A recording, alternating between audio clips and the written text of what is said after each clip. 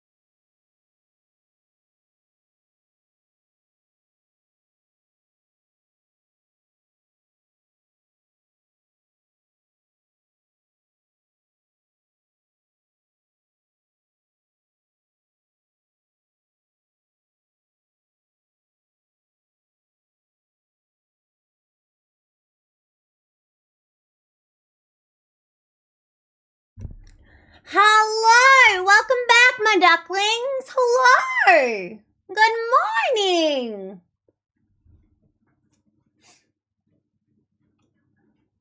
I didn't do the timer well. I tried to time it perfectly, so we're just gonna give it an extra minute than what's on this timer because ads are still running. But make sure to get your daily gremlin check-ins again if you were here before, and your stats, etc.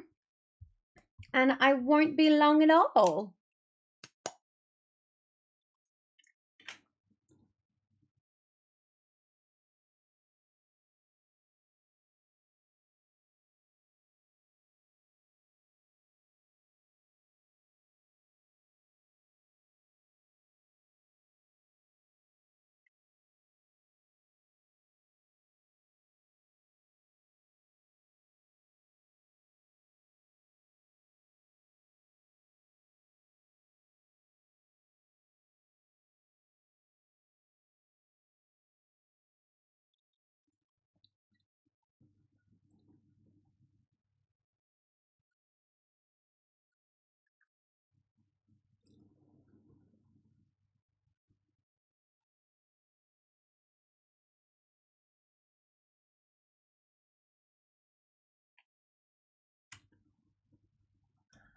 It's not supposed to blue screen. It's unfortunately a setting with one of the plugins that I have. It was supposed to just end and it didn't.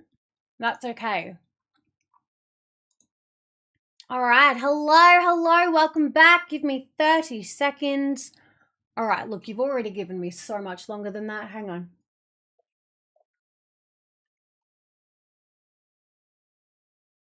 All right. Hello. Let's try this again, shall we? Sometimes a girl just has to crash the fuck out and turn it all off and on again, okay? It's healthy. It's a healthier option. Zinni, thank you for the 75 stream streak. It's your weekend, so absolutely have a no pants party. It's nice to see you. Shy, thank you again for your 50 stream streak today. I really appreciate you guys spending all your time here. Let me turn this down to a bit more reasonable for y'all. Yes, thank you so much for your patience. Yes, I didn't blue screen. I just yeeted, etc. Yeah, get your daily gremlin check-ins, etc. Payne, hello, welcome in. Sassy Pants, I love you. I hope you had a good stream. Metallica fan, hello. I'm sure you're gone by now, but welcome in. Zinni, good job on stealing first from the gremlins. And Nervy, good job. That's 4 firsts now. You're getting them. You're sneaking in. All right, now that we're going to try this again, how is everybody's daytime, nighttime? And I hope that you've got exciting plans for the weekend, whether that is just, you know, existing. That can be exciting. It's whatever you decide.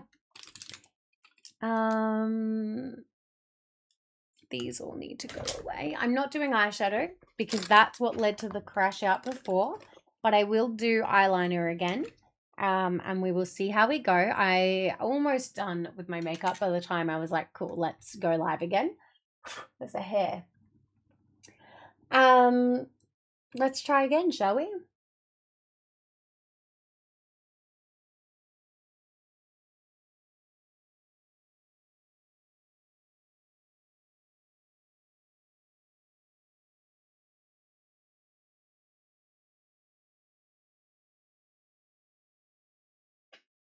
Panic test first time in a month. Oh, honey, I'm sorry. Well, I'm glad you've been able to have a task to hyper focus on and distract you by adding Reddit stories. And hopefully you can just hang out and cause a ruckus for the rest.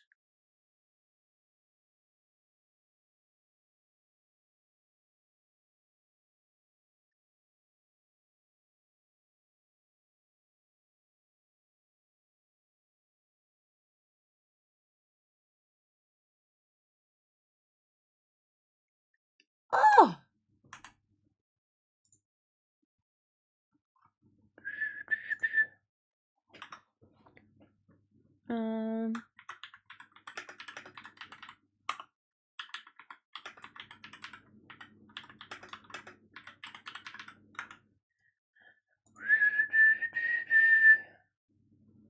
Okay.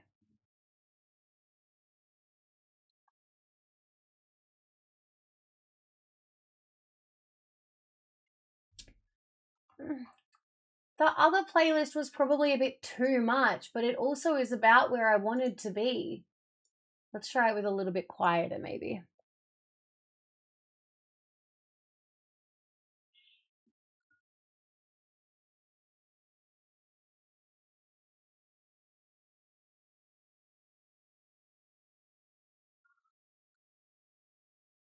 Hi, good times. Welcome back. Thank you for the lucky luck. Do what you gotta do.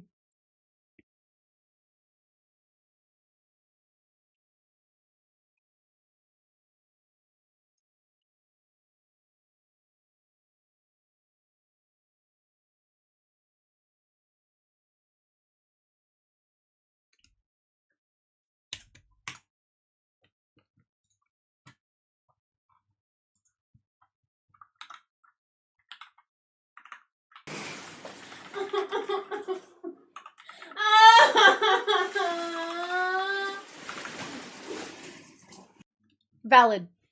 That has never been more valid.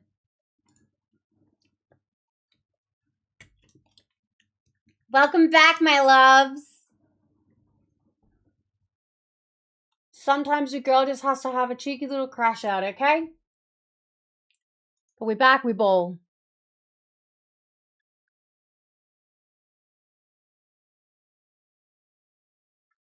Alright, I am gonna do lashes today. Fake lashes. This feels like a bigger one. Ugh. For those who may have missed it, we were live. I did start late, which was fine, but because I gave advance warning of that. But then I just had a cheeky little crash out. I ended stream because I had to redo all of my makeup, and I had to get changed. Run. Hi, Nerfy. I had to get changed because I got toothpaste on the first shirt that I was planning to wear for the day, and then the shirt I put on, I realized I wore that for the last Reddit stream. And can't really do it back to back, you know? So then I was like, I need to scrub my makeup off, redo it. I need to find an outfit that I've already not crashed out over 3 times today. And I needed to fix my hair. And I was like, you know what? I'm just going to end because it's going to take me a hot fucking minute to do it. I may as well not have you sit here awkwardly. Now I'm still doing that, but yes.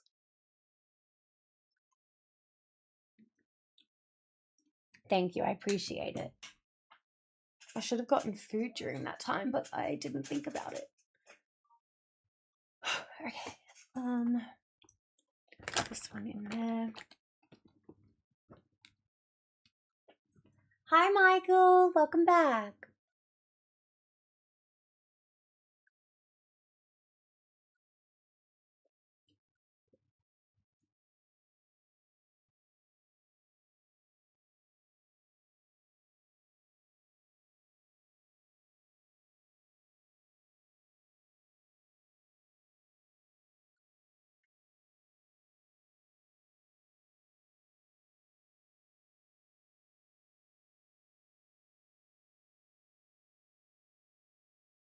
I'm almost there. Morning, Molly. Spinner, welcome back. Who wants to be the first duck of this stream?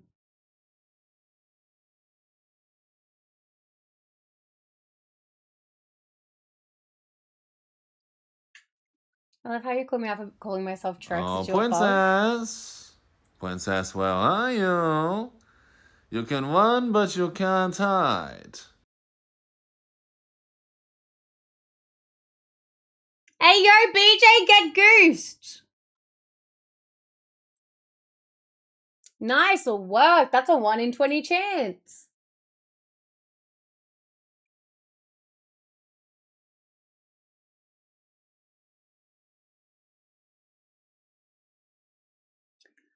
Yeah, Trex, I remember you being like, oh, did you call me Trex? And I was like, yeah. And you're like, oh, nobody, like, everyone just calls me Trekkie. And I was like, well, no, not anymore. And then, I just thought it was funny that you refer to yourself as Trex now. Like, that's just it now. Because most people still call you Trekkie, but I always call you Trex. All right, fine, that'll do. I'm not playing with that anymore because I'm gonna fuck it. It's raining tacos. Hi, Zinni. Happy Taco Friday. What are you up to today? Because I know you're not here today. What are y'all off to do? Adventures? Sometimes, not all the time. We have guests sleeping? Hey, yo. Well, it's gremlin hours then, isn't it? Oh.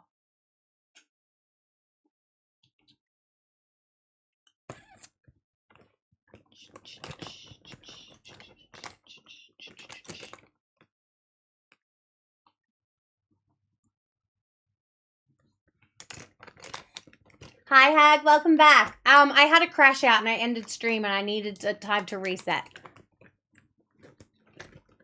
A crash out a week keeps a girl on fleek? Oh, no.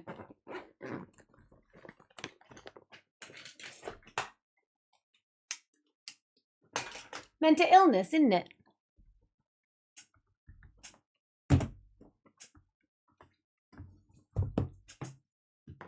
Are you guys gonna do anything fun? A crash out a week almost messes with my streak. Oh. My apologies.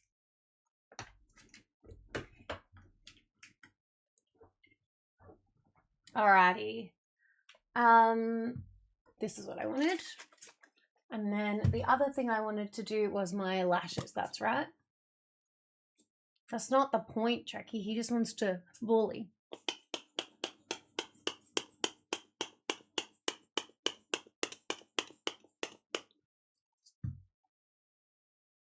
If not bully, why mod?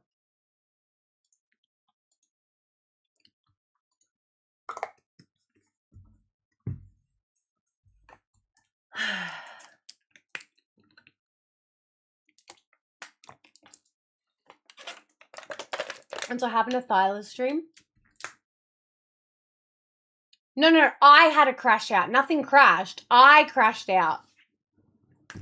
I said almost. It was a better rhyme anyway. Uh-huh. Alrighty. Are you guys ready to be... Oh, how did I fuck this up? No, I'm not changing shirts again. I'm not doing it. Sort your life out. I know.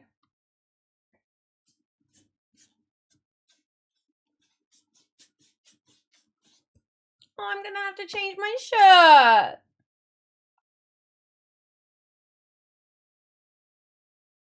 Hi, Nightmare. Thank you for the biddies on my yeeties. There's literally a line right there.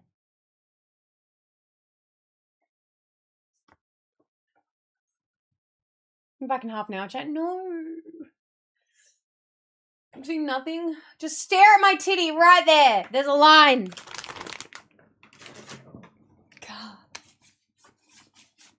God, fucking damn it, Dave. I need to wash this desk mat, seeing as I spilt V all over it today.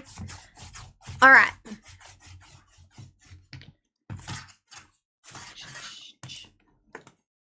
Closer, maybe. Oh, you want me to zoom in? Yeah, you're right. Enhance. All right, Neff.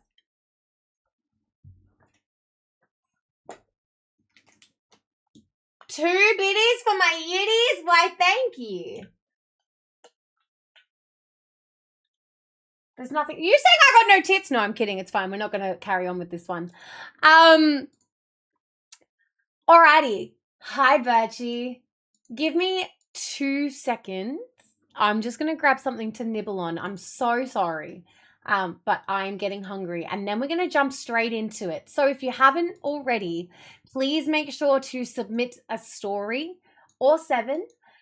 We do have quite a few in there now, which is exciting. And we'll go from there.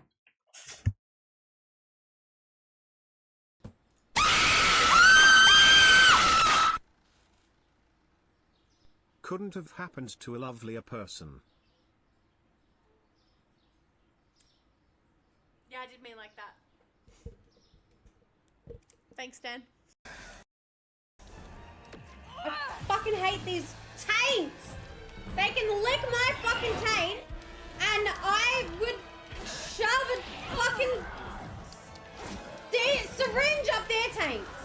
Just fuck these little bitches.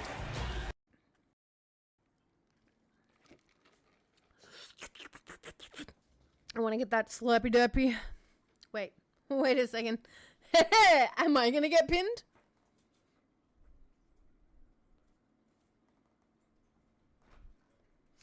He didn't hear me.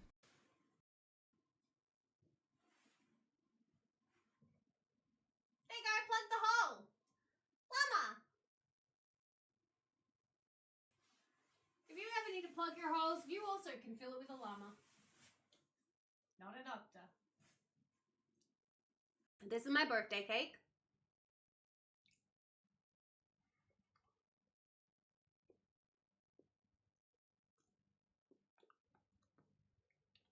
That's a lot of cream. I fucking would say that I was a safe space, except by you fuckers You fuckers doing all this shit all the time. Am I out safe? Am I?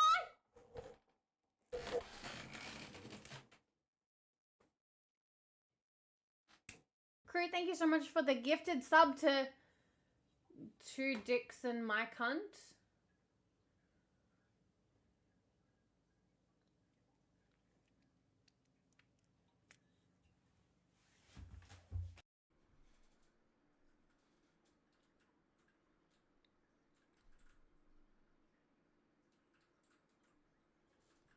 Was that good for everyone else?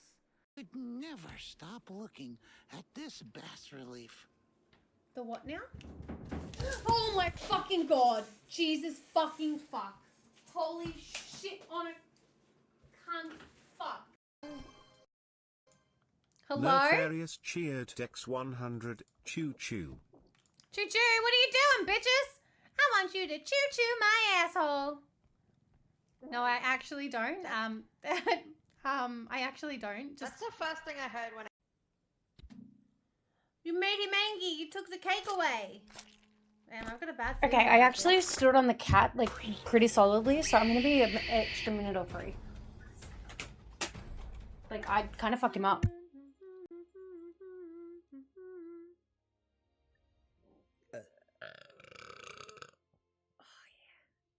Disgusting.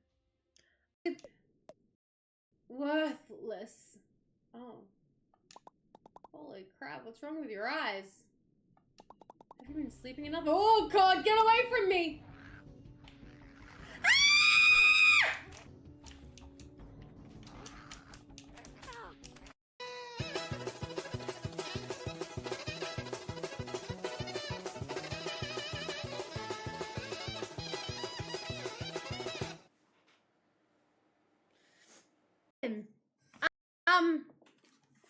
I don't really want to talk about it.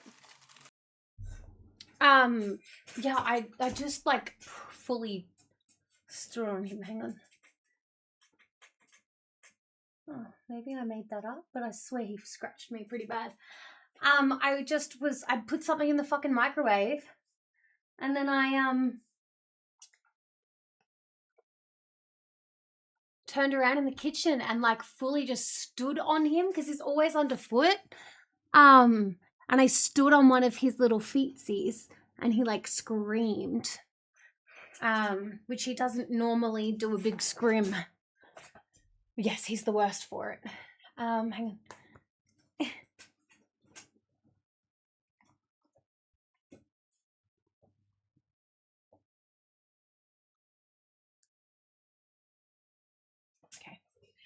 Yeah, he's a pest. Alrighty. I just grabbed one of my lunches that I didn't have this week.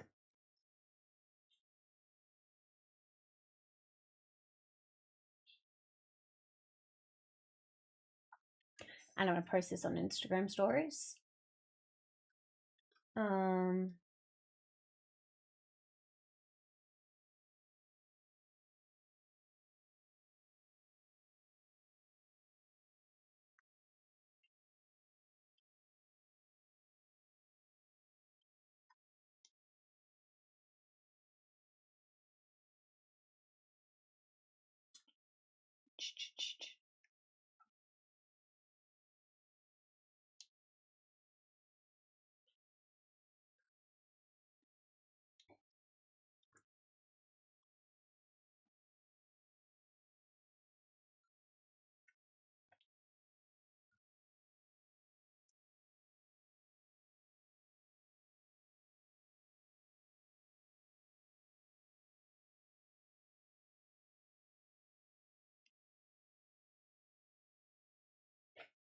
I was just like when Pixie responded, I was like, huh? Oh, really? Oops. Alrighty. 2 seconds, I'm gonna eat this wrap. In a way that doesn't look like a penis, I guess. Yeah, baby. Hey, did you feed the cat? No, but I did step on him. Okay, that's what I heard, and I thought you were feeding him, and then he's staring at me as well. Yeah, no, he was hiding from me. He was under my foot, like warmed my wrap stuff, and I stood on his foot, and he like screamed. Okay. Yeah. Beanie, welcome back. All right, here, I'm going to give you this for a second.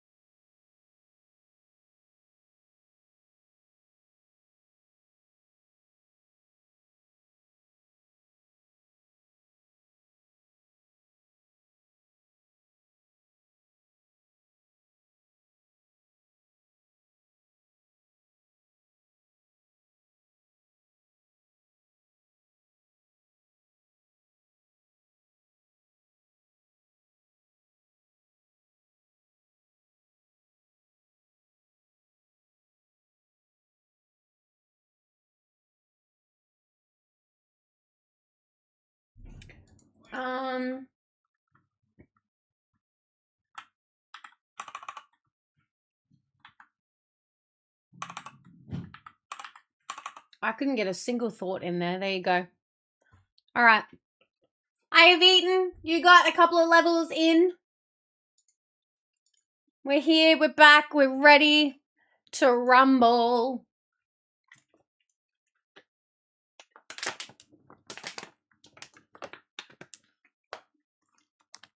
Do I need to tilt the camera a little bit like this way? And turn you out into retaliation? Well, he can, so I mean, he may as well make use of it, you know?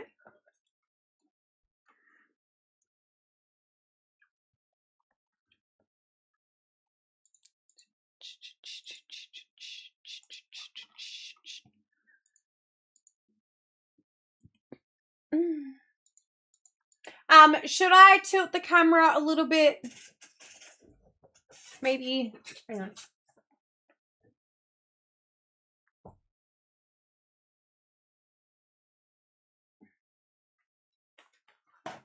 Gonna eat from all sides today? Mm-hmm.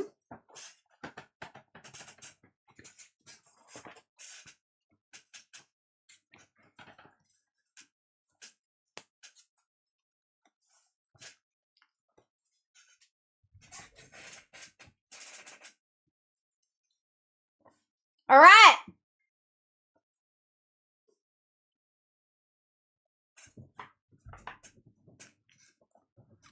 Hi, Beastie. Welcome in.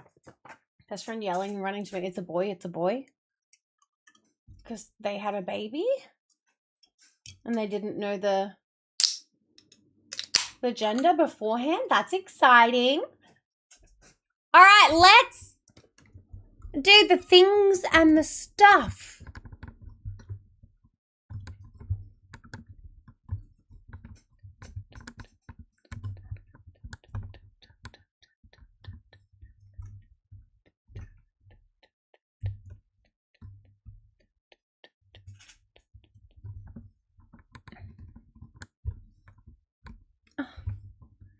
I wanted the microphone to face this way. How do I fix this? Hang on, unplugging.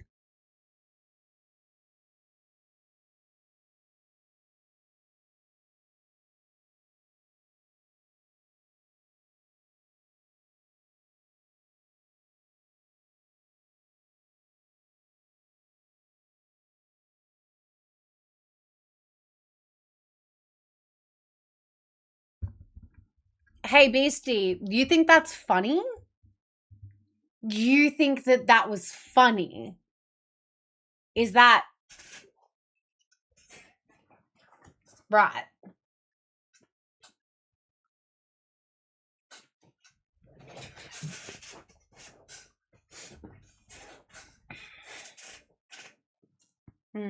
Yeah, me too. I chose to go the other route and see how we go, and we don't need to invite that energy back as an overall, to be honest.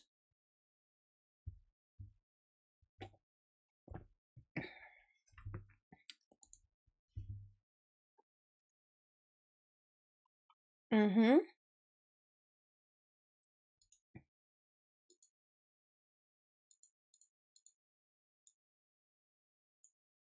Say bye-bye!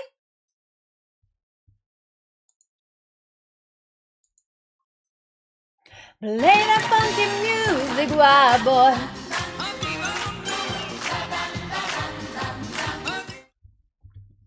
It's not even, you didn't miss a Yidis. You just missed someone who just doesn't fit the vibe. They do not pass the vibe check. How did this lipstick come off and so bad? Oh, because I just ate food. Right.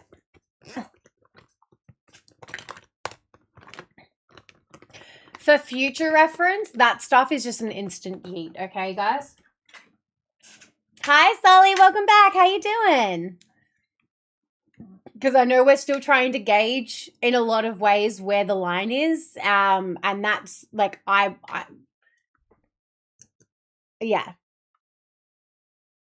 There's no redeeming that. If you think that's a funny joke, you don't belong here.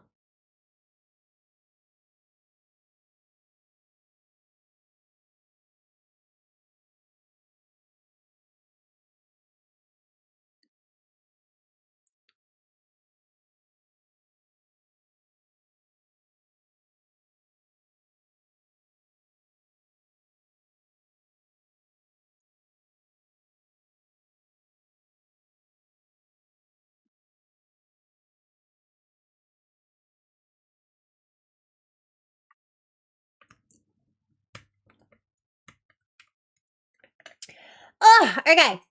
It was at this moment that he knew. he fucked up. Matt, you and our Chaos Gremlin, you can never leave. We have abandonment issues. Welcome in.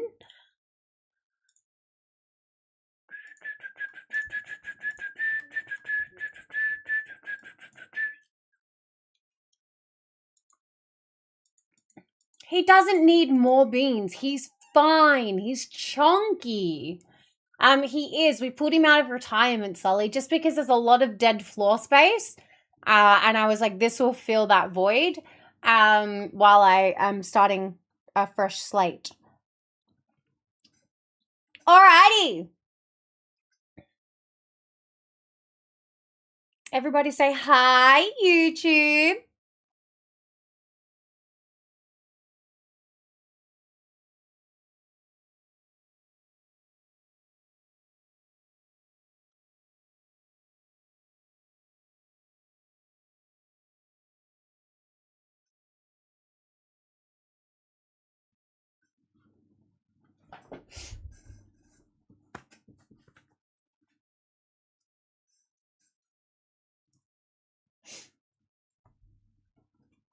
Hi YouTube, welcome back to another day, another video. This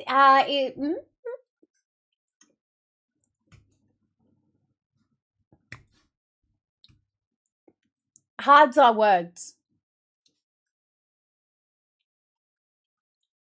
Do you fucking mind? Not? Ugh!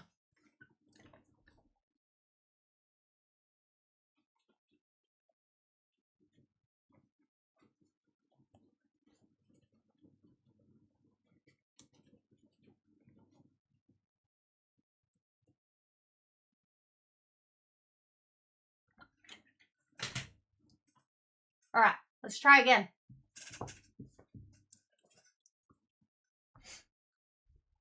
Fuck. Hi YouTube, welcome back to another day, another video. We are diving back into Reddit Storytime today. This is our new monthly segment. This is our second ever one, and I'm very, very excited. I think your favorite story times. No, just look. Just think of your favorite stories on Reddit. The worst, the best, the most unhinged, the most questionable, whatever that looks like, we want those stories. If you have any to submit, please do it any time. Honestly, we do track them all and then they'll build up. Yeah. We have a wild variety for today. I'm very, very excited. This will be my first reaction alongside you. Don't forget to subscribe if you like the content and smash that like button. And tell me which one's your most... and let us know which story was the most unhinged or cursed or questionable for you. I don't know. I did something. I figured it out somewhere. You're in for a ride. I get a Mr. Life-size Pika. So this is, he's filled with beanbag beans. Nobo gifted him from my throne wish list, a few years ago. He's huge. And I sliced his asshole open to try and fit more beans in him, but it didn't work the way I wanted it to. Alrighty, now...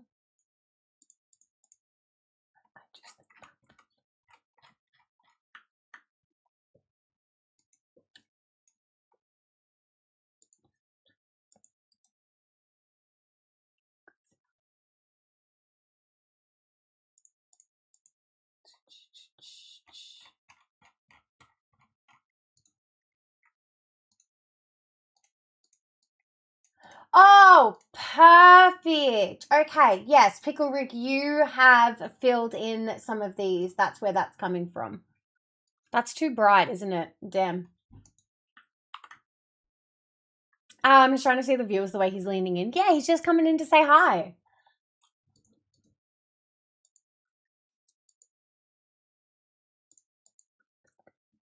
Alrighty.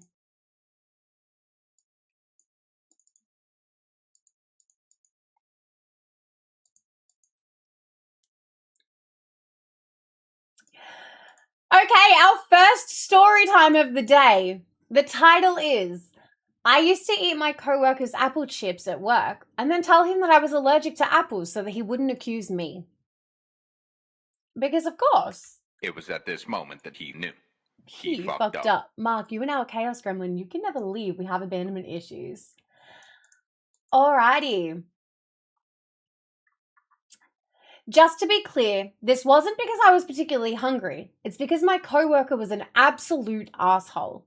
He was really creepy towards the girls in the office and always said, oh no, hang on, I'm in the wrong playlist. This is too much. Stop. Reskies playlist. Thank you. Okay. This is a confession thread. I used to eat my coworker's apple chips at work and then tell him that I was allergic to apples so he wouldn't accuse me. Just to be clear, this wasn't because I was particularly hungry. It's because my coworker was an absolute asshole. He was really creepy towards the girls in the office and he always said some pretty weirdly racist shit to our other coworker who was from Mexico. He was just a crude, horribly annoying person who seemingly took enjoyment out of making everyone around him uncomfortable. He was like a mix of Todd Packer from The Office and Tony Soprano. Who's Todd? I don't know who Todd is. Is Tony Soprano the Godfather guy? The one that strokes the pussy? I don't know. He always brought these apple chicks. He always brought these apple chips into work to eat for lunch, and occasionally I would go in, take the apple chips, and go to the nearby park and eat them for lunch. He would go around asking everyone if they took the chips and would act all pissed off because he knew someone took them. Instead of just flat out telling him I'm allergic to apples, I put on a little show. He was eating his chips 2 days before I started to take them, and I asked if I could have one, and I took one and almost took a bite, then said, "These aren't apple flavored, are they?" And he said they were, and I quickly put it back on the plate and went to go wash my hands, and I said I was allergic. Much more believable than me just flat out telling him. This went on for about 2 months. I must have taken his chips like 10 times or so. Honestly? Yeah. Alrighty, let's take your verdict. What do you think? What do you think, chat, about this one?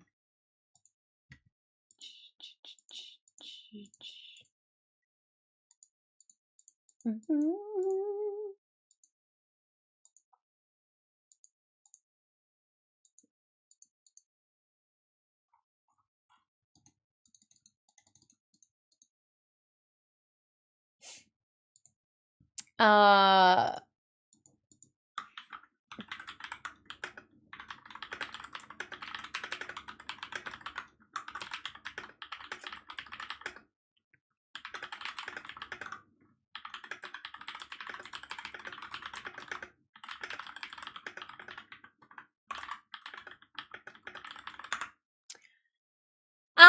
sorry, I do light punishment. Yeah, I think it's a small revenge for a dick. That's the sort of shit that Zinni would pull, and I'd give him top marks. Honestly, so valid.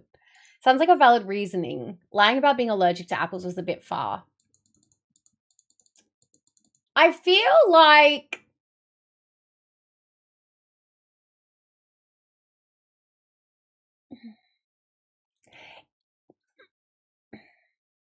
it's not harmful. It's is it malicious? I can't decide if it falls into that, right? So sorry, I got distracted trying to confirm something because I was trying to do something or other, and yes.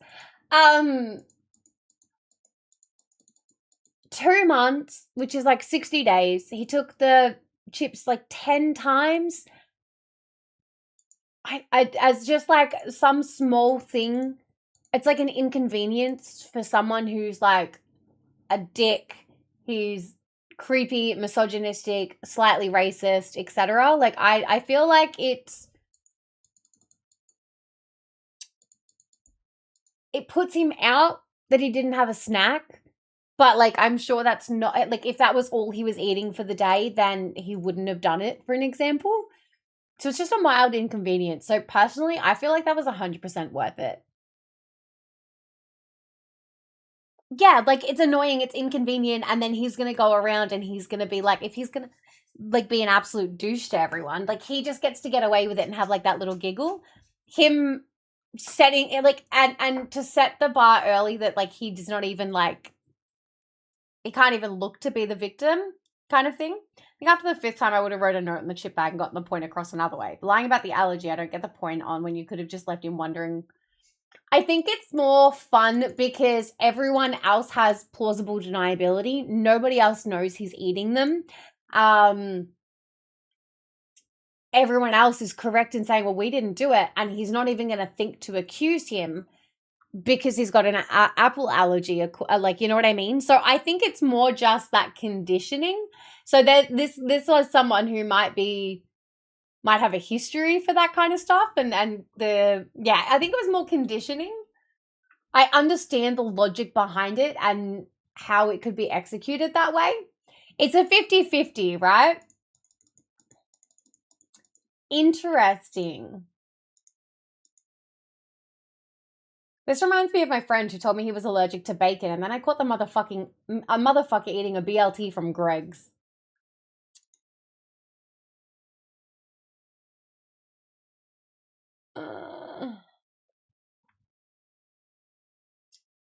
Who hurt you this much to make you do this? Oh no, that was in response to someone saying you deserve a round of applause. Never mind.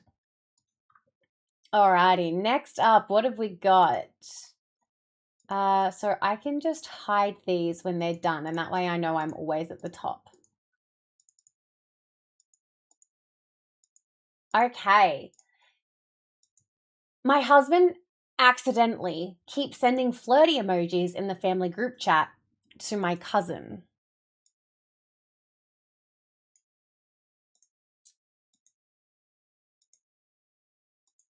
Two wrongs don't really make a right, though. Did it stop him from being an asshole? Is the real question.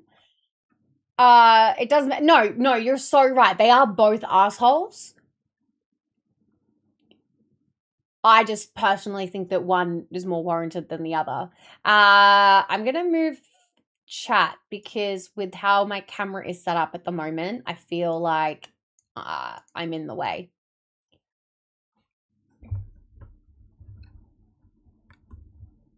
All right, this is gonna do for now. No, Smart, he's so annoying. Don't let him on. Stop that thing. He's carrying scissors and hand cream.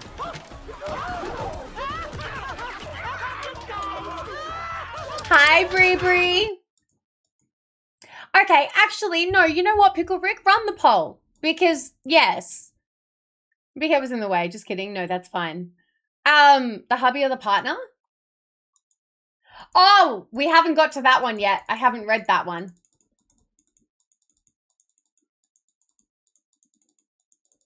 Oh, yeah. Okay, yeah. Never mind. I understand. Okay, I thought you meant the apples one. And then I was like, oh, okay, well, maybe we would do run a poll if people are that...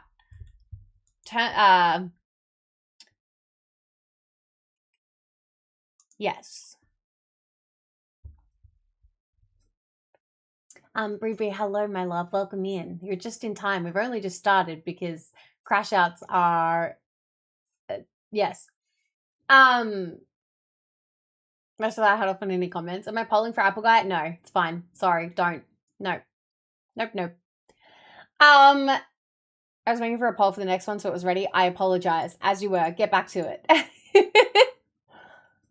Alrighty. So, the next story. My husband accidentally keeps sending flirty emojis in the family group chat to my cousin. This one is making me feel insane. I, 33 female, have been married to my husband, 35 male, for 4 years. We have a joint family group chat with my cousins and siblings, mostly memes, vacation planning, etc. Totally makes sense, totally valid. A few months ago, I noticed my cousin, 29 female, reacting a lot to his messages. Hearts, fire emojis, even inside jokes they never used to have. Then I saw that he kept sending a winky face or that little smirk emote back. You know, the one that's like... He's just like, sorry. Then I saw that he kept sending those faces, winky face, then I saw that he kept sending the side smirk smile emote and a winky emote back. Once or twice, okay, but it's consistent. When I mentioned it, he laughed and said, "You're jealous of emojis now?" My cousin brushed it off too, but it's gotten to where he sends her separate memes he doesn't share with the rest of us. Last week, he sent her a "you looked amazing last night" with the 2 eyes emotes after a family dinner in the group chat. Everyone went silent. He claimed it was a misclick. I don't even know how to bring it up without sounding paranoid, but the pit in my stomach says something's off. Ugh. Ugh. All right. Pixel is putting together the chat jury. This is a new thing that we're going to be doing. You have to vote very quickly on a poll on what it might be. It aligns with these ones. So what should they do, chat? Should they talk it out? Should they stay? Should they leave them? Nah, it's already over. What do you think they should do? Ray, welcome back. You can decide if 1 minute or 2. Let me know. I think 1 is just quick and easy. It keeps it simple. This is how it feels knowing what's coming your guys' way. Chaos. Burn. Watch it all burn. Okay, so it was an accident until he dismissed his partner and their feelings. With the emotes and stuff? Yeah. When we use quick so it doesn't go on to exactly, like I don't have to sit here awkwardly trying to fill the space. Oh, this one you guys had a few different opinions. The overall voting is that they need to talk it out. A few people said it's already over. 2 people said leave them. Personally, I don't think talking it out. I personally don't feel like talking it out is going to benefit them from anything. Yes, they need to have a conversation about it to nip it in the bud. I think they probably need to look at cutting that cousin off because that's disgusting. But also, it wasn't a misclick. The misclick was him sending it in the group chat. The misclick was that he didn't just privately DM her. She probably was the most recent message and he meant to click on that and then someone sent something in the group chat for an example. So, first of all, you've got issues with the family. Second of all, he's already dismissing you because you're jealous of emojis, but then he's sending things like that. It's not a case of she's going to come across as paranoid, but she already feels that way because he's probably gaslit her in the rest of the relationship that everything she says is questionable. So I think that that's toxic. I love that you guys are they can talk it out and kind of go from there. I don't feel that way. But yeah. Interesting. Oh, okay. I don't get the misclick thing. So what was he trying to do instead? Send that message privately to her? That's worse. Someone said yes. That's not a message he should be sending to anyone who isn't his wife, privately or not. And someone said, this is an immediate divorce thing for me. How is OP not leaving right now? Her husband is flirting openly with someone else.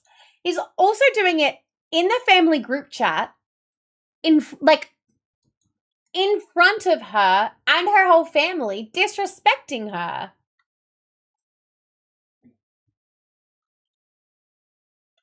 Let's say nothing was going on from his side, even though the last comment he made strongly suggests otherwise, but let's just pretend. If something he does is making you uncomfortable, he should care that it's making you uncomfortable and should want to talk to you about it. Yes. Not laugh it off and make you feel like your feelings are dumb. We can all have insecurities, and it's not always our partner's fault. But if your partner can't be a safe space for you to share those insecurities and you feel like you have your guard up around them, then maybe they're not for you. That being said, that trash can of a man is definitely trying to see how far he can go. Put him outside where he belongs. I love devil advocates. They're just like, okay, well, let's have a look from here to there. But yes.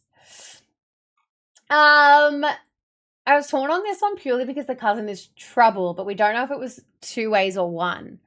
Well, it's coming from both sides, right? Like, they are sending hearts and fire emojis, and then they have, you know what I mean? Like, I think that's both sides, definitely. He definitely got confused on which chat. Like, that's not an accident. Yeah, the message wasn't an accident. Where he sent it was.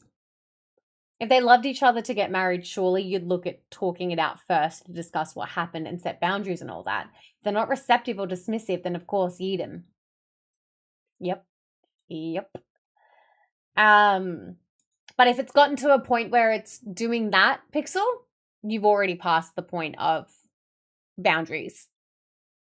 The dismissal was enough for me. And then what about just deleting that sent emoji from chat if it was a misclick? Immediately apologizing and stating what emoji he really meant to send. Yeah, maybe. Hi, Matt. They need a conversation for sure to stop it from happening. Would be interesting to hear if there was any behavior before the marriage. True. It was quite a split vote. I'm an emote expressive person and will throw out hearts and kisses. But if it's making their partner uncomfortable and they're not respecting that, then no, you're done. See, but it's different when it's your usual behavior, right? Now, for an example, if you sending heart reacts, they're not using Discord. They're on Facebook Messenger, right? Contextually, if it's not been like that they've been married for 4 years, and in the last 3 months, he's changed how his texting patterns are, essentially. So if you were doing things like that and emote reactive previously, yeah, like,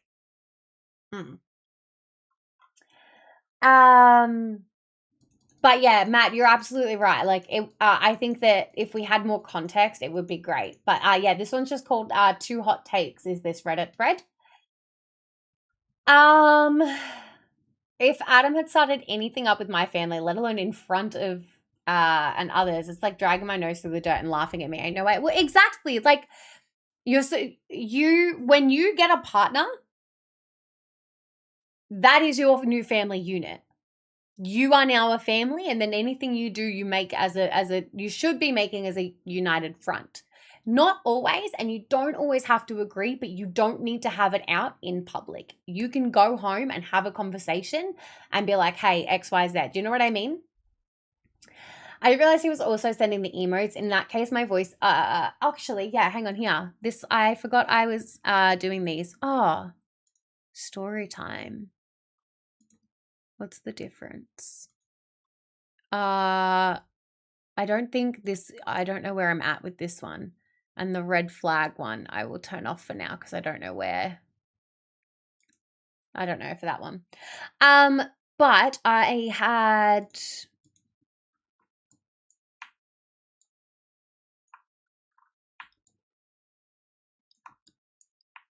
Here, I can start. Once I've read them, I can put them on screen for you. Where do you want them? Like there?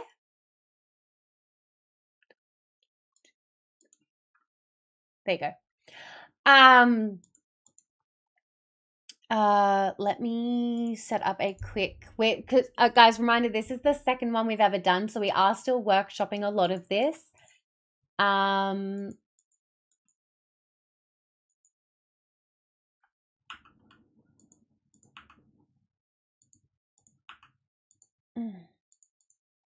Let's run the ads now whilst I am trying to workshop this. Hang on, run them now instead of a minute. 2 seconds, guys. OBS, source visibility, scene, story time, right monitor. Yeah, perfect. And now I can just toggle it on and off when I'm switching the poll results. On screen Twitch poll.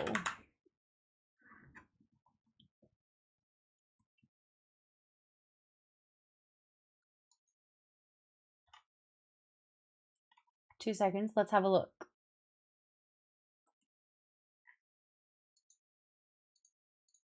Twitch poll overlay.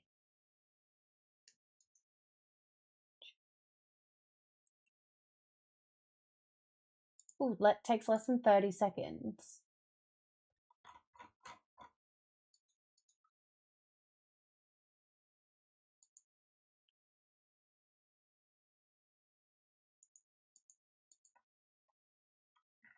Oh, can I have a mod do this? Or does it have to be me?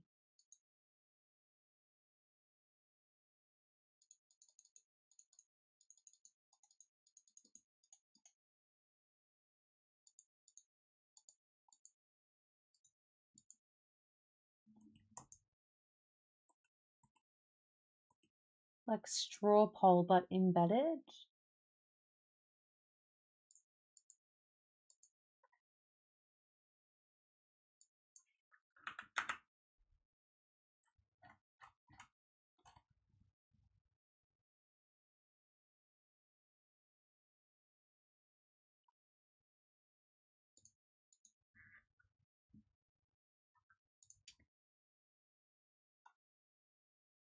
Two seconds, guys. We're just mod.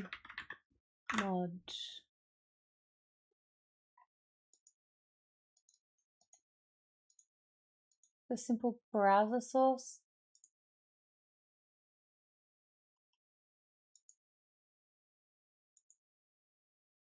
Turn your mods into producers with a remote overlay tools. Grant this one.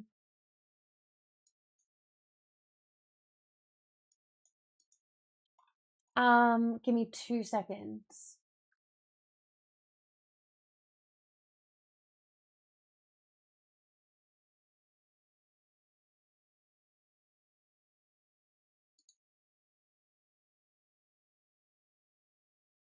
A live poll. Can you do a test poll for me?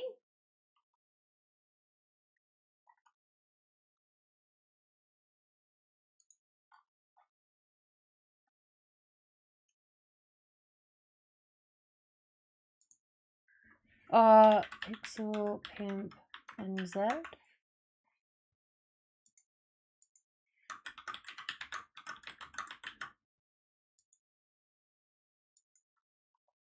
Oh, you would have to have this.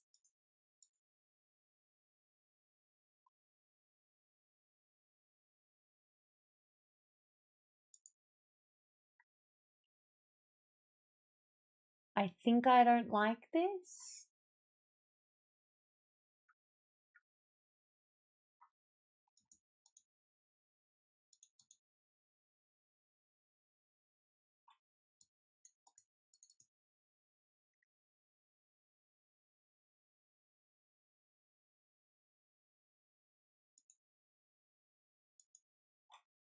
Give me the overlay source. Where is it? Get the link. There you go.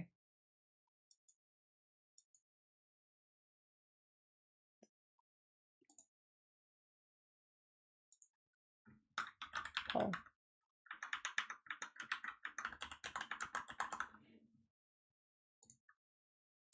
Sorry, can you run it again? I'm not stinky! What the fuck?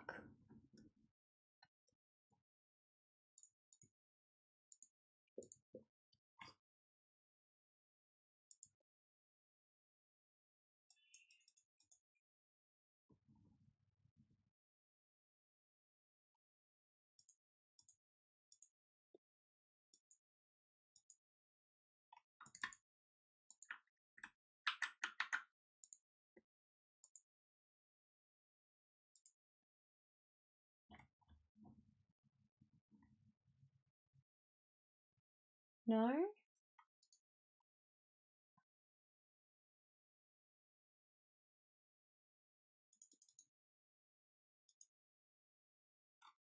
Okay, this might be doable for this one, but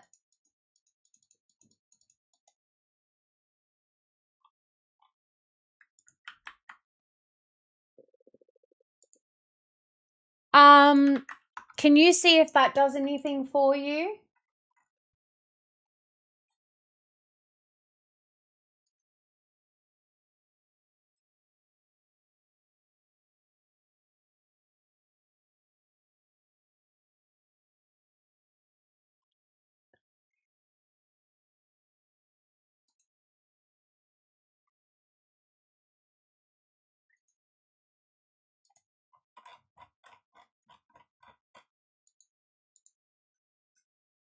Can you access that link at all?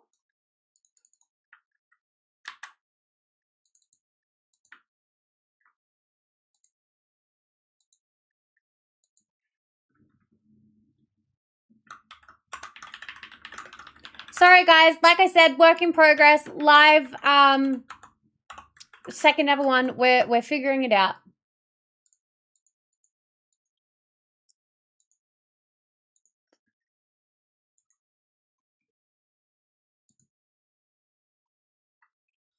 Can you guys check the admin chat and tell me if you can see that at all, sorry?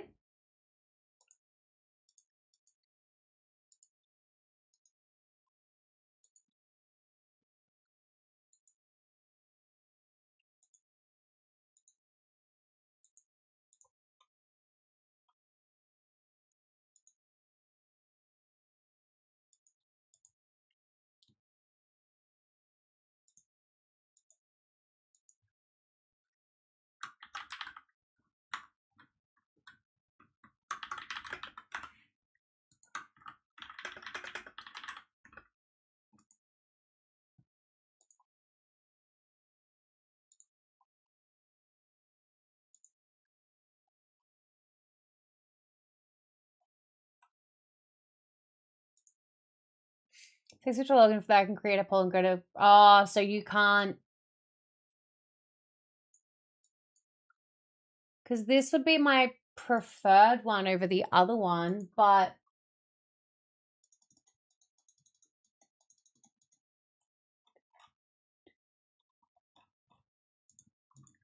straw poll.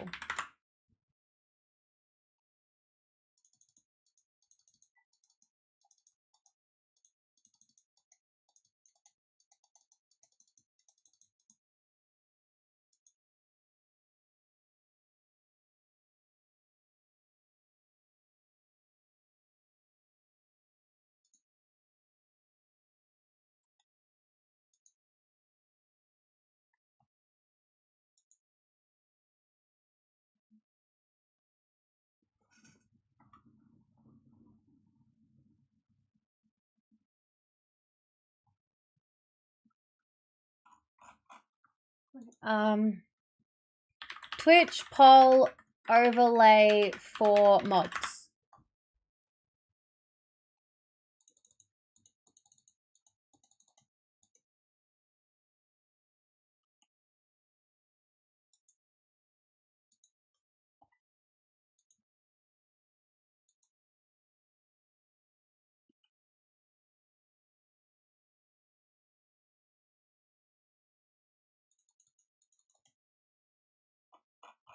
I don't need to know how to do an actual. I know how to make a real poll. I want.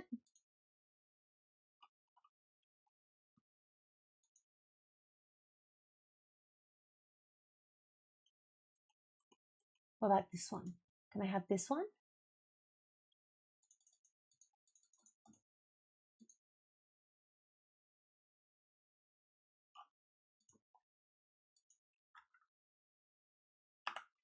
What's this one?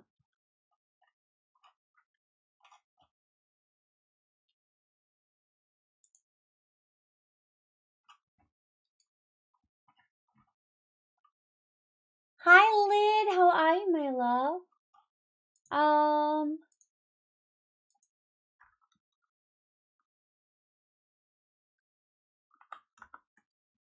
Let's. Oh, £7. Can I just have it as a plugin? No, I'd still have to end stream.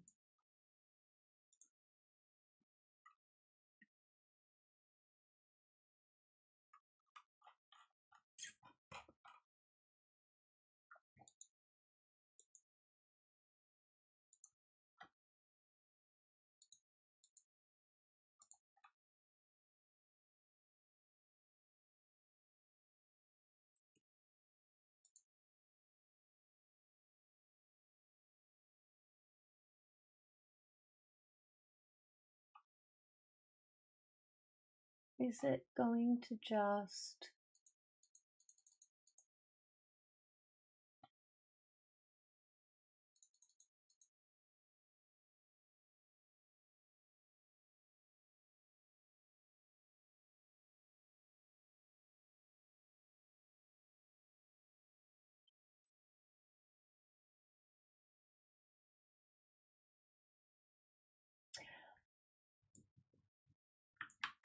Okay, this one might work. No, hang on, stay there.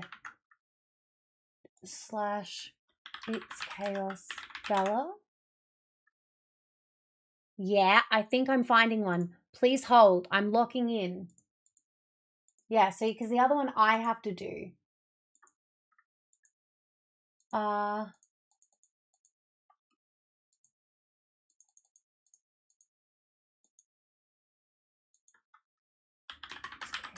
Bella.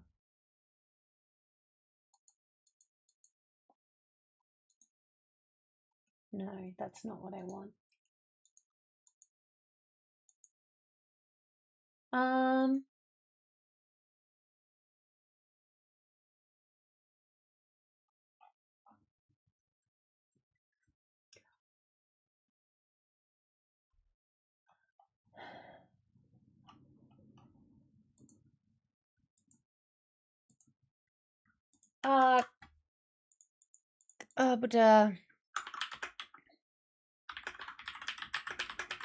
Can you create an account on this one, please, that I'm linking so that I can add you as mod?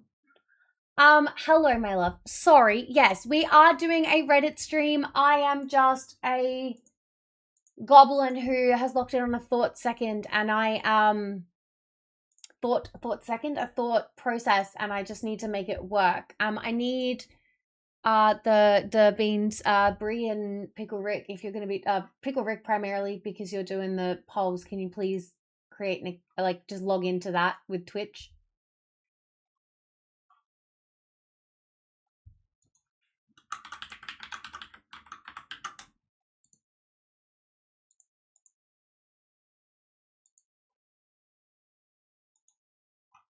Okay. You've been added as mods. So if you go into that,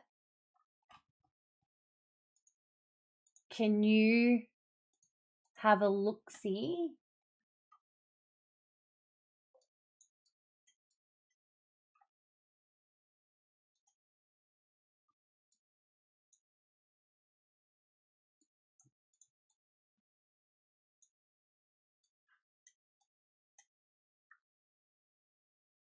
Is that saved?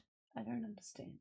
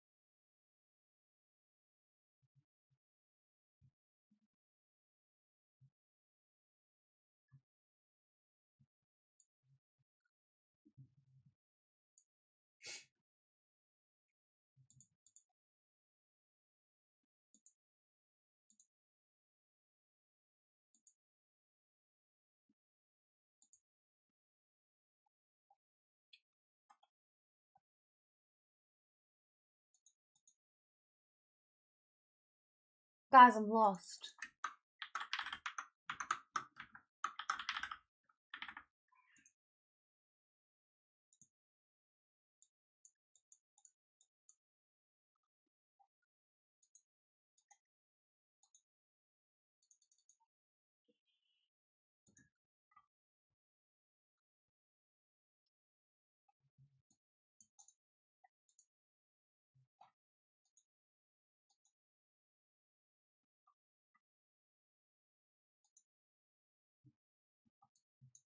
Oh, okay. Pickle Rick can do something.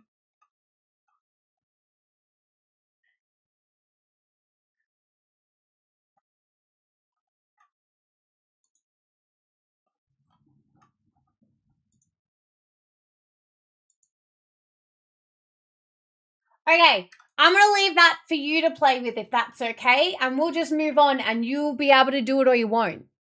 Yeah?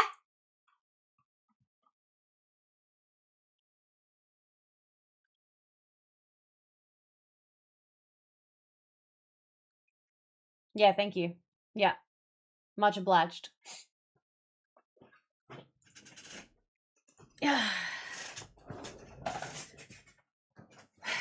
Motherfucker. Well, at least we know that works. He'll figure out the rest. Okay, we're back. Oh. Ow. Okay. Jesus Christ. Yeah, at least we got one that works. You're in. I don't know. We'll work it out for next month. Maybe Nerf will build something, you know? Hint, hint, Nerfy Nerf. And they'll do that. Okay, anyway, one eternity later, that guy's a wanker.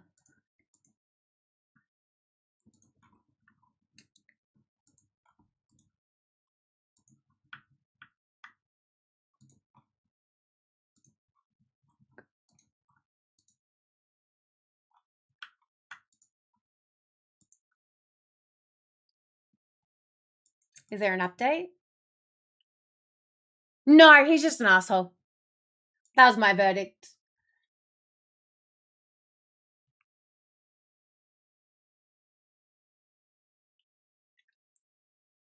I need to know if she found out what was going on.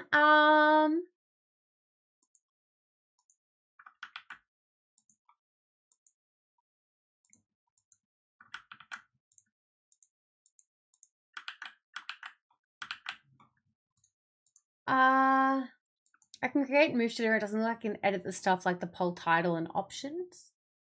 Ooh, okay. Oh,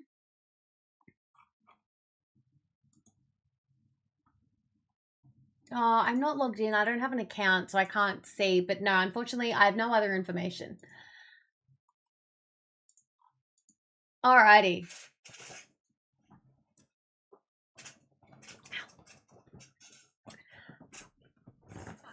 Thank you, Liv. Yes, this is what I went with for today. Ugh. Put my boobs away. Okay. Next story. My girlfriend's son, 13 male, referred to me, 39 male, as dad for the first time. Oh. Oh. Over the weekend, my girlfriend's son came to me and asked if I could fix one of his friend's bikes. When I fixed it, another one of his friends said, "Your dad is really good at fixing bikes." And my girlfriend's son said something, but I didn't catch it. Later on, he was playing a video game with me. First time, me and my girlfriend have been living together full-time for 5 years. I asked him what he said, and he didn't remember. So I asked if he thought of me as his dad, and he nodded. I teared up and I stuttered, and we just started the game. I've thought of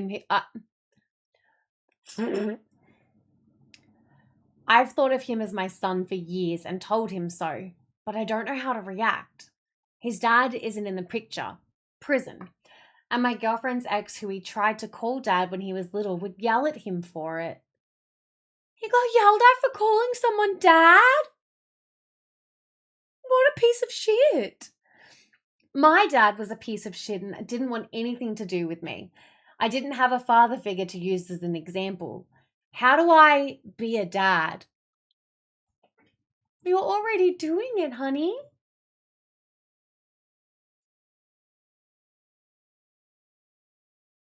Oh.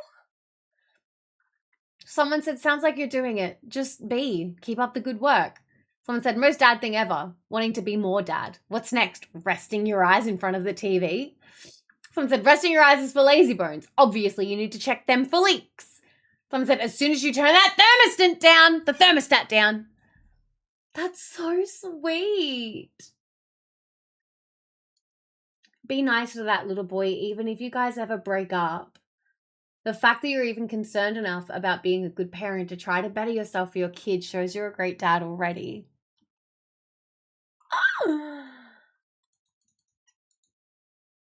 So they've lived together for 5 years. They've lived together full time for 5 years. He's 13. So he's obviously been around the kid for a long time. That would have made the kid like 8 years old when they moved in. So they've been together a while. Aww. I'm having the opposite reaction to all of you. I'm sitting here like, man, sounds like a damn nightmare. Now they're attached. Nim, nim, nim, nim, nim, nim, nim.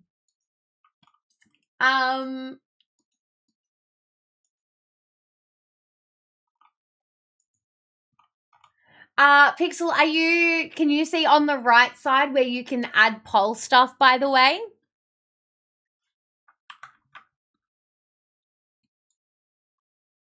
This one.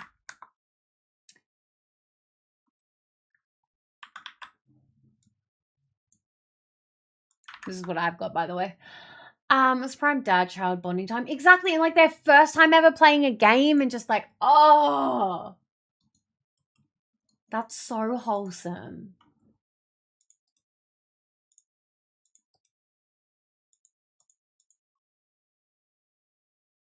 The next one is not so wholesome.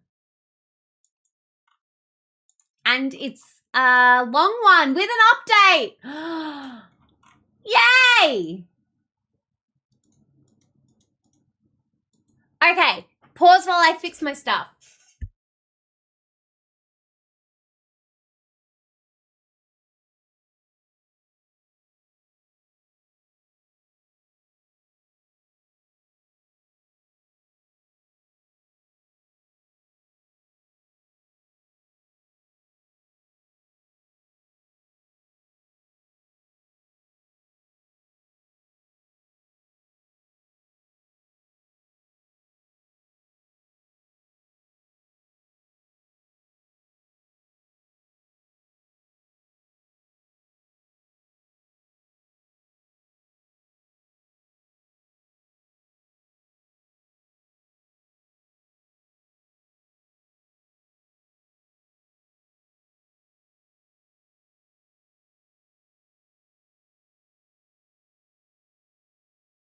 Ugh, okay. Who yelled at the kid for calling OP dad? Honestly, right? Like, you know that their real dad is in jail for probably being a fucking wanker, and then you're gonna be toxic, and this sweet baby bean, who is literally a baby, disgusting.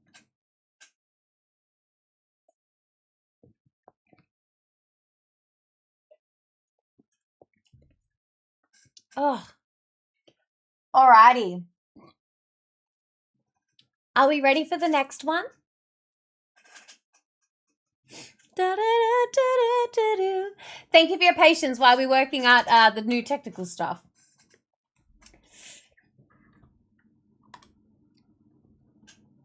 Oh, I forgot that I set this up. Sorry, I'll give this one to you for this one.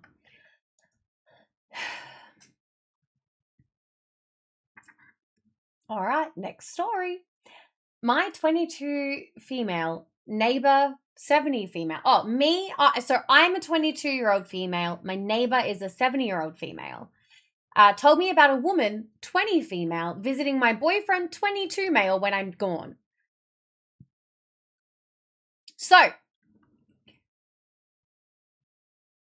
original poster. So OP is the 22-year-old female. The other woman visiting is a 20-year-old female. Boyfie is 22 male. Lovely little old lady neighbor, 70 female. So my neighbor told me about a woman visiting my boyfriend when I'm gone. When I'm gone, when I'm gone, you're gonna miss me when I'm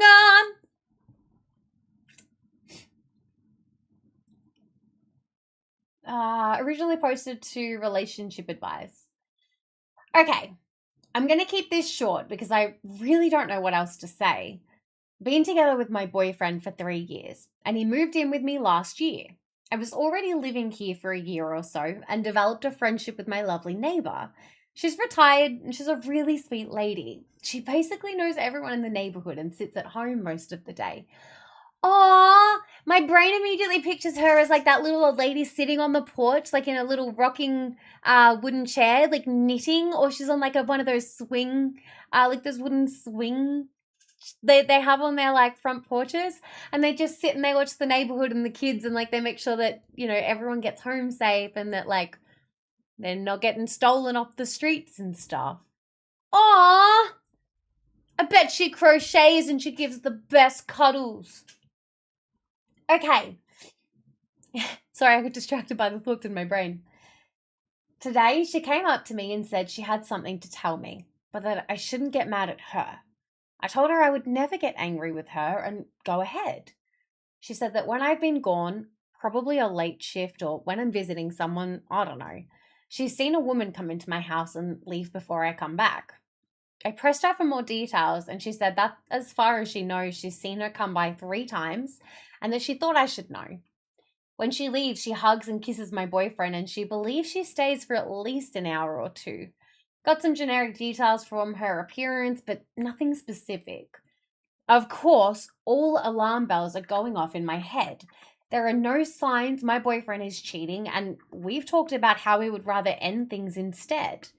He did start working overtime more, but I have a friend at his company who talked about this too, and he's bringing in bigger paychecks, so it adds up. I don't want to jump to conclusions. How do I approach this? What do I do, and how do I confront my boyfriend? I don't know anything for sure, and it could be anything at this point. I'm really freaking out right now. Relevant comments. Campus tour. 2 approaches. 1, hey, who's your friend that's been visiting while I'm gone? 2, I know about the other woman you're seeing. You have 1 chance to sit down right here, right now, and come clean 100%. Otherwise, you're moving out, and you're moving out now. 1 lie, 1 admission, and you're gone. If you in any way fear his reaction or plan on throwing him out anyway, I'd have a few friends on standby. I love people. Original post art. This is pretty useful, thanks. I think I'm going to go with number 1 and work towards number 2 if it doesn't check out. I'm confronting him tomorrow. Someone said, give the neighbor your number. Ask her to call you when she sees the visitor. What if she is seeing you going to work, not realizing it's you? She would definitely recognize me, and the woman has a different hair color, so I know for sure it's someone else. I don't have enough patience for this option, though. It's eating me alive. We do have an update 3 days later.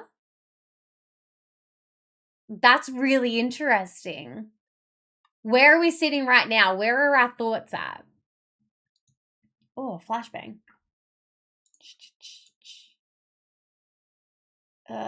Flashbang away, please.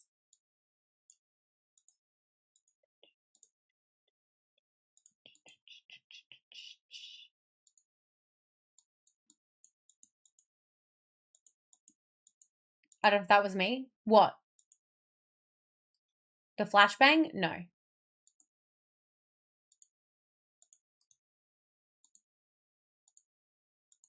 No, I'm trying to make this easier for me to read. Like to read what your notes are. Potentially if we want to reorganize the form to have the like category or theme, or like why should we read this or something in front of the Storytime submission so I can see, or if you guys want to add, like if you want to add a column at the very start so that I have it kind of thing. The whole thing was only for me. No, I'm in the form. It's okay. Well, I know what this one is. It really doesn't read well. Ooh, the neighborhood grandma.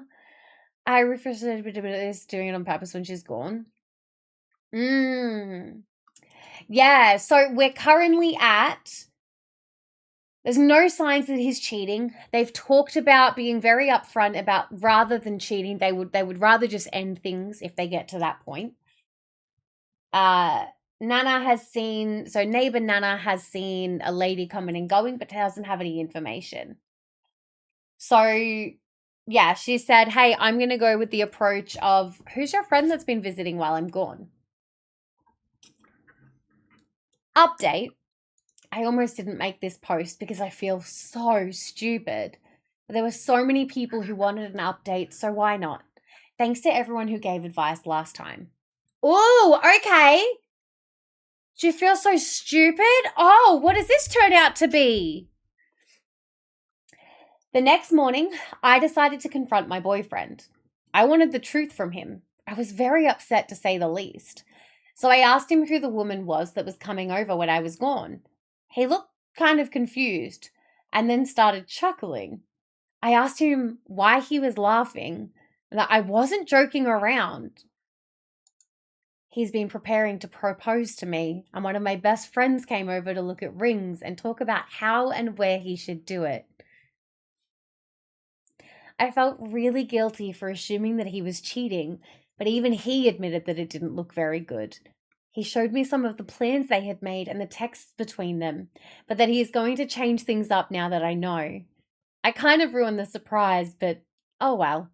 I called my friend afterwards and she couldn't believe what happened, and we shared a few laughs. He's been working overtime to get me a ring, and I don't know how I missed all the signs. She only came over twice, so I guess my neighbor is not that sharp anymore, lol. Looking back, it all makes so much sense. My friend has been low-key asking about getting engaged, what kind of ring I would like, etc.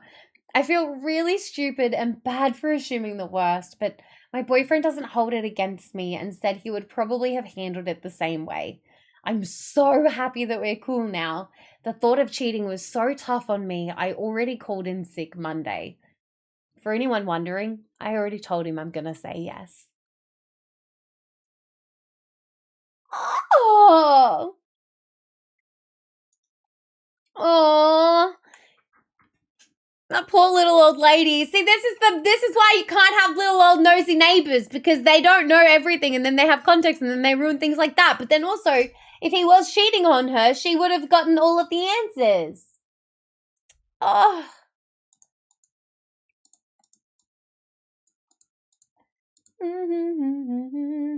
All right, flashbang myself. Hang on. I need to...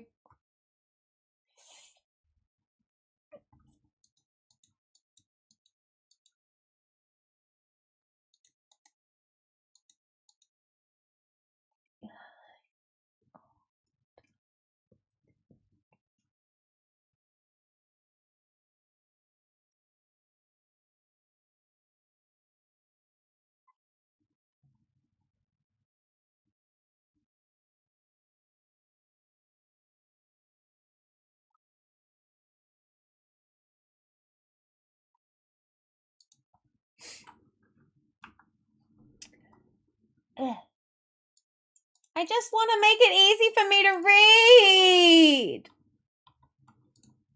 Oh.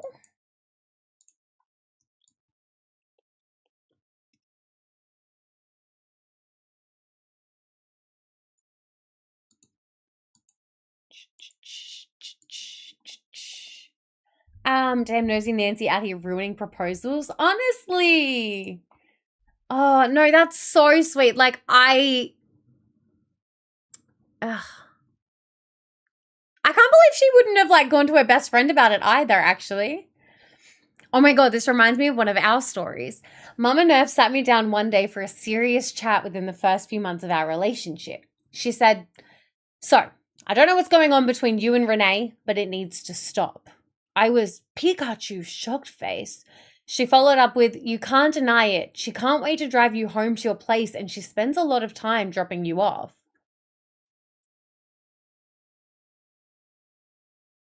Type faster, Nefarious! If you could get sex and still have a girlfriend at the same time, then why not do it? True. I get it.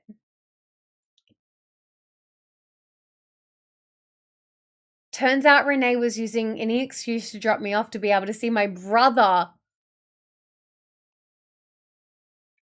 Oh! Yeah, that makes sense. She would have been very excited.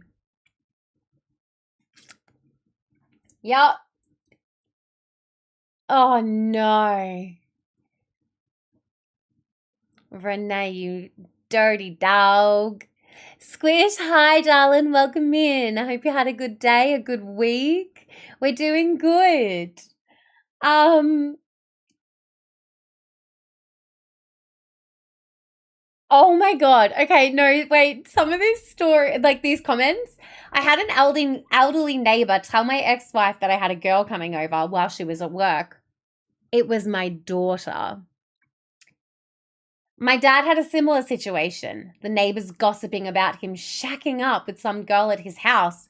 It was me. Fortunately, the other neighbors who had been around longer set them straight.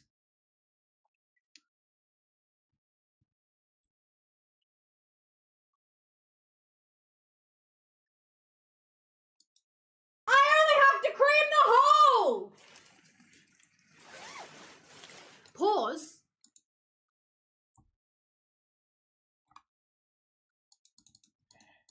Keep hello, welcome back. We had a crash out or two, but we're only a couple of stories in because of said crash outs, if I'm honest. So that's okay. I'm gonna close all of those.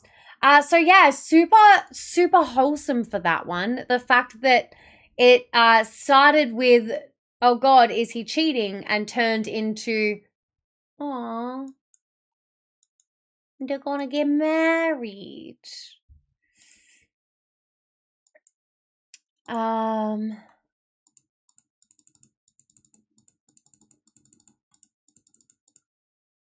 had no idea why we need to have a conversation. Yeah, you would have been shooketh.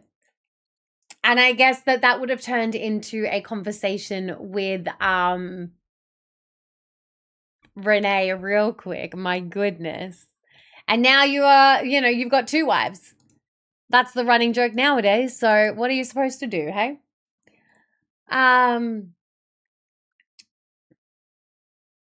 Oh, Squish, I'm really sorry to hear that happened. That's fucked. That's a hard day. That's a hard way to start the weekend, but I hope that everything went well. Crash out of the stream and Bella? Primarily Bella. So I turned stream off and started fresh. Yeah, Squish, unfortunately, it's just because it is a very triggering subject. As you know, if someone else came in and dropped it, it can obviously bring up stuff. So we try to not mitigate. It's not about not being able to talk about things. It's just a case of some places we have to kind of find a bit of a line. Oh, have a good night, Molly. Hi, Bleezy. Oh, my goodness. Oh, okay, this is a long one. My boss stole my Super Bowl tickets, so I made him lose a major client. This is a revenge story. Ooh. Hi, Itchy. Welcome back. Welcome back. Hello. I hope you did okay today. Did you have a 12-hour day today as well? Alrighty. This is a revenge story. Oh, gosh.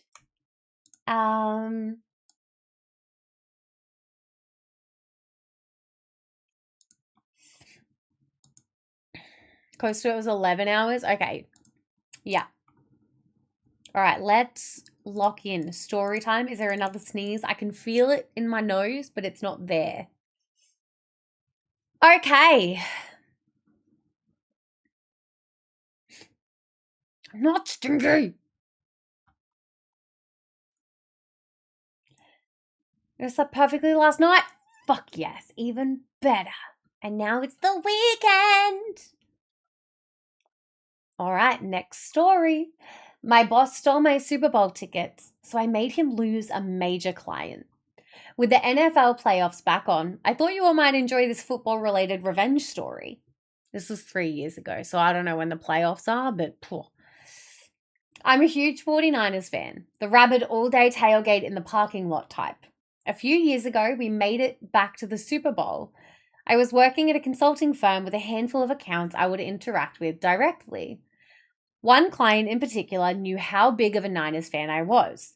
I was the day-to-day lead on his account. He really liked working with me and we became friends, often grabbing drinks or dinner after our meetings. He had access to a pair of extra company seats to the game and, as a thank you, wanted to give them to me as a gift. He passed the tickets over to the partner on that account, who I will refer to as Dickhead Partner, to be given to me as a surprise.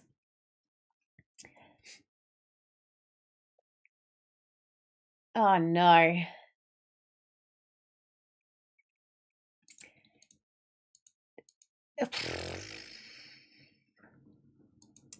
Straight off the bat, we have is being referred to as Dickhead Partner. It was given to old mate to surprise us. We're not going to be able to go. The game came and went. We lost. It sucked.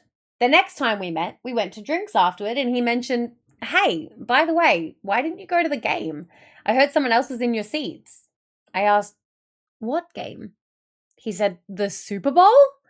Confused, I answered, I didn't have seats to the Super Bowl. He told me he gave Dickhead Partner a pair of his company tickets for me as a gift so I could attend. I had zero idea what he was talking about. He looked shocked, told me to quietly ask around about it and get back to him. When I was back in the office the next week, I found out through one of the secretaries that Dickhead Partner had given a pair of Super Bowl tickets to another one of his clients as a gift from our company. No fucking way. I might have let this sort of thing go to keep the peace under different circumstances, but these were the seats on the 30-yard line to see the fucking 49ers play in the Super Bowl. I was pissed. I considered confronting Dickhead Partner myself, but realized it was the client who had noticed I wasn't there in the first place. So if I let him handle it, there would be no blowback to me. So I texted him, hey, I just wanted to thank you so much for thinking of me with those seats. It appears that they were given to another one of our firm's clients. He texted back right away in all caps, are you shitting me? And then, pretend I never told you. Let me handle it. It's getting spicy. Ozzy, welcome in. Hello. That is indeed the spirit animal. That is Mr. Snorlax himself, chunky and in charge. It's about to go down. I have to scroll quite a bit further post this, so I'm excited. Coming, oh, my body. He followed up with me about formulating a plan. A few days later, we were asked to come down for a meeting in their office. The client requested the partner be present. Not entirely unusual. So Dickhead Partner and I hopped a flight the next week and headed over to their office. Little did Dickhead Partner know, my client had orchestrated a wonderfully awkward little show to catch him red-handed. When we entered the conference room, it was all the usual suspects, along with a woman in her 30s we didn't recognize. My client immediately introduces Dickhead Partner. This is Stephanie such and such, VP from other department. She wanted to sit in on this meeting.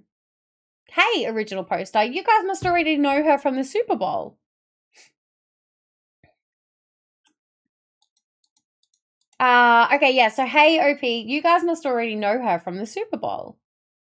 She then responds as she goes to shake my hand. Oh, I don't think so. Did we meet there? I'm sorry if I forgot.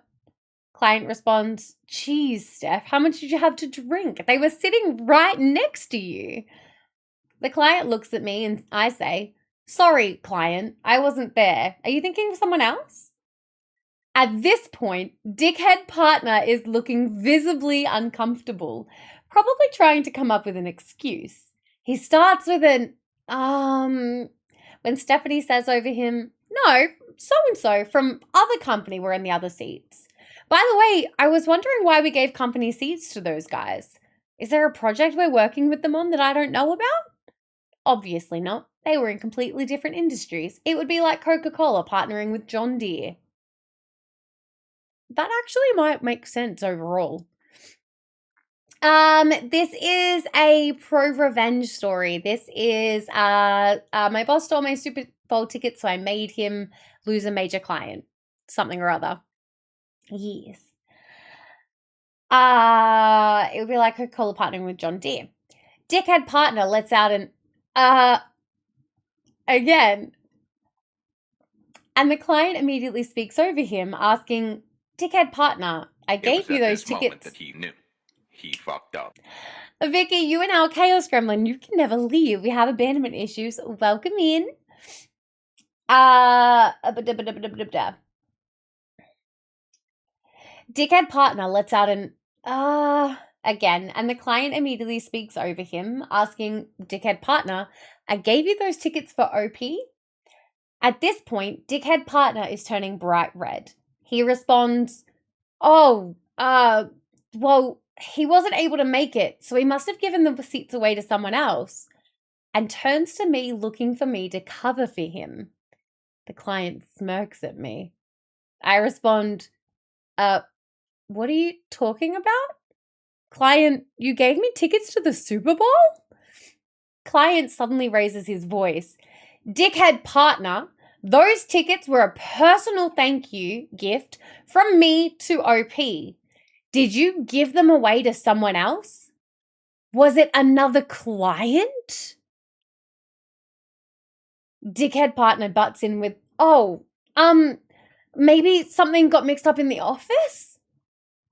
Client went quiet for what probably seemed like an eternity to dickhead partner. He then looked down, grabbed his portfolio and iPad, put them into his briefcase and said, I think this meeting is over. OP, it seems as if I owe you a thank you gift. Let's go get lunch.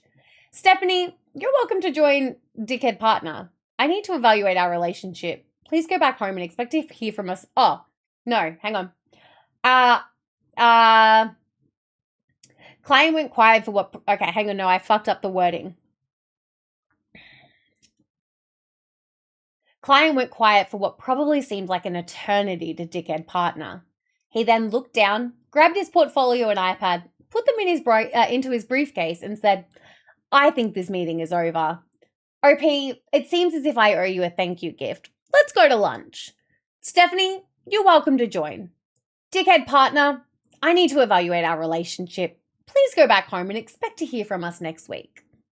Bye-bye. Dickhead partner suggests he'd like to join, presumably to do damage control, and Stephanie sternly tells him, I don't think that's a good idea, and asks the front desk to see dickhead partner out. As soon as he's in the elevator, we all break out laughing hysterically. Stephanie wasn't really a VP, just an employee at the company who the client had drafted into helping with his pre-planned meeting skit. But she did end up coming to lunch with us and was a fellow Niners fan and a total blast to hang out with. Ooh, on our way to the restaurant, I got a desperate text from dickhead partner saying I needed to cover for the firm and that we could discuss things when I got back. I replied, yes, we do need to talk, but I'll see what I can do. Client told me to wait a couple of hours and then respond to him. 1, to expect invoices for the resale value of the Super Bowl tickets. Resale is way above face value. It was over $10,000.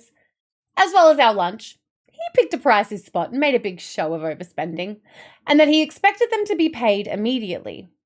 2, expected I be given a direct apology.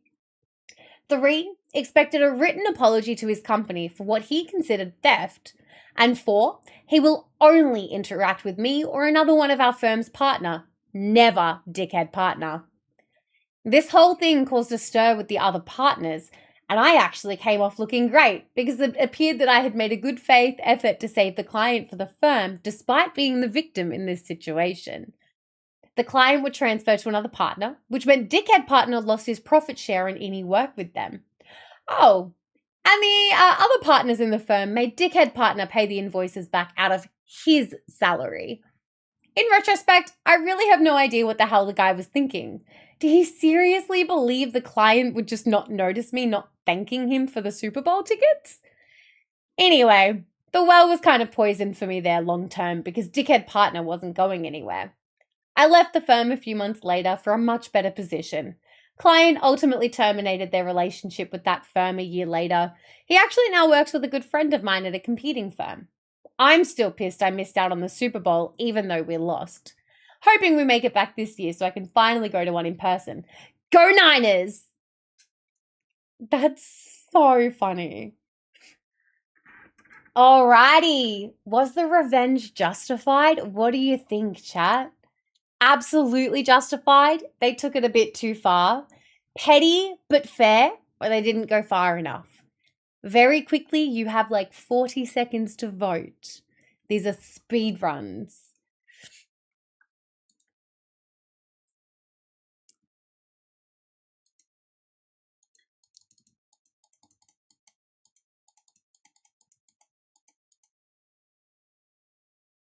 Happy.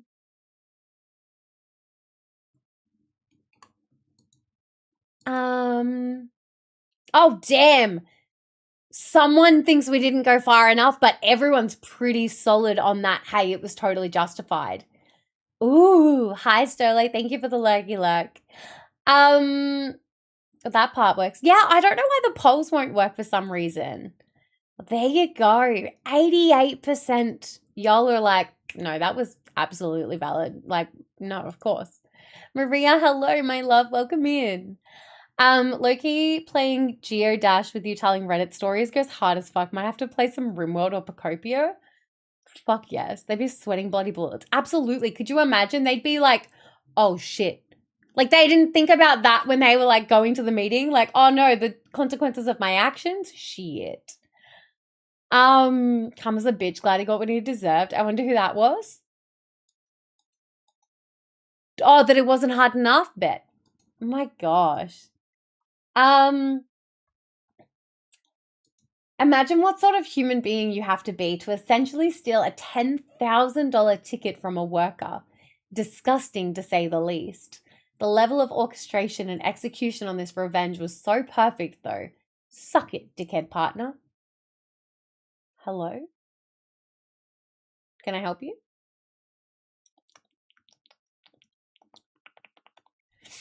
Here you go. No, you're completely fine. Draw a wiener? No wiener.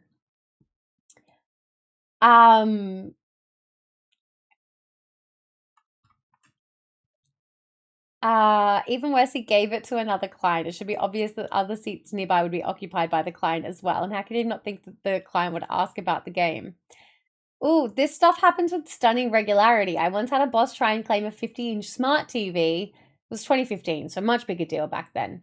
That a brand my company worked with put out as a sales incentive. There were 4 clauses to the competition. The client had to be a converted prospect, only $10,000 deals and above. You had to have at least 3 such deals in the year, and I believe your total deals for the year had to be valued upwards of $50,000. I got 3 out of the 4, inking about $125,000 for this brand across 4 brand new customers. 2 of them were on the smaller side, 7.5 each. I figured, hey, still in the spirit of the competition, nobody else on our team came anywhere close. That TV was good as mine. However, my boss decided it was his place to claim the gift for himself, even went so far as to bring the TV from a shared space into his office and tell me he didn't believe in consolation prizes. This wasn't his prize to give or take. A partner was offering it up, and without a single sale to his name, he was going to just take the damn thing. Luckily for me, that same week, I closed a significant new deal for that same brand, albeit one whose numbers wouldn't hit until the following year. After talking details with the brand rep about it, I seized on him thanking me for the business and the great year to say, if you really want to thank me, make sure blank doesn't get that TV. 2 days later, the TV was at my desk, still in its box. I still have it to this day as my main. Nice. Hell yeah. Interesting. There you go. Alrighty.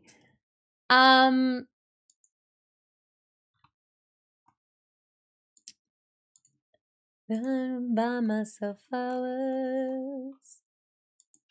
I'm gonna see what's wrong with this.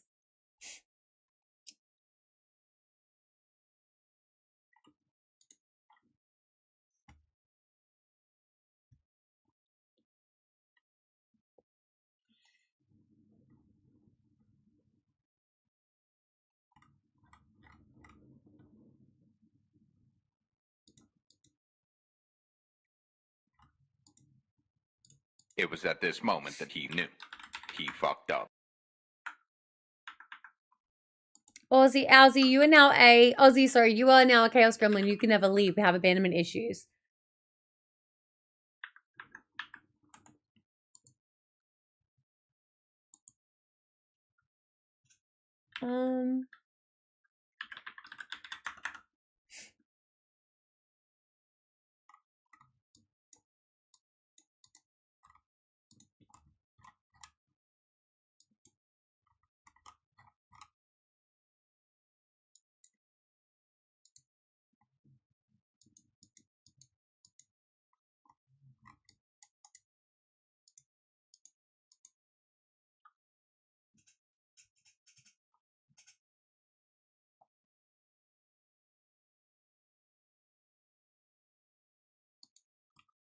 There we go. That's how I do it as.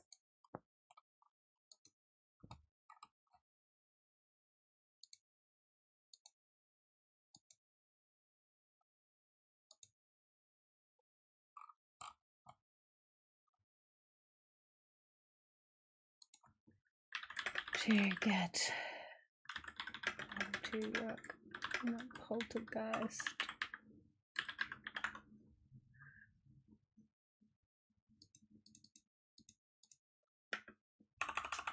Twitch poll.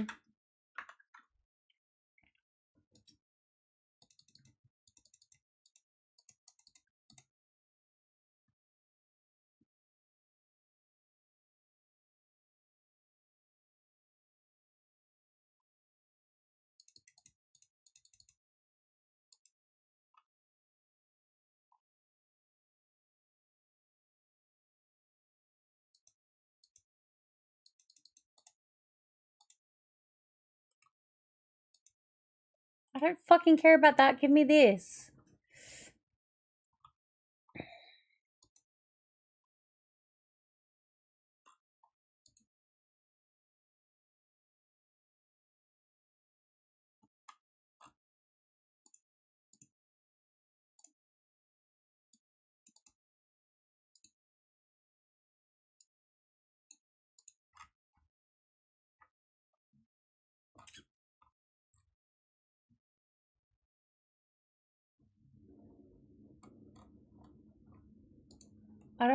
I don't need. It was at this moment that he knew. He fucked up. Brianna, you are now a Chaos Gremlin. You can never leave. We have abandonment issues. Aussie, that is the costume. That was before we filled in with beans. Stories have been read. Neighbor seeing girl go to OP's boyfriend home. That one, yeah, that one ended up being her best friend, and they were planning the wedding. Smell like pumpkin latte. Delicious.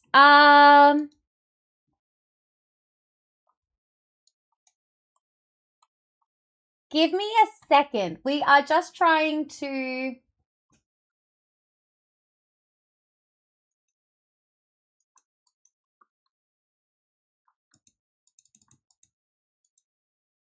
I don't care for sound.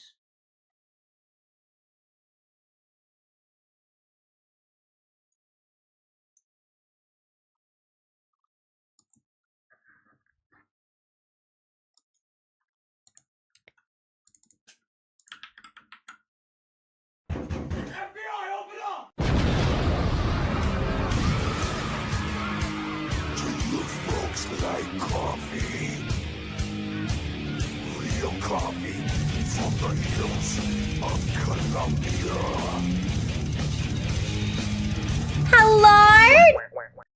Dead Statics, welcome in. Hello. Set what to what? Thank you so much for the raid. Raiders, hello, welcome in. I'm just trying to test something because I've got issues galore, which mentally, physically, everything in between. Yes, we know.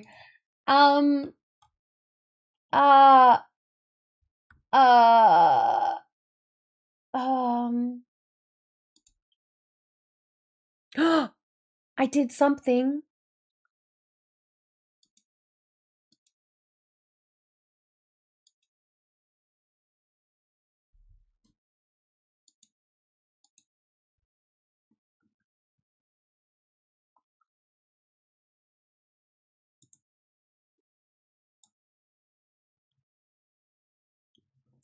Hang on.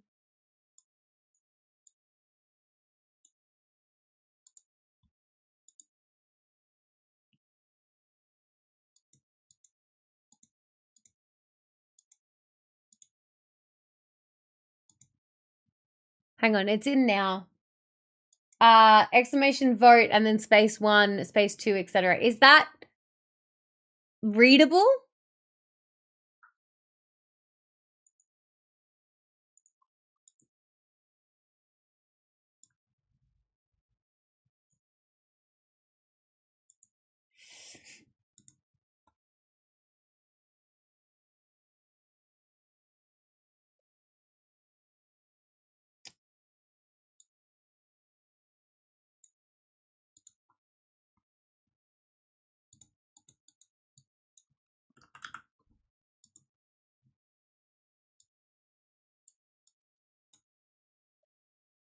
Just put it over my face, hey?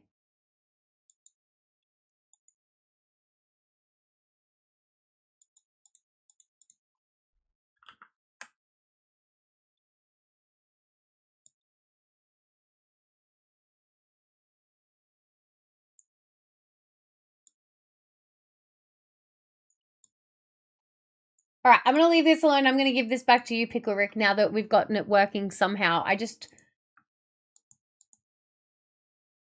Or I guess maybe when it's not, you could move it off and then it's not. Yeah, okay, perfect. So when we don't need it. So exclamation vote 1. It doesn't work.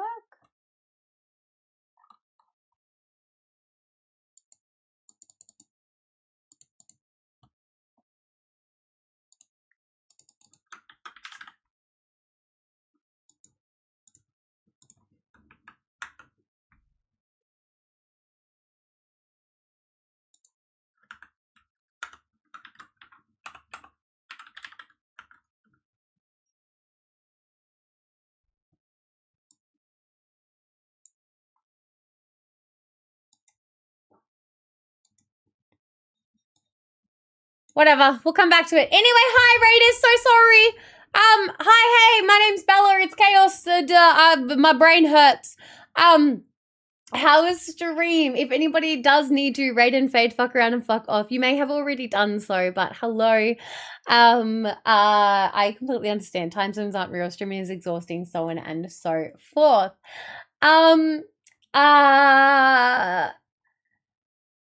Kalia, Death Statics, hello, welcome in. I hope that you had a good stream. What did that say you were doing? You just yap city, bitch? Fuck yes, you're girthed up for story time? Good.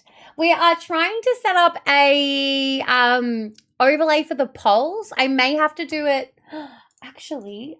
Streamer bot Twitch overlay for polls.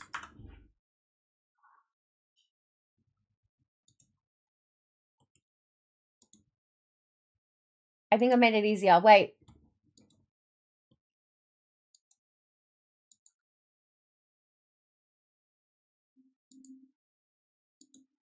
Guys, I'm an idiot. I just need to business.bella@outlook.com. I'll be right back, sorry.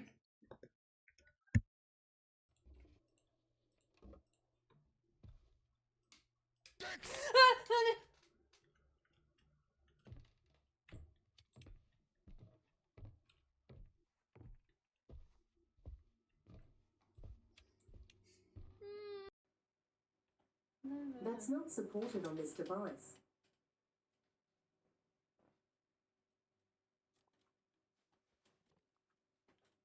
Okay. Understandable. Have a nice day. Family. Oh.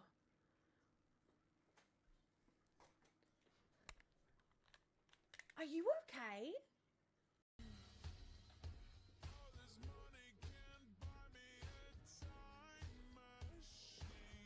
No.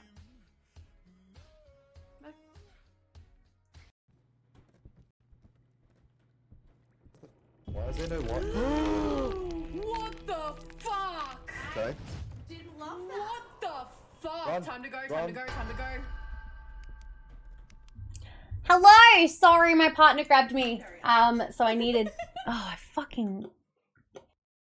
Yeah, douche top. My partner grabbed me and I was like, okay. This is from 2024. It may not still be valid. Do you have a newer one?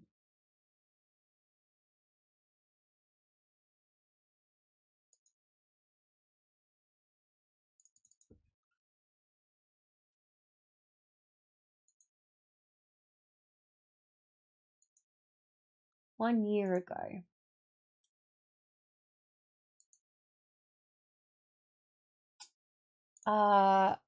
Twitch poll. 2 years ago. Poll.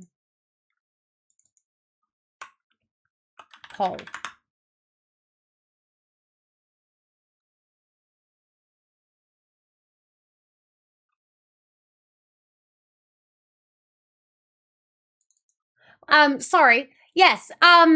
Oh god, you've come in and I'm like loop-de-loop-de-loo. This is my Reddit Storytime segment. This is our second one ever, so we are still trying to troubleshoot some stuff. I might have to just pause this thought for another time, which is so beyond valid, and I get that, but also I'm like, no, I don't want to. Now, what did that say? Today was day 2 of 3 birthday event streams. We're doing a medical class. Oh my god, that's crazy. How has it been going? I hope you're having a great time.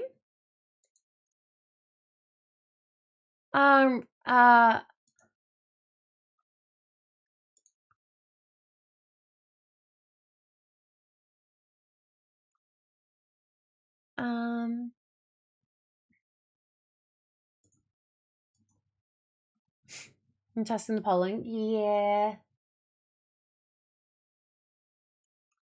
I don't care about this one or this one or this one. Streamer bot Twitch poll overlay.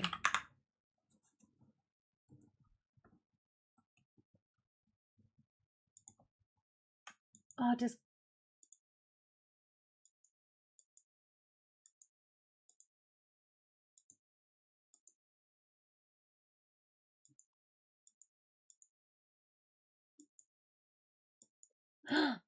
Gail has one.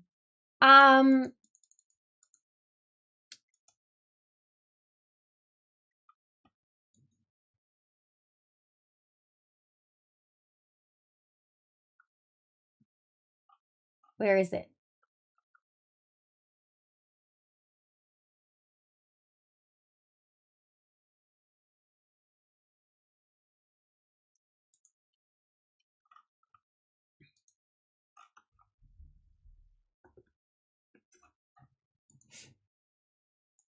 Abilities in this game without doing anything too fancy.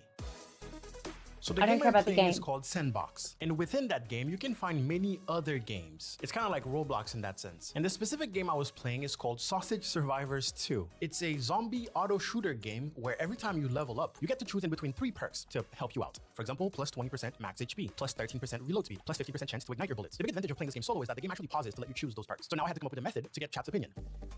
And creating a Twitch poll is probably the easiest thing. In case you don't know, the Twitch polling system is actually pretty simple. You can type /poll in your chat, then fill out the information. That's simple. But of course, we're not going to do that every time we want to launch a poll, especially since we're launching the exact same poll. Which perk? 1, 2, or 3? And that's when StreamerBot comes in handy, or any other bot that can control Twitch and OBS and all that. I created an action called Poll Choice Sandbox Survivor, and then here in the sub-actions, if you go to add, you go to Twitch, and you find polls, you can create a poll. And here's the dialog box it gives you. Your questions here. I and don't then you care can add about your that. choices one by one, or just delete them. While I'm here, I'm going to disable the whole channel points voting, and I have mine set to 15 seconds. That's pretty much it. You might notice that I do not have a trigger, and that's because I ended up using my Stream Deck to trigger it. Now, of course, if you don't have a Stream Deck, StreamerBot actually supports many ways of triggering stuff. A chat command, a keyboard shortcut, even a voice command. But in my case, I just used the StreamerBot plugin, went down there, chose the right action, and that was it. Now I just have to press the button, which I'm going to do right now.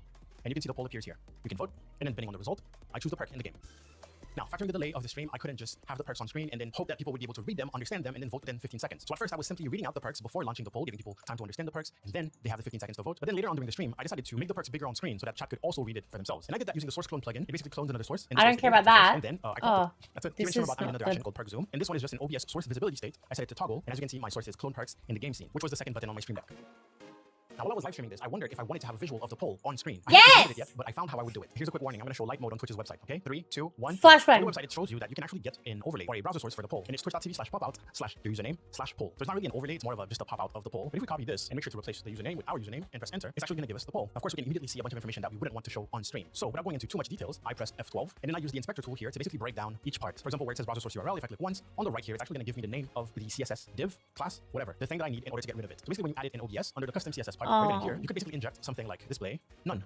That is, hey, don't display that stuff. And if we go back here, we will see that this text disappeared. So all you have to do is do the same thing for the vote breakdown and then for that bottom part, and you're good to go. Let me quickly show you what that looks like. Actually, you can see the final result here. This is weird, but this is what it looks like. You can see it actually supports a little bit of transparency too. So you can see I have each segment in there. This is one of them, this is one of them. And the reason why I'm not sharing this code is because those random class names are probably randomly generated and probably won't work for you. But it is very simple. You find it with your F12, you put display none, and then I also added this important thing so it can guarantee override whatever CSS they have in there. Once I got rid of everything I wanted, this is like the main div, like the main background, and I set this to 0. Don't worry about all those numbers. So that's completely transparent. Same thing for this one. And then finally, that semi-transparency part that you saw, I just added the appropriate hex code, which included transparency. I think it's the BA6 part, and that's it. I made sure the resolution was right for 400 by 250. And here, if we test it with some fake gameplay, we see what it would look like. So I can go ahead and modify this as much as I want. You can see that the color. Okay.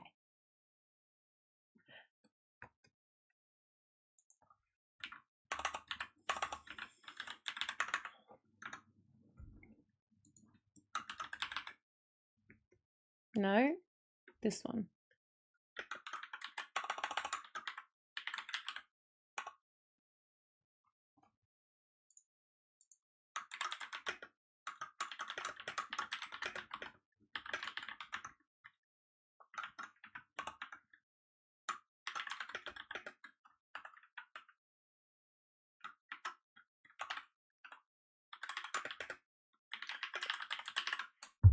All right, speaking of all the polls, there is a quick poll. Be quick. Go, go, gadget. Let's go. Make a decision.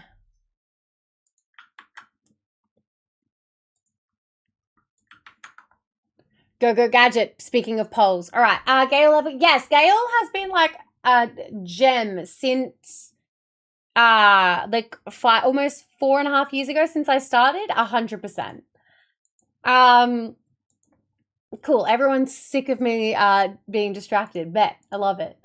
Although I missed the story about the Super Bowl tickets, at least there's another story I submitted, which I'll be able to see right on here. We're gonna put a pin in it that continues hyperfocusing.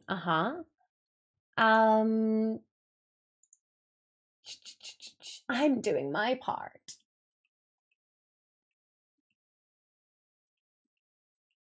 I thought it would just be like a copy paste I could put in. All right, fine. We'll fuck it off. I apologize that we've not done many stories. It's been a day. My brain is doing its best, you know? All right. Fuck that guy.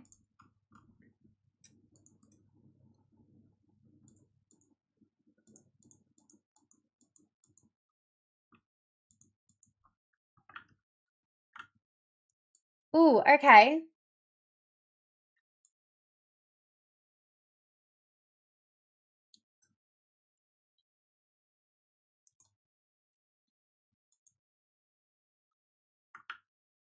Okay, so this next story is literally never just a copy paste no matter how much I think or try. It is! But yes, the idea, I'm glad something we can get sorted. Yes, brilliant idea. Poorly timed execution. Awesome. Alrighty. So this one just looks like it is a general submission.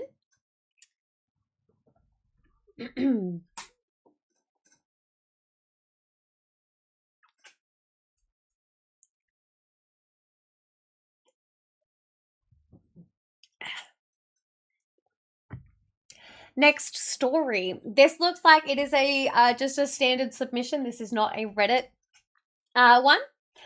When my ex and I, gay couple, were dating, I left for a cruise to the Bahamas. On my way back, he said he wanted to break up with me. I later found out he had a mental breakdown and cried because of the fact I left the country and it freaked him out. He apologized and we got back together a few days later. But later, at a hangout, he met a good friend of mine who was very tall and fit.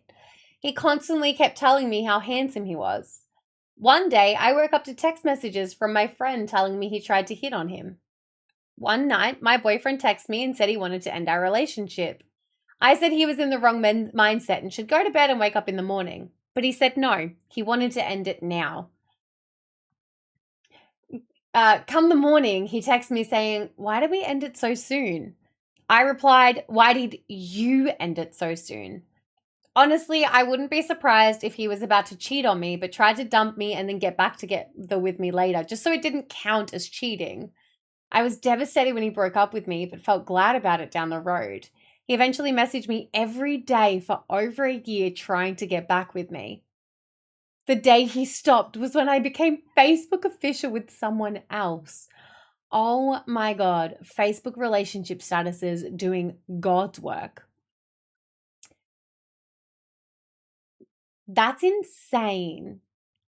People are wild on all accounts. Like, to break up with you so viscerally and then it's like, oh, well, actually, like, well, why do we break up so, like, quickly? What do you mean? Because were you drunk? Like, ugh.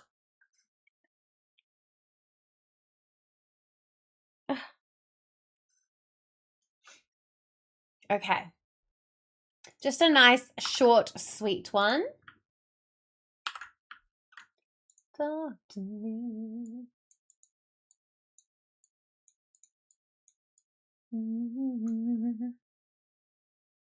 Alrighty. Okay. Argon! Hi, Ara. Welcome in. I hope you had a great day. Alrighty. This one is just another easy one.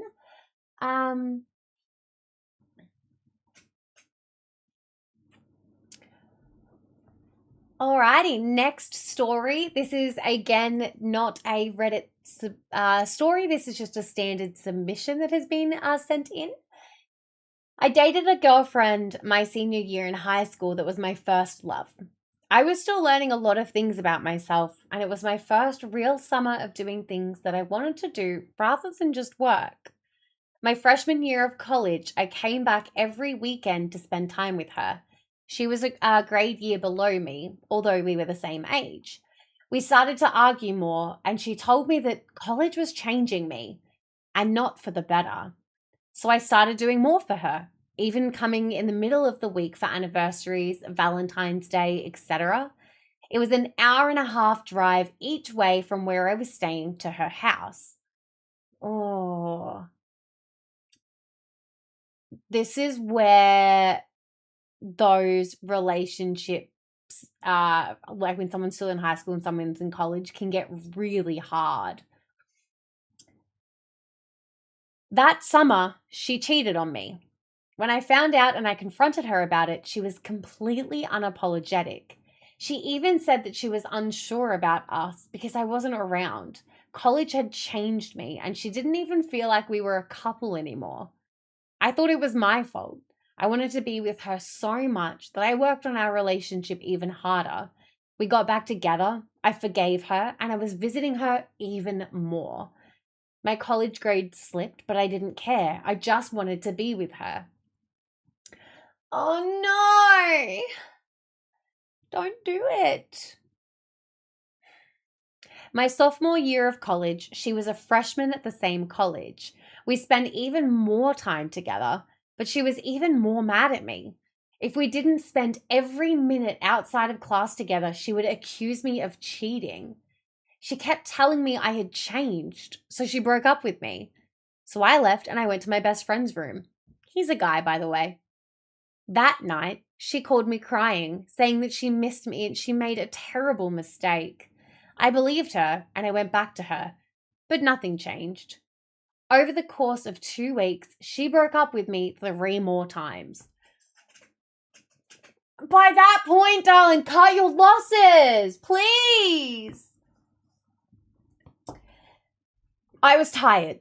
I came to my senses. Thank God.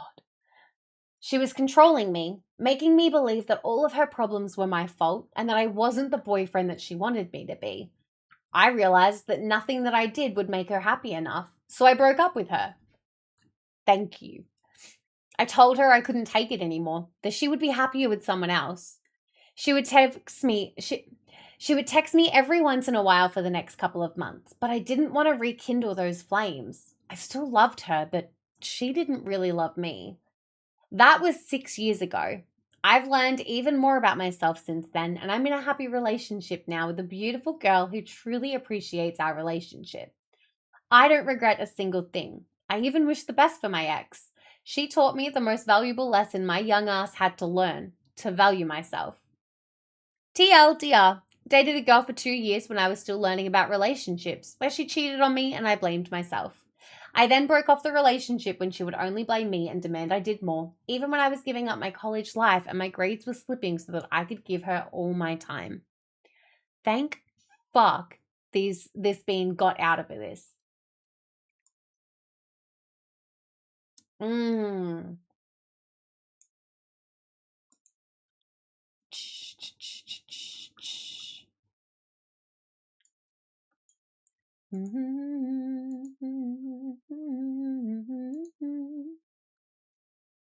That poll should have had the options changed.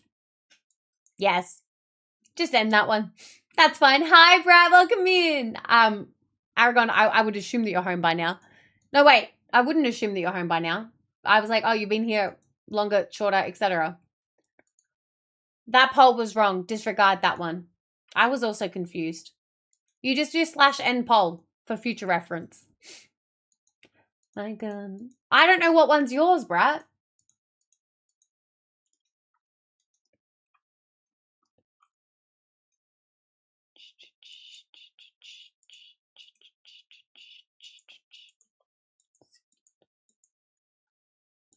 Oh my God, mind blown.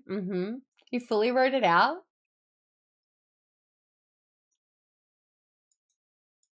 A plumber one? I haven't got to that. I can see that one's a couple down from where we're at.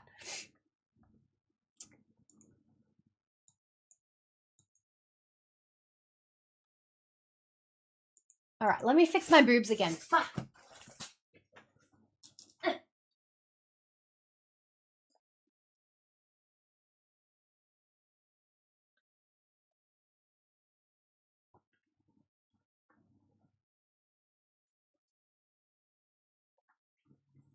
Submitted about a ghost and camera. We're only just starting to get into the ones that was submitted last month. We're getting there. Alrighty. Next story. This one's a little longer. But let's do it.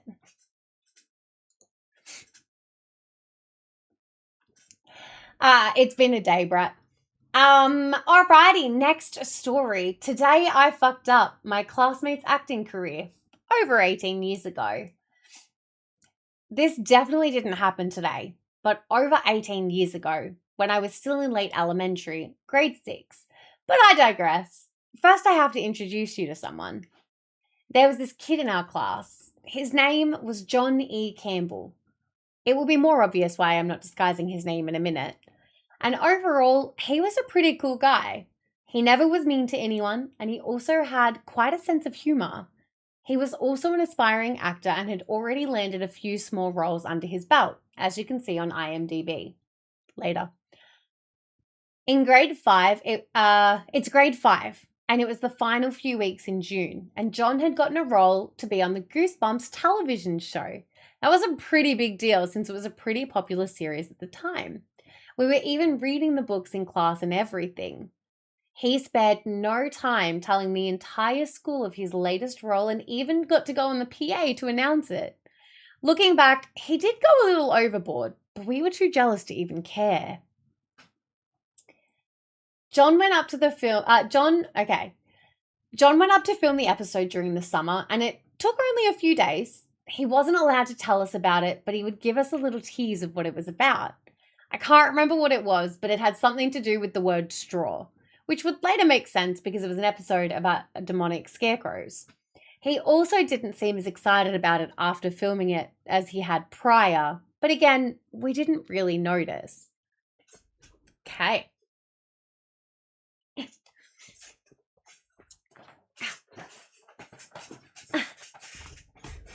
Halloween rolls around at grade 6,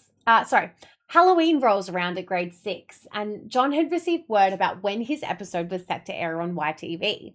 He had made cutouts of the channel and time and gave them to the entire class, attached to one of his mother's Halloween treats. It was shady, but it sure worked. I'd say pretty much every student who had television privileges the night that it aired was watching it. Well, the episode was good. But John's role left much to be desired. Considering the Goosebumps episode we had seen before, we were expecting John to be going one-on-one against some slimy serpent or reanimated mummy, but instead, his role was more off to the side and shamefully hilarious. But I won't spoil the episode for you guys in case you want to watch it. But I will show you this one hilarious shot of John during the episode.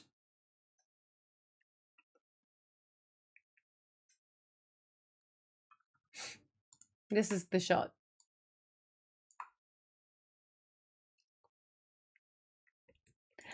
Oh no, that's the wrong button. I will show you this one hilarious shot of John during the episode. Now, at the end of the episode, John's character has just rode a thresher and proceeds to say, "I guess I got to ride the thresher after all." To me personally, I thought that was such a hilarious thing to say, considering what had just transpired moments before he said that. Monday rolls around and we are all in class talking about the episode. I, of course, mentioned the thresher line, and everyone, for whatever reason, only now found that line hilarious.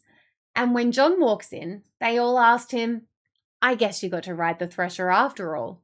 He laughs and says yes. This is where things go south. Some of the rather tougher and meaner kids in the class use this to their advantage and attack John with a barrage of thresher jokes each and every single day. If the teacher asked a question, someone found a way to throw thresher into the answer, especially if it was language arts. They would even go so far as to exclude John because he played with a thresher. It must have been after Christmas, because after we came back from winter break, our teacher opened the class by discussing the thresher jokes and that they had to be stopped immediately. Most of us had stopped after a week, myself included, but as I said before, some kids took it too far, and I guess it upset John a lot more than what we saw in the classroom. Now, I can't confirm this, but near the end of the school year, since grade 6 was the highest grade, we had a school play, and John was automatically asked to be the star role. He turned it down, to a lot of people's surprise. A lot of kids said it was because of the thresher incident and that he wanted to move away from acting. I suspect this did hold some truth, since Goosebumps was the last production John worked on as an actor. 18 years later, and it still comes back into my mind if I'm watching YTV or if I happen to pass by a Goosebumps book. I don't know what John is doing now or how he's doing, but if you're reading this, I'm the guy who had his Capri Sun explode on the bus and got suspended for it. I truly am sorry if this ruined your hopes of being an actor. If you're ever in a certain city with too much snow and not enough shovels, hit me up and drinks are on me. Too long didn't read. Had an aspiring actor in my class. We all watched him ride a thresher, and it may be my fault for starting the joke that killed his aspirations. Okay, now I need to know what the fuck is a thresher. Please hold.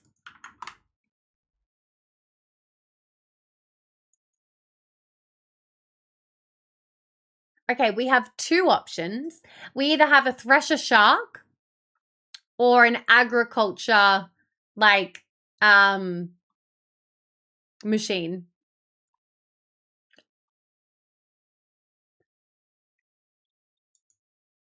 And then, yeah, this is the kid.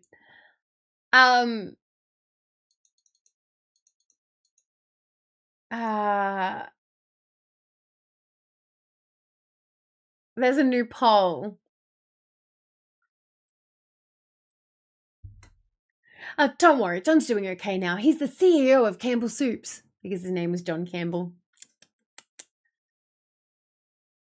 So yeah, is he the asshole? Is the original poster the asshole, or is he not? Because he's the one who started the whole thing. Scared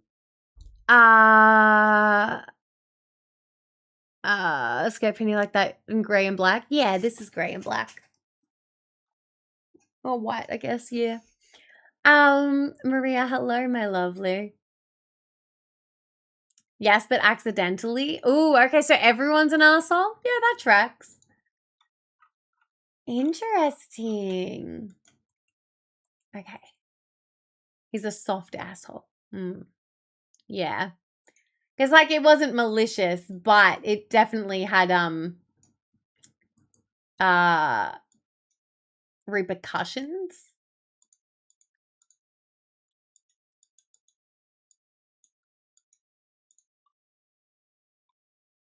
Okay. Oh, this one is long, but it's not. It's long because it's length, but it's poem sort of sized. Everyone's an asshole. Not an asshole, but with raisins attached. Alrighty, next story. My neighbor asked me why I was standing in his backyard at 3 a.m. last night. Oh, this is the story. This is Reddit's story thread. My neighbor asked me why I was standing in his backyard at 3 a.m. last night. I told him I wasn't. That should have been the end of it. But he didn't laugh. He just stared at me for a few seconds like he was waiting for me to admit something. And then he said, I saw you. I moved into this house about 4 months ago.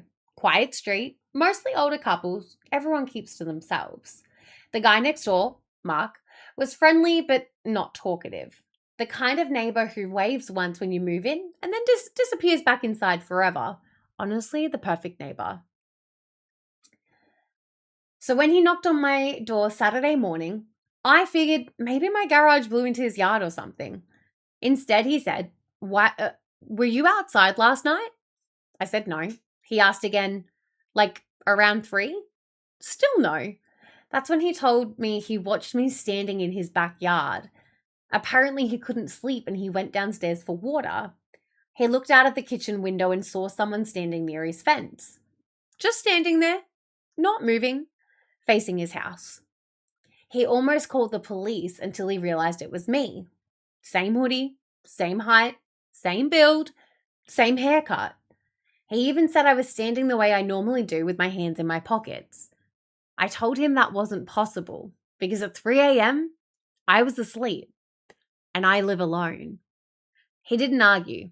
He just nodded slowly, like he didn't believe me, but he didn't want to push it.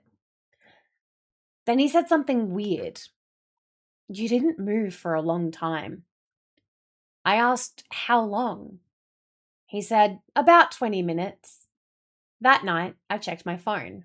I have one of those sleep tracking apps. It showed I never got out of bed. No steps recorded, no movement, nothing.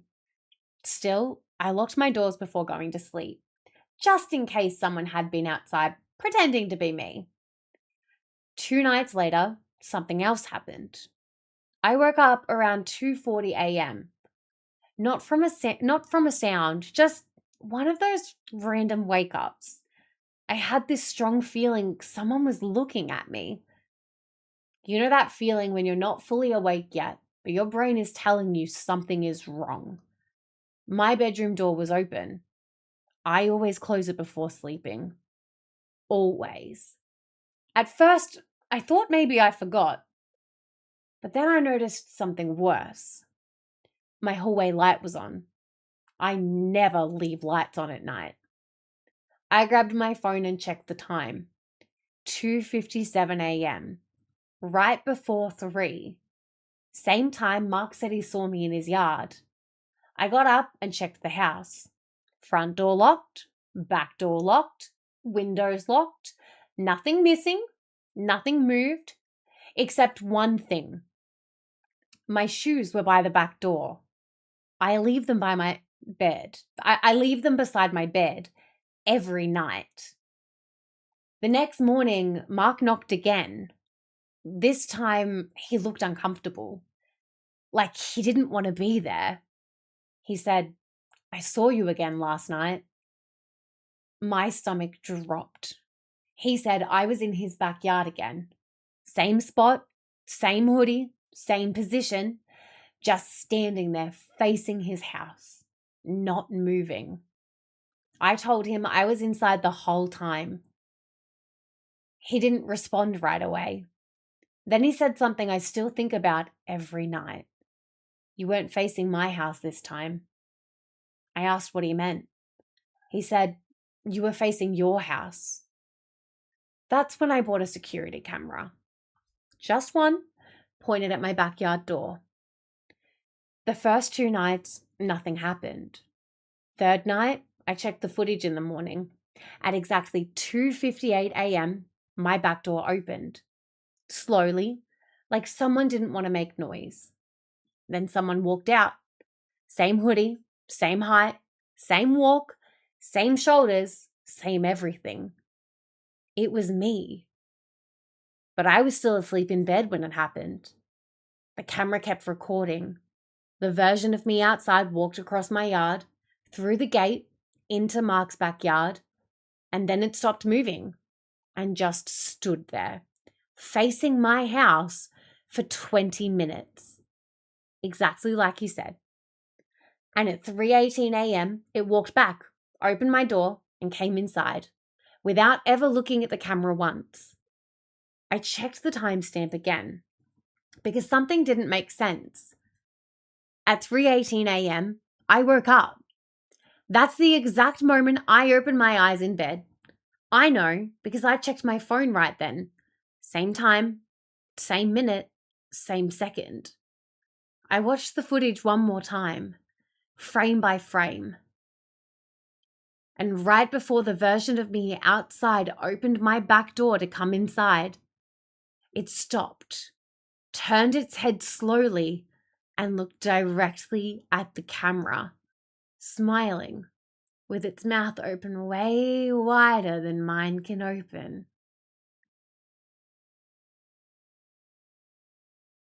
Ooh.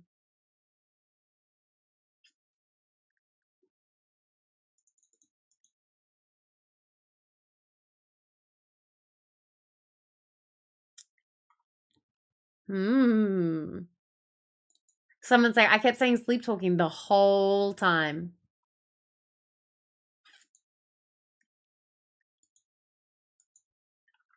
Sounds like a horror movie? Yeah. A doppelganger? An evil monster one? Terrifying. My goodness. Oh, flashbang.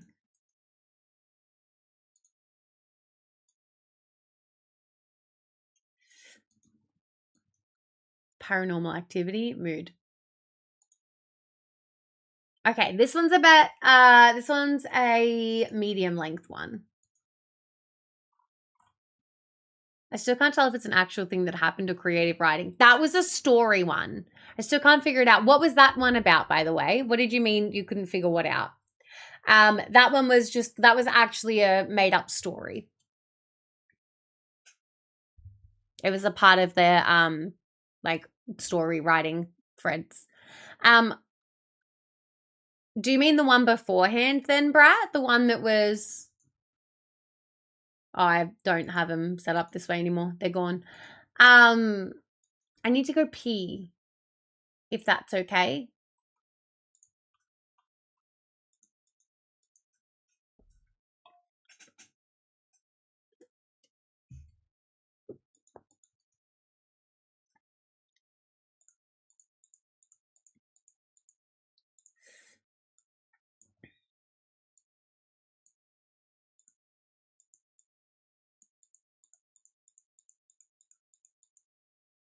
Okay, I'm just going to do this for now. I don't fear death or dying either, see? Only God can judge me now. Do you think that was his immediate decision? That makes sense.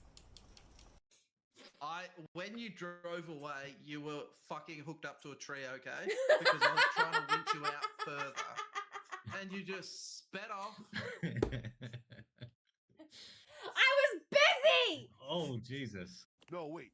You know what we haven't had in a while? Burritos. Oh, I could fuck a burrito. Wait. I could fuck for a burrito. Please hold. I do not want to fuck food. It's not wet and sloppy when you go to eat it.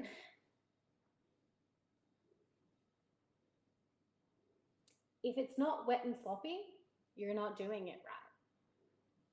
If it is not a slip and slide, you are not doing it right.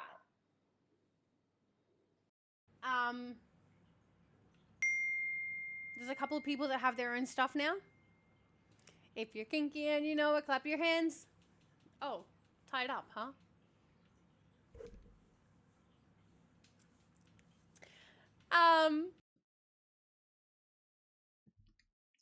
Mom, it's not a phase, Mom. It's literally not just a phase, okay?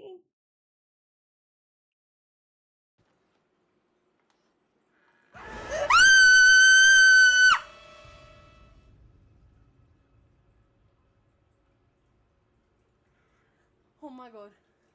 Oh my god. Oh my god. When you have to say it that aggressively, you're definitely faking it. Rebecca. Used to it.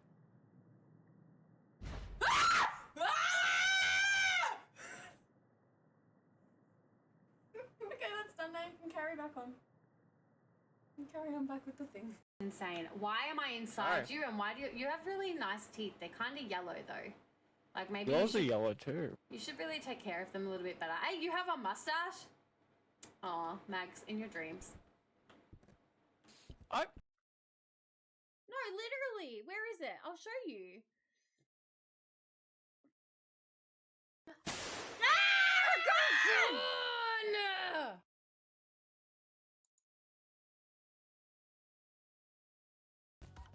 It's a kitty! Is it gonna fuck me up? I want the kitty! Ah, get the kitty! I was like, is it gonna fuck me up? Nope, it's mine now. But I understand whenever I try to go away, I'm like, oh fuck, I need room to like spread my fucking coochie out. I don't need to spread my coochie, spread my legs. Free the coochie. Please hold. Am I gonna fucking eat her? Blech.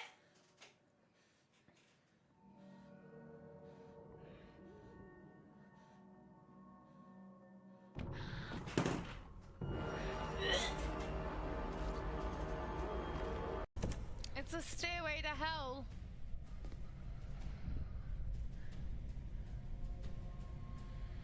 Oh my god.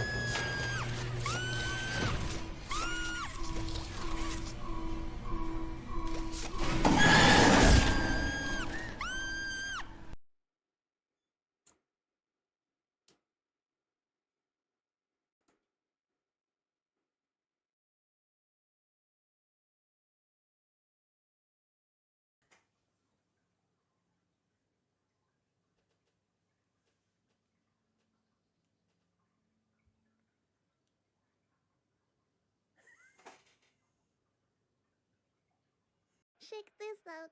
That's close. Got it? thick on throat. Thick.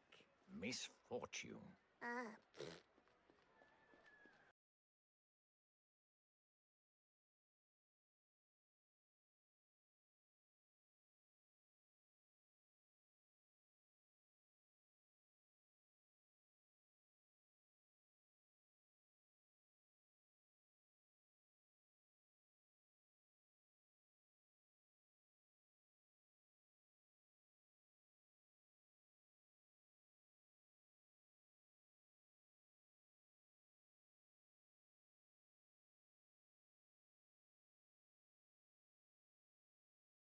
Ruth, do you want to hurt me?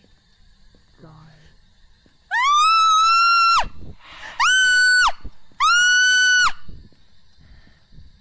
That was a jump scare and it spoke to me! We have spirit box! It said go, it told me to go. It's me. I'm going to have the crown today. No! No, I was so close! I almost had it! No one gets a crown today. Fuck! We keep coming back because you're amazing. Stop that! Don't say nice things to me. I'll come. Don't. That'll be chaos. It's gonna be chaos. Makes me scream. I can make you cream. Either or.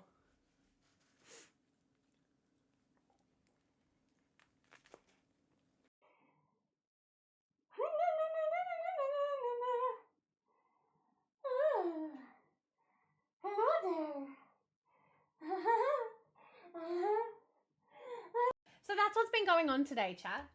Argon!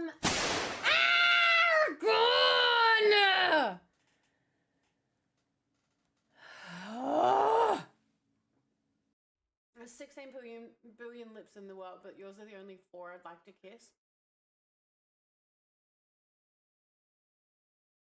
That was like 4!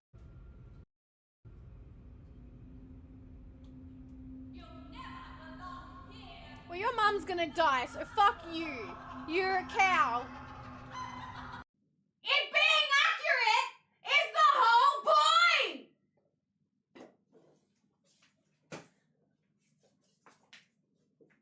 Oh, so like Nari, everyone was just like deciding that they didn't like that I was being a valley girl and having an accent, okay? So like they keep putting me in the naughty corner. Maybe being single isn't your choice with lines like that. I love you, Pixel. Can't you tell?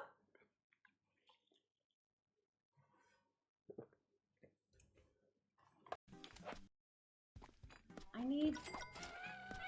Fuck! I just want to murder! Not get murdered! Let's pretend to be a gamer. That's not the right button.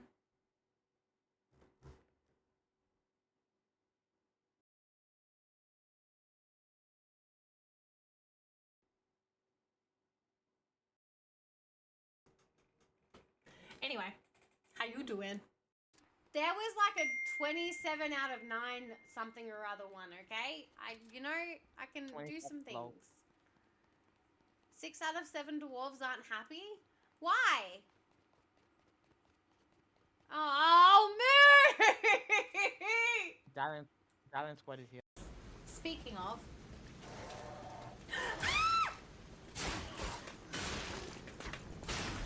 I went there. Oh, I left that.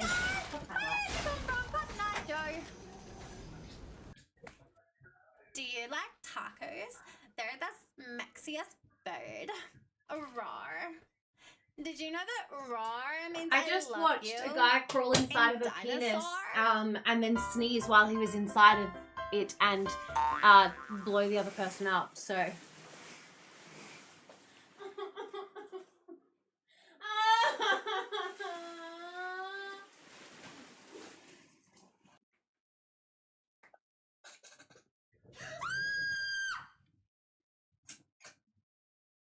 No, that wasn't me. That was a shark. I just watched that happen, Pixel. What the fuck? Ah, The Boys. Season 3, Episode 1. Yep. That'd be what Zach's watching. Dead. He was like, I need you to rewatch this. Don't check the VOD! Oh, fuck this stupid thing. Do not! Fuck off.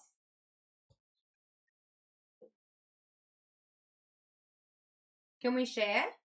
Is that okay?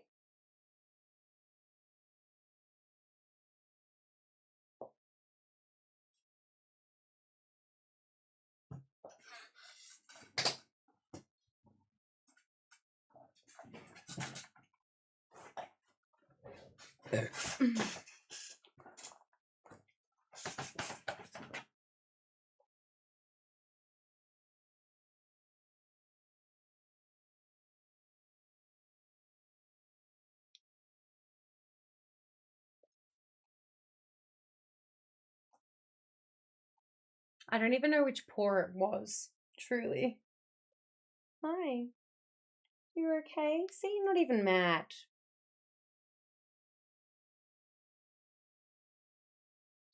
Hi, dear baby. Can I go read stories? This story time doesn't have many stories in it, honestly. Oh, you're drooling on me. Thank you. Goodbye. All right.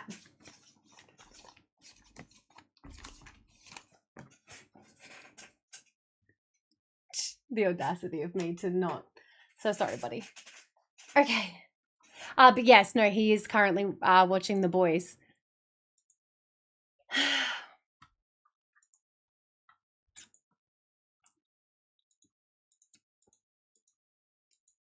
Alrighty. Next story time.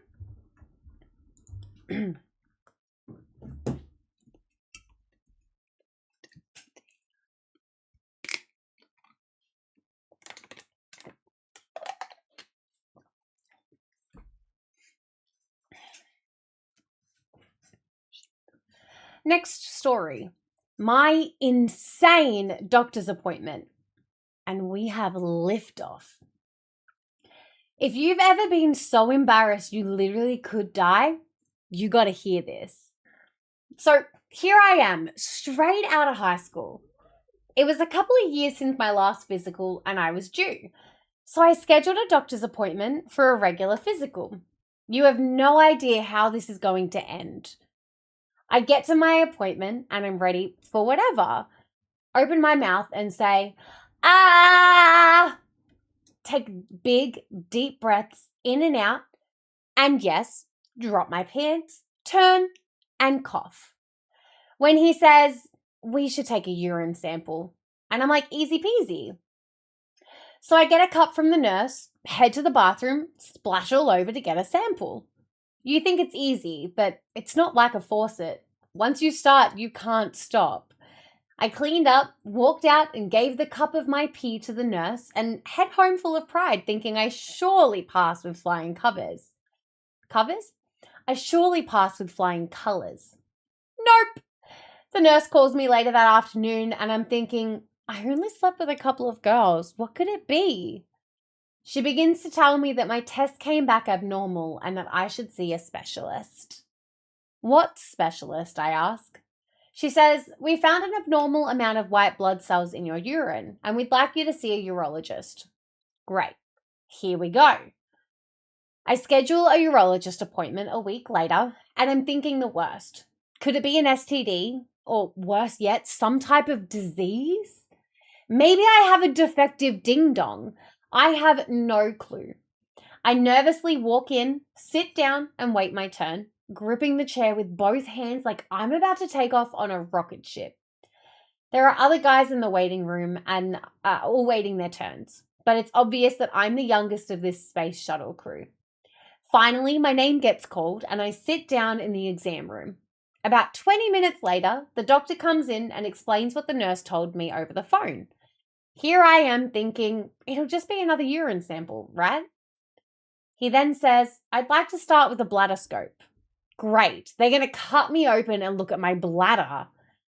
This obviously won't happen today, and this will need to be scheduled out. Nope, he says, no, we won't cut you open. We'll take a thin tube with a light and camera at the end and insert it into your urethra. Okay, the fact that I just watched that scene of a tiny man climbing inside of this penis hole And then this is the next story? What the fuck?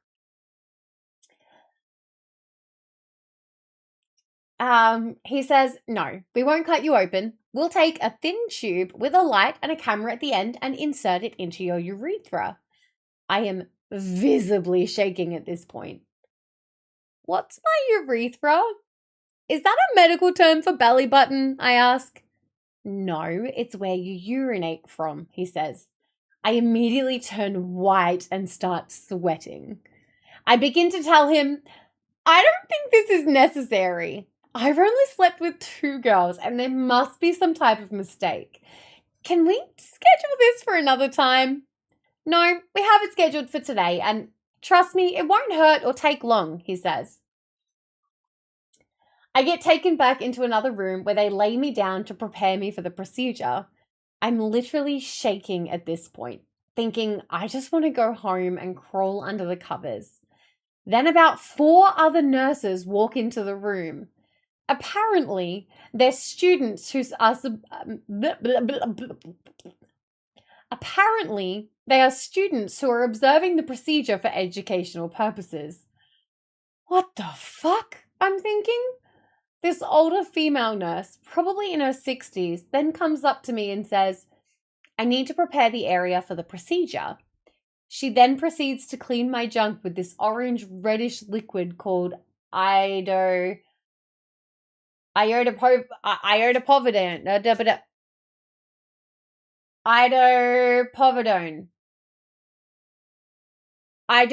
Insert word here. Oh no. It's been some time since my last encounter with my ex, but this is not good. She's cleaning the area like it's her last supper, and here I am getting a rock-hard bonsai tree. I grasp the table, and before I can start to think of my grandmother, the inevitable happens. I had no control. It was so fast. I had no time to think. It, and I mean it, came out. The nurse takes a step back and immediately places a towel over and says, it's not the first time. The procedure was quick, and I got dressed and walked out of the office with my tail between my legs. I get home and shower like I've just been violated. Thankfully, everything was fine, except for my pride. I haven't had a physical since.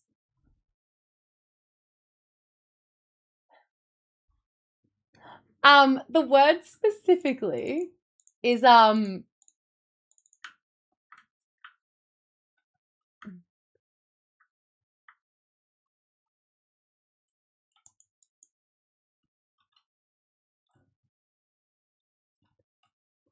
it go?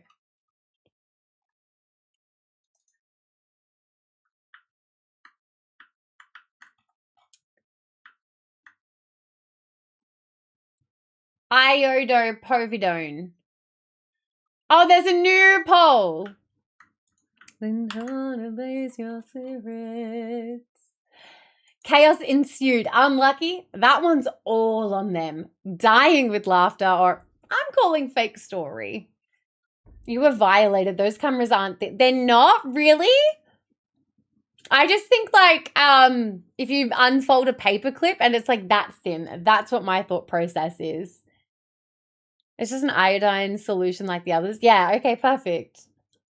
Wow, that's fucked. Yeah, no, we're all fucking R.I.P. Like that poor guy. Just a baby. Wow. Everything was fine. I'm morbidly curious if you're healthy. High white blood cell count after that checkup. Oh my god. The fact that he came in like seconds from her like just viscerally wiping down his penis. My god. Like I get it. If you know what I mean, but still.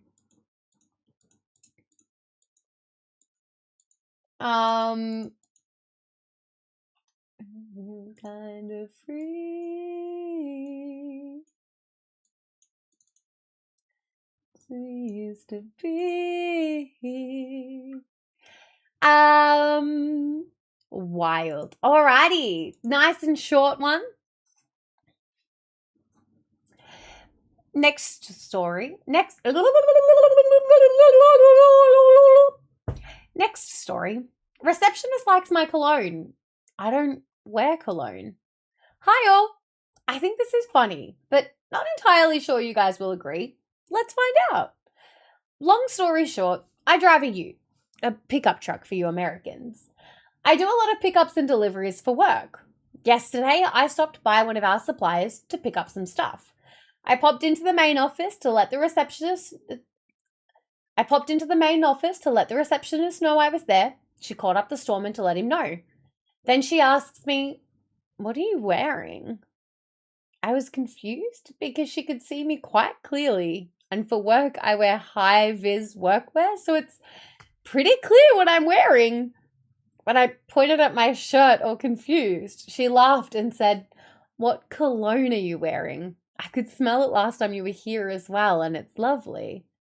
Cue even more confusion because I don't wear cologne. When I told her that, she was insistent that I had a lovely scent to me. That's when I realized what she was smelling. I pulled out my vape pen and passed it to her. She smelled it and laughed. That was the scent. Blackberry, raspberry, lemon. We shared a little laugh right before I went back to my car and met with the storeman. And that's all she wrote. Vapes. Cloud of lies. I wrote a lot about, yeah, I can imagine, Brie. Yeah, I have how common it is, but the trauma. It's a cloud of lies. Don't trust it. That was just cute. I like that one.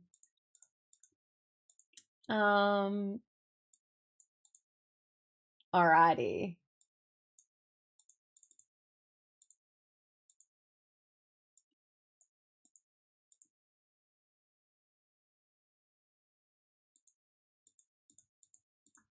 Smoke a cloud of lies. I know. There's one that like Zach actively, he's just like, I just don't smoke this one when you're around. Like he has vape. It's fine. It is what it is.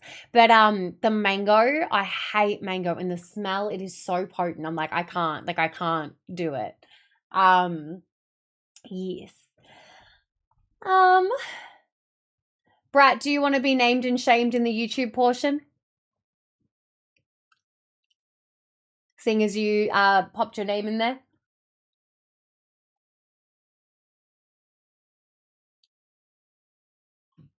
Hell yeah.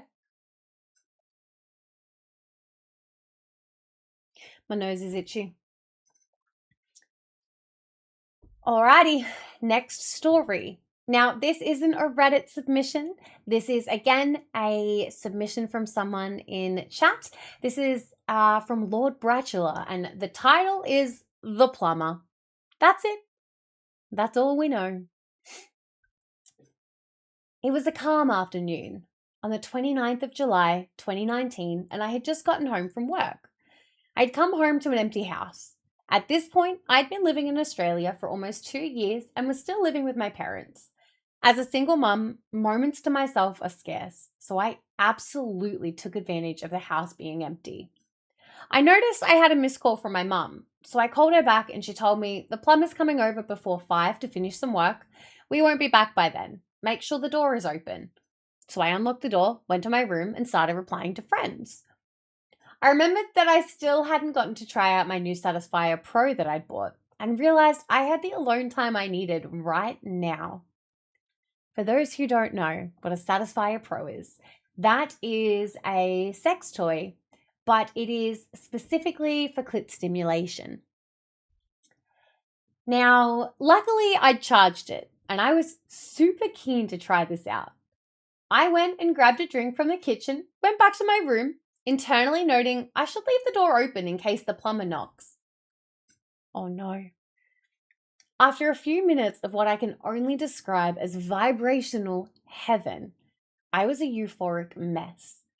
I decided to use it again because why not? I'm moaning so loudly, there's no doubt my neighbors could hear, and at this point, I didn't care. This new little device was my new best friend. Just as I start to orgasm again, I open my eyes, stare straight ahead, and lock eyes with the plumber, who was standing in my hallway, staring back in shock as I moaned a final time. I froze, legs spread, door open, the JJ a mess, wide-eyed at the plumber. I'm just gonna go finish the job. The plumbing. The plumber stuttered as he tried to look anywhere but at my hoo-ha. I closed my legs, nodded, and watched him walk away in silence. I quickly got up, closed the door, absolutely mortified. I could not believe what just happened. Would he tell my parents? I wasn't sure. I didn't leave my room again until my parents came home. But he did call out, "I'm leaving now, bye," before he left. I didn't reply. This was one of the most horrific moments of my adult life. Oh my God. The trauma for Brat and for Chat. No, not Chat, for Brat and for that poor plumber. He will never forget. You never told your parents? That could be like a really great bonding story one day. Like just for the lols. Oh my God. That's so funny. What was this prediction? What is the question? This is the answer? This is another answer. Perfect. Oh. There's a gamba? Sure. I made it. Oh, that's when I was testing a thing and they both went off at once and I just assumed it was trying to do 2 polls. This ad's gross. Was that explanation part of the story or just Bella's own knowledge? What answer do you want it to be, Aragon?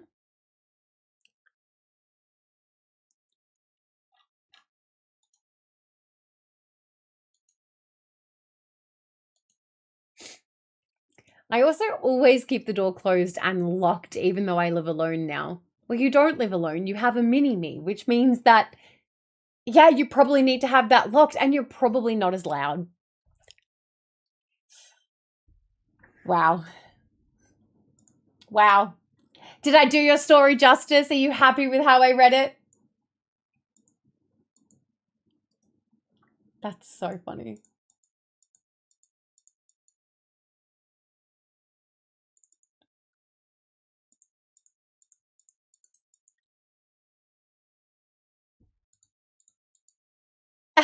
It's from Pixel, so you know it's safe. Perfect. You did. It was amazing. I like that I can laugh about it now. The trauma, yes. Ads are still going. Alrighty. Now, this story. Alrighty. Next story. Now, again, this is a submission from chat. I do want to give a trigger warning for war story. And it is a true family story from whoever submitted it. So please feel free to come back for the next one. Where's the thing that I wanted? Here we go.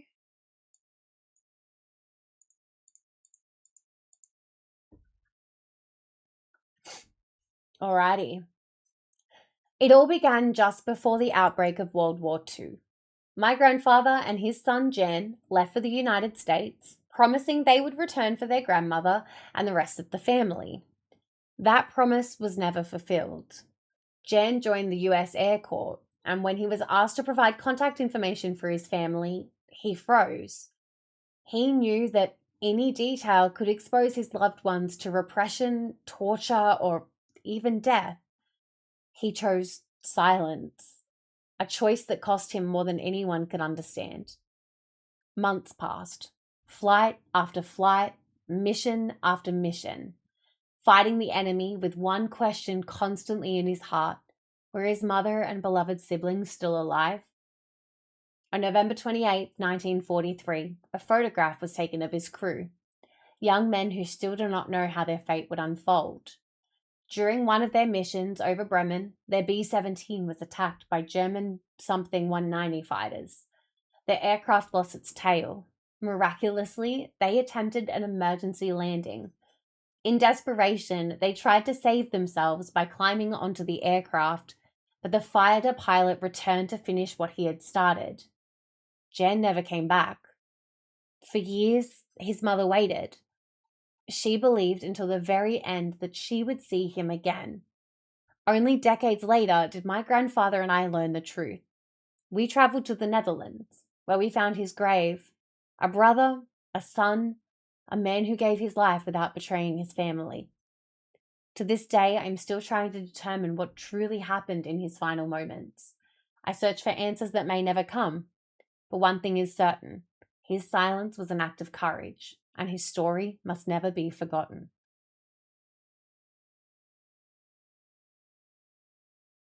That's really sweet, and it is really hard because you're making the decision by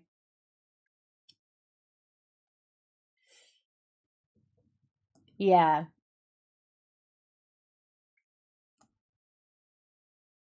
Yeah, like it's a terrifying decision to make to just deny that you have any family and never know. He died not knowing if they existed and were still alive. And his mum died hoping that he would come home. But it's very tough.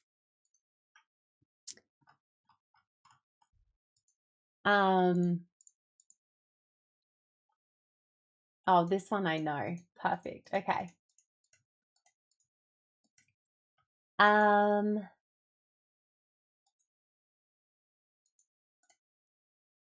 sounds of it, they must have emigrated to the US from inside Europe. Yeah, potentially. Yeah.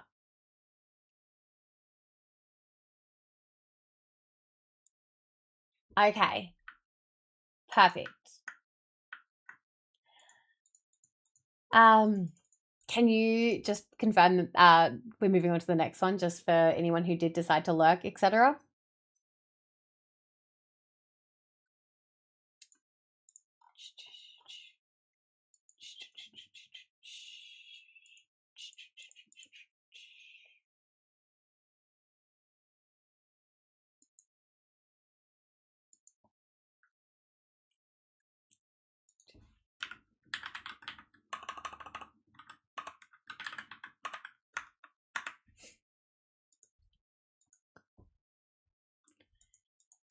All righty. Now, this next story is a classic. It is a holy grail, and it has been around for a very, very long time. This is not my first time reading this story, just from the title, and you may be familiar. And if you're not, well, you are about to be edumacated. Edumacated, I tell ya. This one is called The Poop Knife.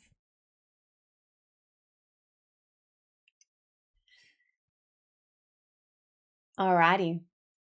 My family poops big. Maybe it's genetic. Maybe it's our diet. But everyone births giant logs of crap. If anyone has laid a mega poop, you know that sometimes it won't flush.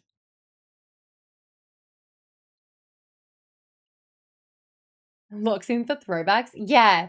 Wait, Brad, do you not know this one? You know that sometimes it won't flush. It lays across the hole in the bottom of the bowl, and the vortex of draining water merely gives it a spin as it mocks you. Growing up, this was a common enough occurrence that our family had a poop knife. It was an old rusty kitchen knife that hung on a nail in the laundry room, only to be used for that purpose. It was normal to walk through the hallway and have someone call out, "Hey, can you get me the poop knife?" I thought it was standard kit. You have your plunger, your toilet brush, and your poop knife. Fast forward to 22. It's been a day or two between poops, and I'm over at my friend's house. My friend was the local dealer and always had guests over. because you can't buy weed without sitting on your ass and sampling it for an hour. I excuse myself and lay a gigantic turd. I look down and see that it's a sideways one. So I crack the door and call out for my friend. He arrives and I ask him for his poop knife. My what? Your poop knife, I say. I need to use it, please. What the fuck is a poop knife? Obviously he has one, but maybe he calls it by a more delicate name? A fecal cleaver? A dung divider? A guano? I don't know. Whatever. I explain what it is I want and why I want it. He starts giggling and then laughing. And then lots of people start laughing. It turns out the music stopped and everyone heard my pleas through the door. It also turned out that none of them had poop knives. It was just my fucked up family with their fucked up bowels. Fuck my life. I told this to my wife last night, who was amused and horrified at the same time. It turns out that she did not know what a poop knife was and had been using the old rusty knife hanging in the utility closet as a basic utility knife. Thankfully, she didn't cook with it, but used it to open Amazon boxes. She will be getting her own utility knife now. Edit. Common question. Why was this not in the bathroom instead of the laundry room? Answer. We only had one poop knife, and the laundry room was central to all 3 bathrooms. I have no idea why we didn't have 3 poop knives. All I know is that we didn't. We had the one. Possibly because my father was notoriously cheap about the weirdest things. So, yeah, we shared our poop knife.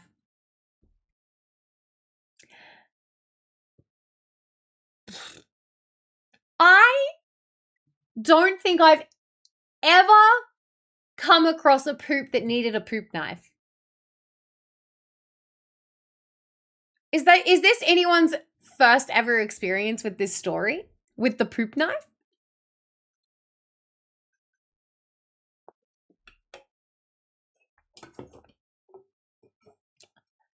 Wait, really? Brad and Nick, that's your first time? Damn. Thanks for letting me take your poop knife virginity.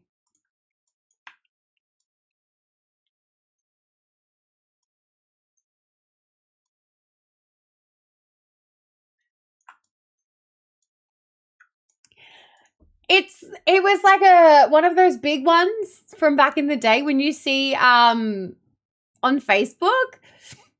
Out of my head. No. But yeah, the poop knife is like lore. Like this one's 5 years old, but it's not even the original post. A true classic. I've heard tales, but this is one for the books. I had a young friend when I was little, and every time the dog took a poop, he had to take a fork and scrape the poop out of the dog's hair. We called it the poop fork. Now I know of the poop knife and the poop fork. Funny thing about my friend is he fought in the UFC for a brief moment. Every time he would come out to fight, all I could yell was, "Get the poop fork." Oh my God.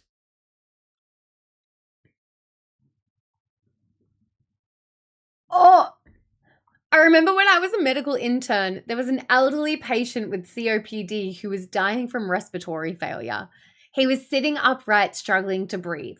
He was constipated and trying to go. He said it was right there, but the log was stuck and it wouldn't come out. He asked me if I would give him a spoon so he could try to scoop it out. Ugh. Ugh. The jailhouse story of all jailhouse stories is the time I spent the weekend in the Baltimore City jail. Oh God. A brother of girthy proportions was looking a little anxious.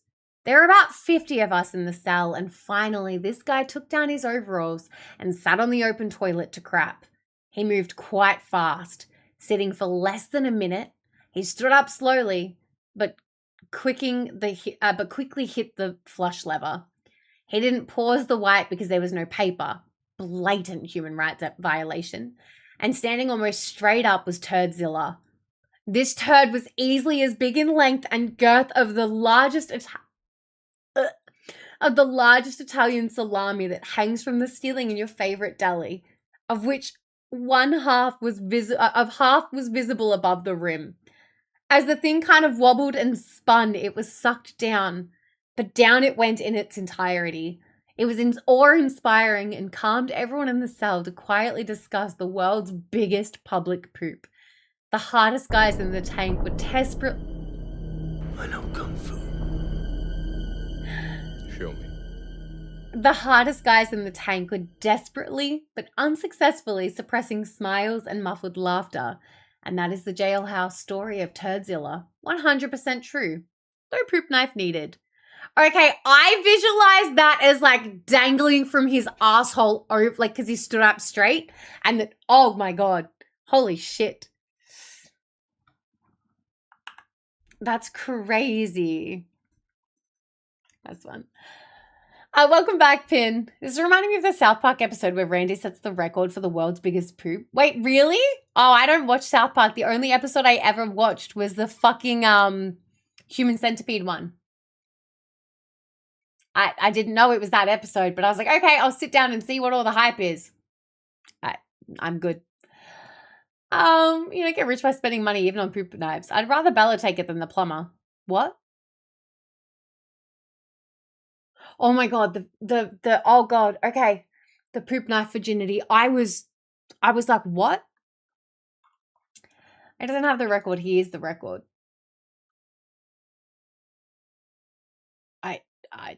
It is what it is.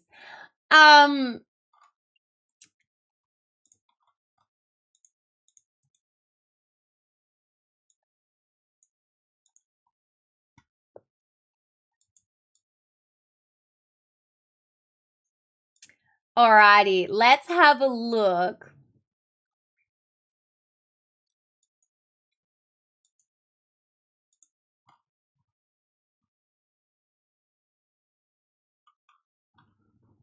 All right. This next one. This is why you always drink water so you don't need to dig it out. This records the biggest turd ever pooped out. Yeah. Okay. Next story. This one is submitted by Pickle Rick himself. I hate the sunfish. So someone in a group asked me to tell them why I hate the ocean sunfish so much. And apparently it was too mean and was deleted. To perpetuate the truth and stand up for ethical journalism, I'm posting it here. Disclaimer, I care about marine life more than I care about anything else. For real. Except this big dumb idiot. And it's not like an ironic thing. I mean, it is hilarious to me, and they are the biggest joke played on earth, but I seriously fucking hate them. I've never heard of the sunfish. I'm gonna go pee. It was at this moment that he knew. He fucked Frog up. cult, welcome in. This is not a cult, but you are now a chaos gremlin, and you can never leave. We have abandonment issues. I will come back to you, and we will discuss the sunfish. Stroke the furry wall. This is not furry. This is actually quite overstimulating. I don't like any of that. I don't like any of that. The tism is gone. Are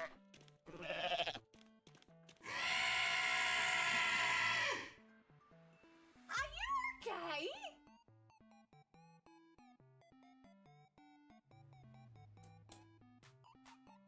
I'm gonna get in trouble. Doo-da, doo-da. Yeah, it's so fucking. Aragon!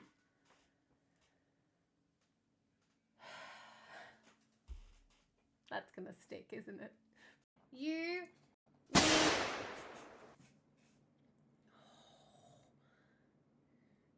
Fuck's sakes. Fuck's sakes. Anyway, fucking Aragon. You can't just come in here like this. Just hang out. I get to call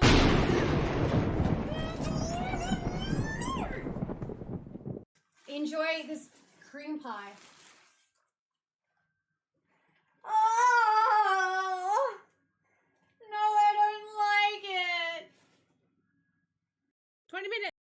do this. Fuck! I can do it. I swear, chat. Don't panic. Nobody panic. It's gonna be fine.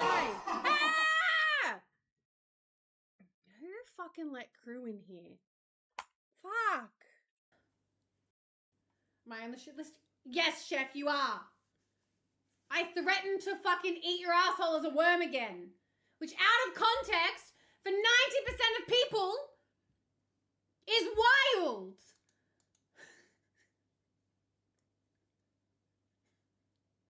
Oh my god, have you guys, like, literally seen what Jennifer from HR is wearing today? I could literally never. Oh my god. Like, genuinely, I just... Factual information, I guess. Like, I mean, you could be a hot mess and still be delicious. It depends on how you're getting eaten. I can't see when you're standing in front of the driver's seat. I can't see over the wheel, let alone with the distracting asshole in my face. But see? you know what? He can see. I now get 10% off because I never remember to use anyone's fucking codes ever.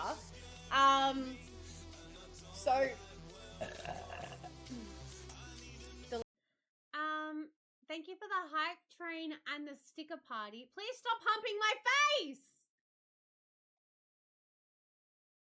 That's gonna be a soundbite. Oh, I have regrets.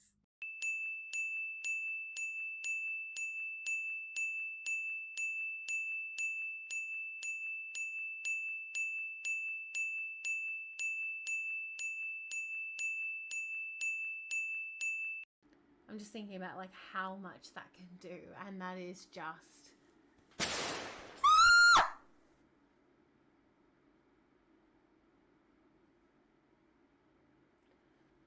Molly?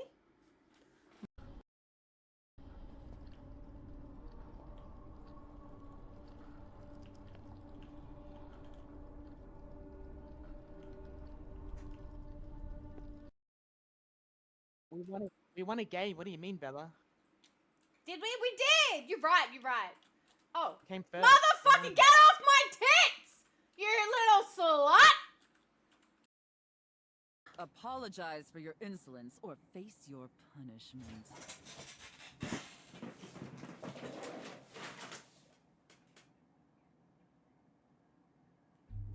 Hello there. Oh, stupid. Get off me! You need to stop when I go into this scene too. Fuck my life.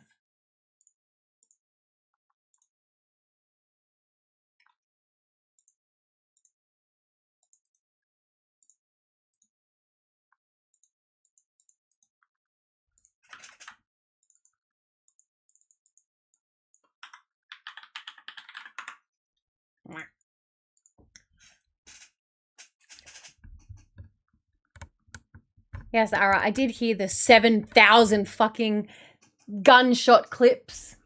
God damn it. Okay. Adam's like, is this the Sunfish one? Oh, do you have me on fucking loudspeaker or some shit? God damn. Hi, Adam. Alrighty. The mola fish. Mola? The mola. The mola ding dong. Money. The mola fish, or the ocean sunfish, they are the world's largest bony fish, weighing up to 5,000 pounds. And since they have very little girth, that just makes them absolutely giant fucking dinner plates that God must have accidentally dropped while washing dishes one day, and shrugs his shoulders at because no one could have imagined this would happen. And with no purpose, every pound of that is a wasted pound, and every foot of it, 10 foot by 14 foot, is wasted space. They are so completely useless that scientists even debate about how they move. They have little control other than some minor wiggling. Some say they must just push water out of their mouths for direction. They could use their back fin, except guess what? It doesn't fucking grow. It just continually folds in on itself. So the freaking cells are being made. This piece of floating garbage just doesn't put them where they needed to fucking go. So they don't have swim bladders. You know, the one thing that every fish has to make sure it doesn't sink to the bottom of the ocean when they stop moving and can stay right side up. This creature, that can barely move to begin with, can never stop its continuous tour of idiocy across the ocean or it'll fucking sink. Except when they get stuck on top of the water, which happens frequently. Because without the whole swim bladder thing, if the ocean pushes over the thinnest but largest, most toppleable fish on the planet, shit out of luck. There is no creature on this earth that needs a swim bladder more than this spit in the face of nature. And yet, some scientists have speculated that when they do that, they are absorbing energy from the sun because no one fucking knows how they manage to get any real energy to begin with. So they need the sun, I guess? But good news, when they end up stuck like that, it gives birds a chance to land on their goddamn island of a body and eat the bugs and parasites out of its skin because it's basically a slowly migrating cesspool. Pros and cons. If they're so huge, they must at least be decent predators. No. The most dangerous thing about them is, as you may have guessed, their stupidity. They have caused the death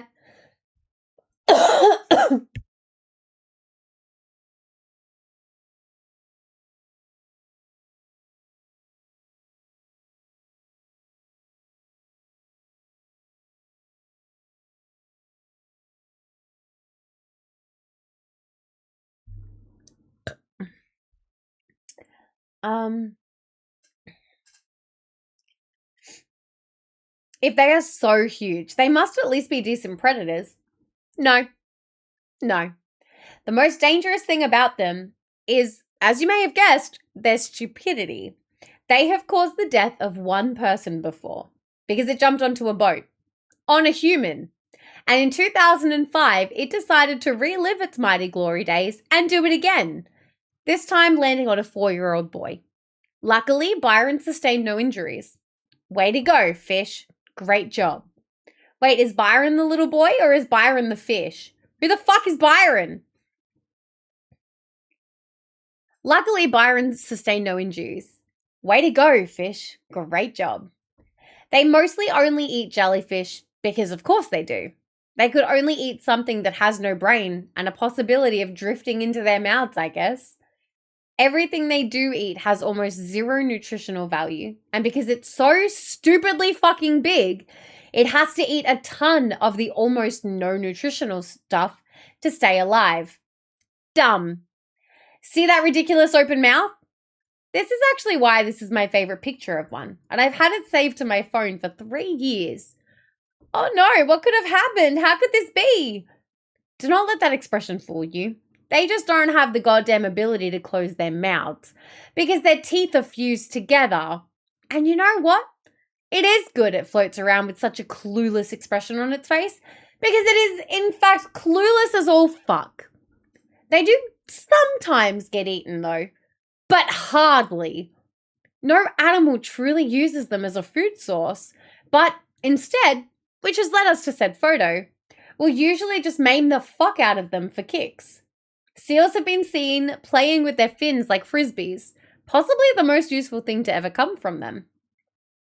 Wow, you raise some good points here. This fish truly is proof that God has abandoned us. Yes, thank you. But if they're so bad at literally everything, why haven't they gone extinct? Great question.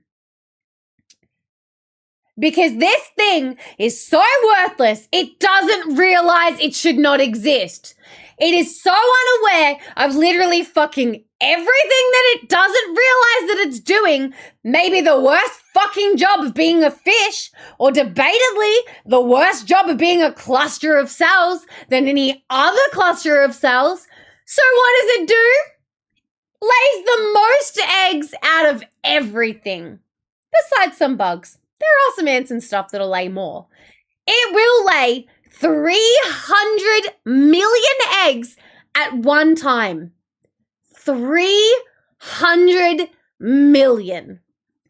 It survives because it would be statistically improbable, dare I say impossible, that there wouldn't be at least one of those 300 million every time they lay eggs, mind you, left surviving at the end of the day.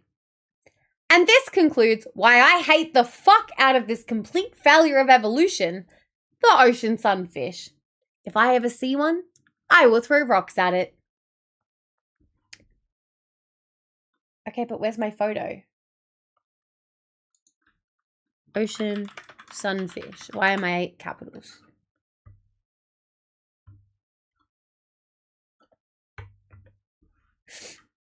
This is him.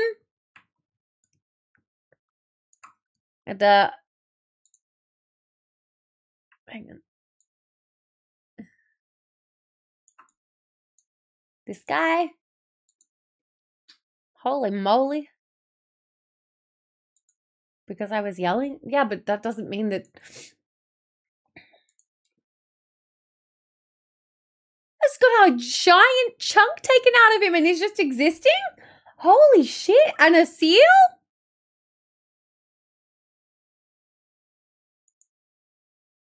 That's insane. Oh, and this is then when they get fucking flat? Oh my god. It's another seal eating it. And yeah, he just looks dopey as fuck. Oh my god. That's crazy. Hi, Whirlwind. Welcome back, darling. The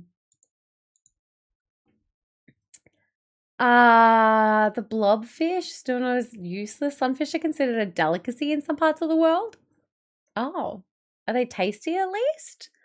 Apparently Storytime is truly cozy because I fell asleep for like an hour. I'm so glad I didn't miss this story. The rent is much better than I expected. It's really well written. Like I'm just going off of all the information that's on there. Like it's really well written for me to be able to do the story, and all of this was in capitals, so I had to yell, okay? I don't have the ability to close my mouth either, but that's because I'm always running it. Yeah, but it's like teeth are fused together, so it's like that maybe? Damn, Pixel, I didn't write this. I just love the story. It was written by a marine biologist. Oh my god, even better. Oh, it sounds like humans. Seems the stupidest people are the ones having more kids than yeah, free money. Lower the volume of my headset. Yes. Why throw rocks? He's just a little guy. Wonder if that marine biologist has seen the blobfish. Maybe. If your gifts in Discord, hell yeah. They just keep floating around. Animals take a chunk and they taste so bad, they just ignore them. Oh my god. You've seen one in person? I'm going to try and catch some sleep. No, that's okay. Please get some sleep. Thank you for being here, Nick. Thank you for hanging out. We'll see you next week. Have a good day, daytime, nighttime. Oh my gosh.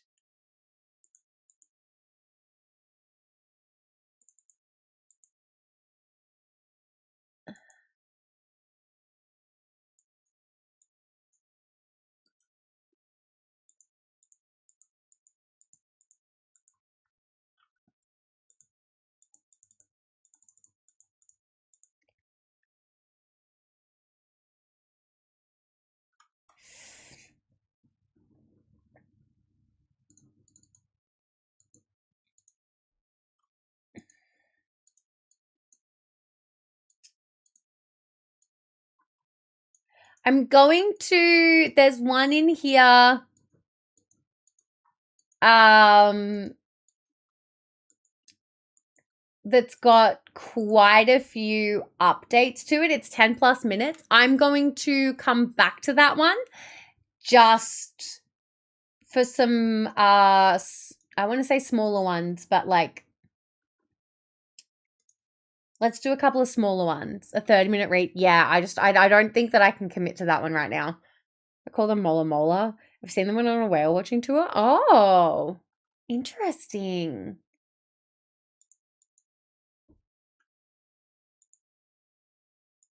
Okay. Let's do this shorter one instead. Alrighty. Next story. Today I fucked up by giving my husband a blowjob. Why is it? So this happened a few minutes ago. Oh, we got like a live play-by-play? Wow. My husband woke up for work and went to the bathroom to pee, put on deodorant, brushed his teeth, etc. He did all of this naked and came into the living room where I was. He was being silly and started doing a wiggle dance, obviously making his dick swing around too. I ran up to him with the intention of sucking his dick for a minute, but immediately after I put it in my mouth, a drop of pee hit my tongue and I almost threw up on him. He's lucky I didn't, lol. Now I want to point out he always uses a wipe to wipe off his penis after peeing because we never know when I'll put his dick in my mouth. But when he did his little dance, it spun some out and yeah, so that's how my morning started. Oh my God.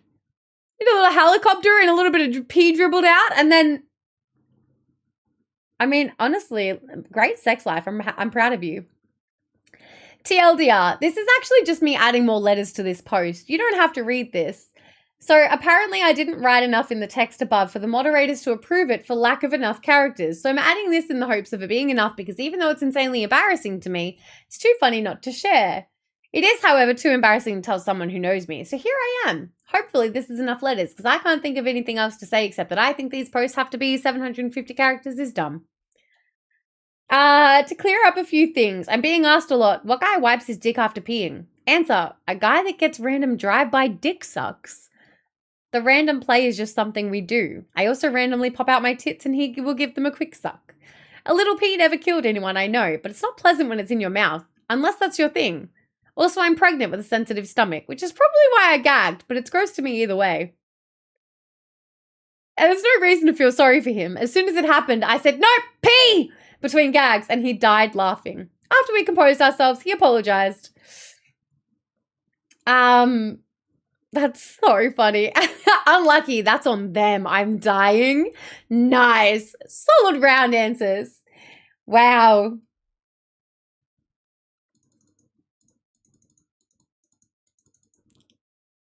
That's so funny. Oh.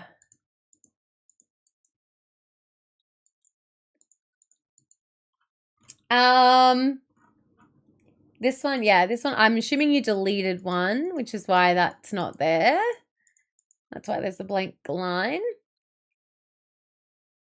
Much love, Trekkie. No, that's okay. Go get some sleep. Back from dinner? Hey, yo, Itchy, what'd you have for dinner? Yeah. Surprise blowjobs, but lol jokes, there was pee. What was your test one? Oh, yeah, perfect. The one that says hashtag Pixel is the worst mod. Very good. Bet.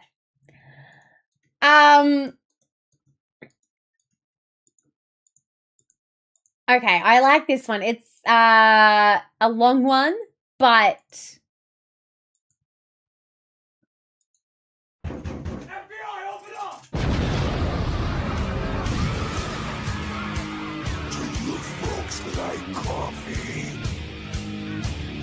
Real coffee from the hills of Colombia. hello, Panda. Thank you so much for the raid. Welcome in. Raiders, if you're new here, I'm Bella. It's I'm gonna shove my if you're new fist here, so far inside of you, I'm gonna tickle your fucking larynx. Panda, hello. Thank you so much for the raid. How was Trash Goblin?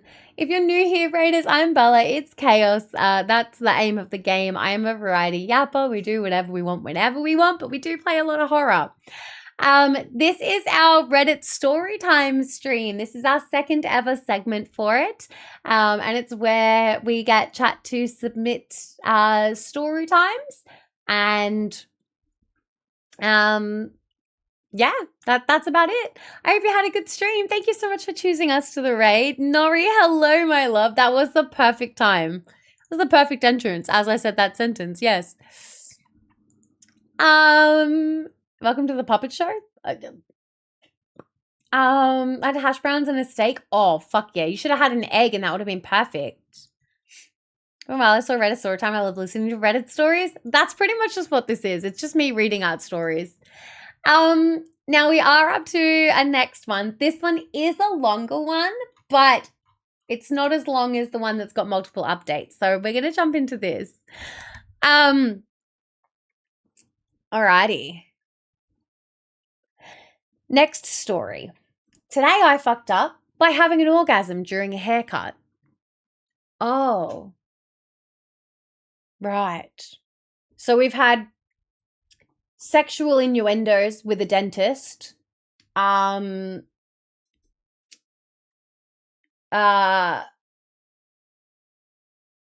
Yeah. So we've had sexual innuendos with dentist gloves in our hands.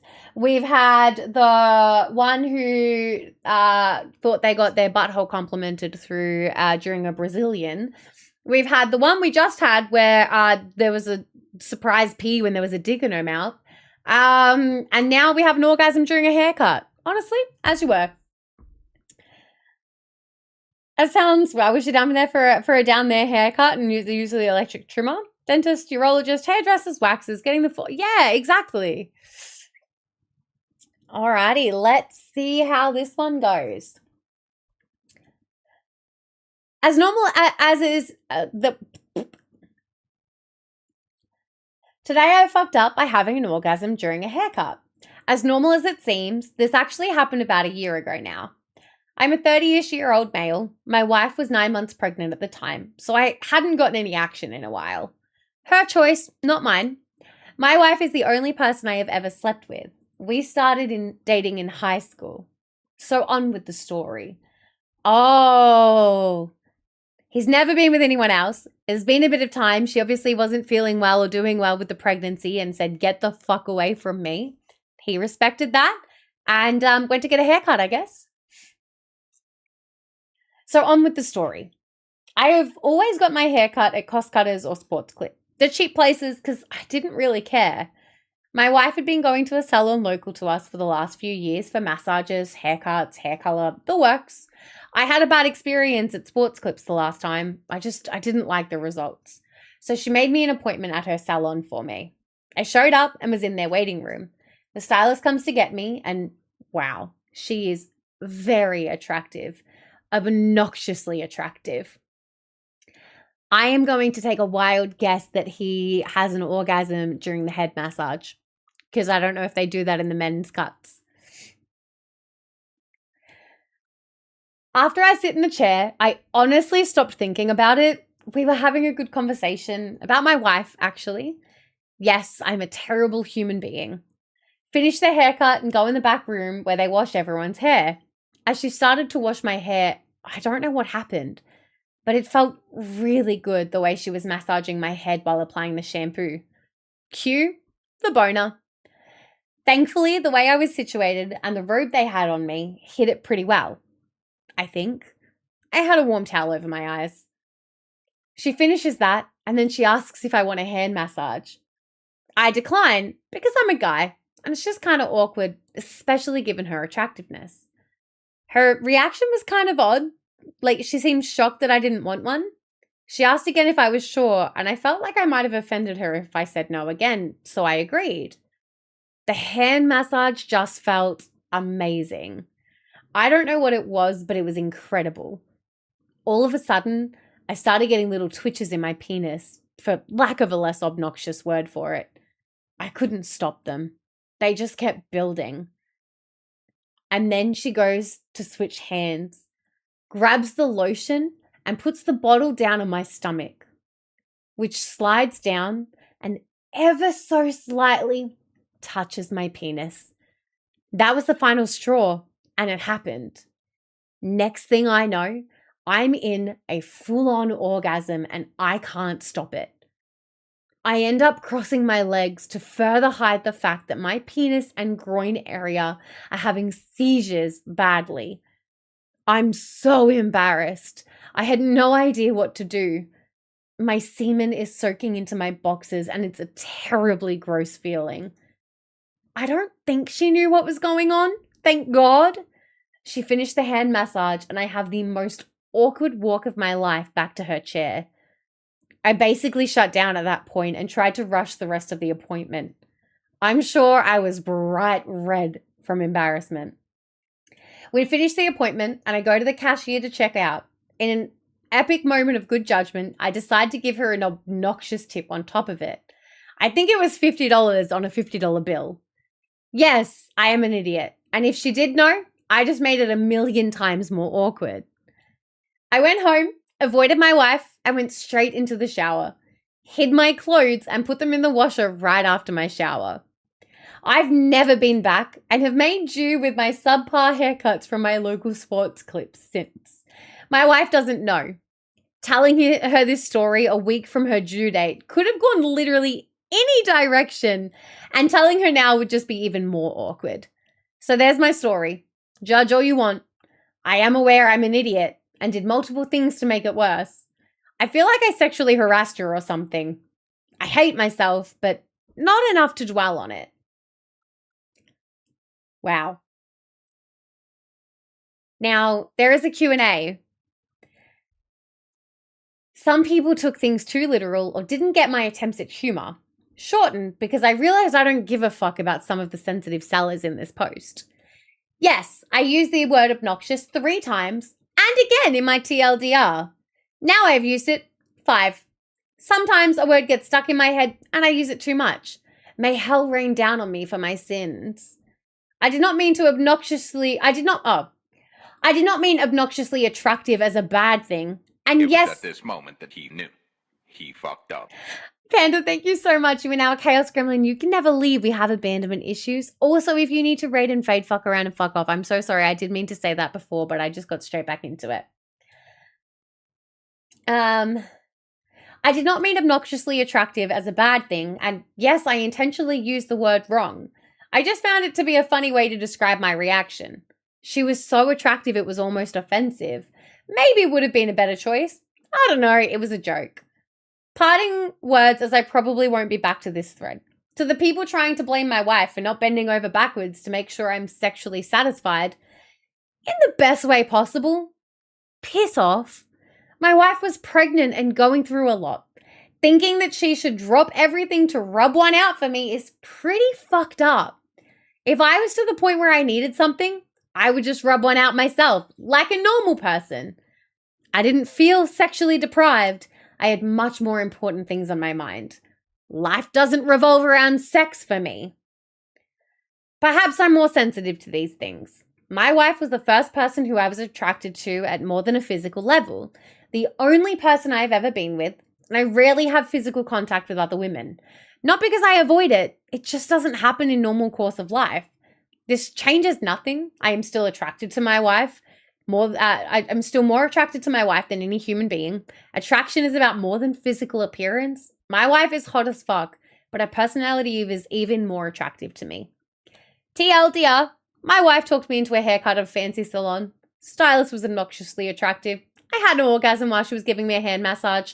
I then proceeded to leave 100% tip because I am an idiot. The end. Wow.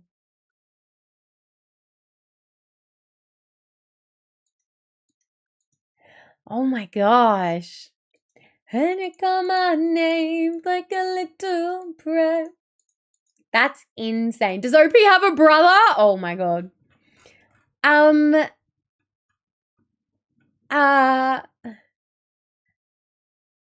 Hey, Pin, so why do a bunch of your messages have an asterisk and then a bunch don't? I'm really confused because they just end up in a bunch and then they don't. There's a theme. But yeah, 100% when she washes his hair. Wouldn't know I'm bald. You would still go for a good head massage though. Okay, second hash brown's about to come up real quick. We're gonna find that salon. Okay. Bella understand the use of the same words over and over again. Stimming. Exactly. I hate myself when I use the same adjective twice. It does, yes. I care respectfully is of his wife. Exactly. Green flag for sure. totally. Like he was like, nah, fuck yes. This was 5 years ago. And yeah, the fact that it's like a cost cutters or sports clip, it's definitely not Australia. Yeah, but normally, I don't know, you do like a $10, if your haircut's $50, how much would you tip for that? Like $10? I don't know. Wow. Hide the row. Hide the row. Ooh, workplace drama. Okay, perfect. Are you calling Nori a hoe? God damn! I use that sometimes automatically. I use it more for a thought. Comes out of the old days in chat rooms. Sometimes I reset to the old times. Oh, okay. Yeah, I was just so confused. I was like, I've never noticed it previously. It's only the last couple of streams. Alrighty. I need to pee, and then I have a couple more, but we might start looking to wrap up. I reckon we can get. Oh, actually, we've got 49 stories, right? Oh no, we're at 50 now. I will see how we go. I will be back. There's ads due, so I'm gonna run them now. K-A-U. Cow, K-U, cow. Is that another way to say...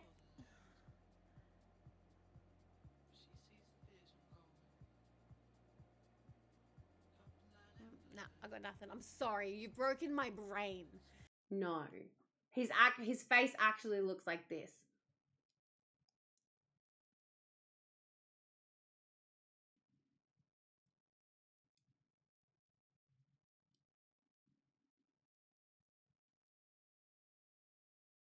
Anyway.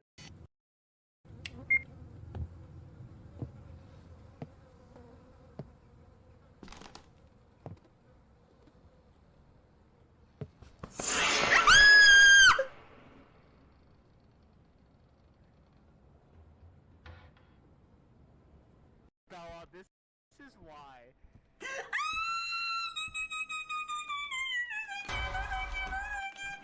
I double drew. I don't know. Ow. Why didn't you do my... Hello. Stevie, I'm gonna kick your fucking ass at New Year's. That's what I'm gonna fucking do. Stupid thing. Oh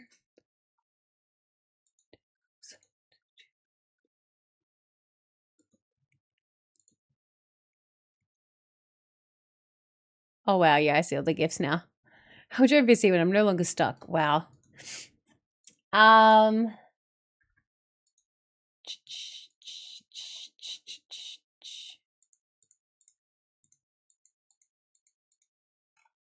When you've got highlighted? Oh, I don't know what it was. I like this stories. Bella's a good storyteller. Thank you. You guys are the ones producing the good stories, though. That's the thing. Going up or down, we're just going through all of the ones that have been submitted. Say nothing more, baby. Oh, yeah, but there's 50, like, submitted stories. No, that's okay, Panda. Yeah, I have to have dinner at some point.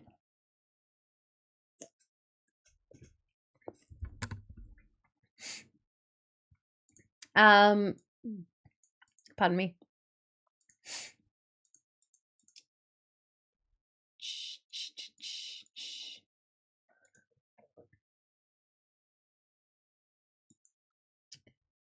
I'm just waiting for the ads. There's 20 seconds left.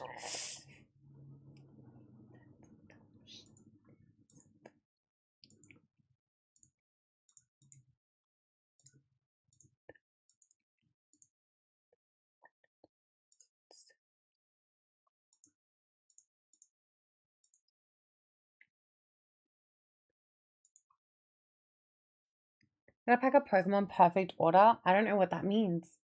Perfect order? What is that? Actually, Zach picked up a couple of packs for me today from the ones that Peebs got me for my birthday. I finally got those collected.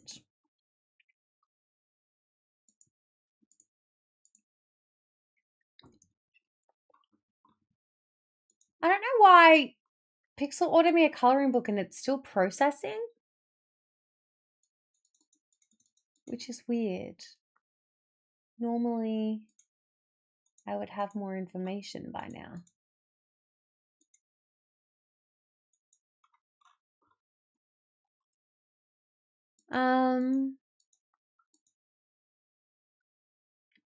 Alrighty.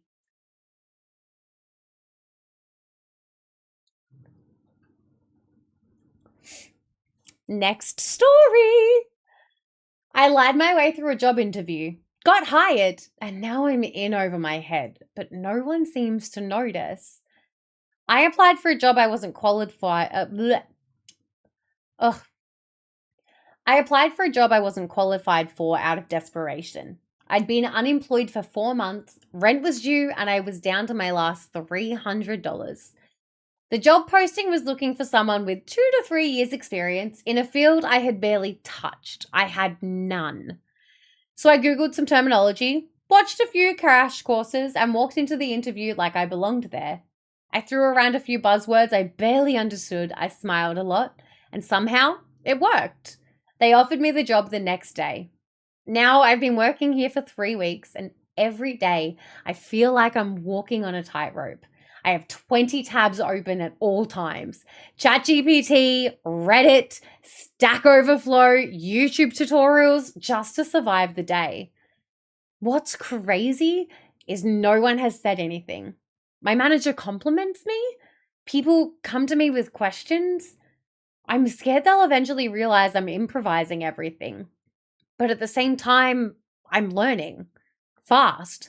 I've already automated part of my workflow. I fixed something yesterday that the team had been ignoring for months. I don't know if I'm still faking it or actually growing into it, but I've never been this motivated or scared in my life.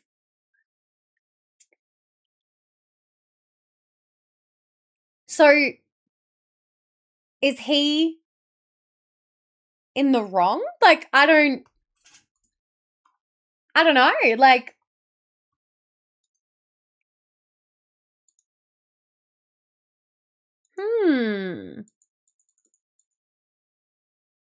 like, GG's, you know?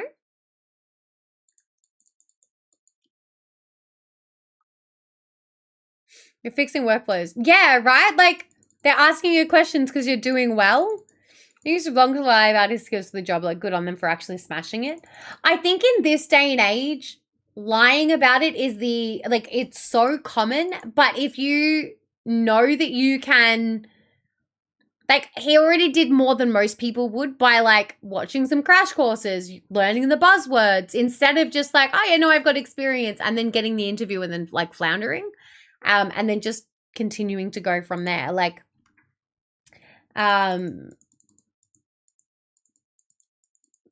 yeah.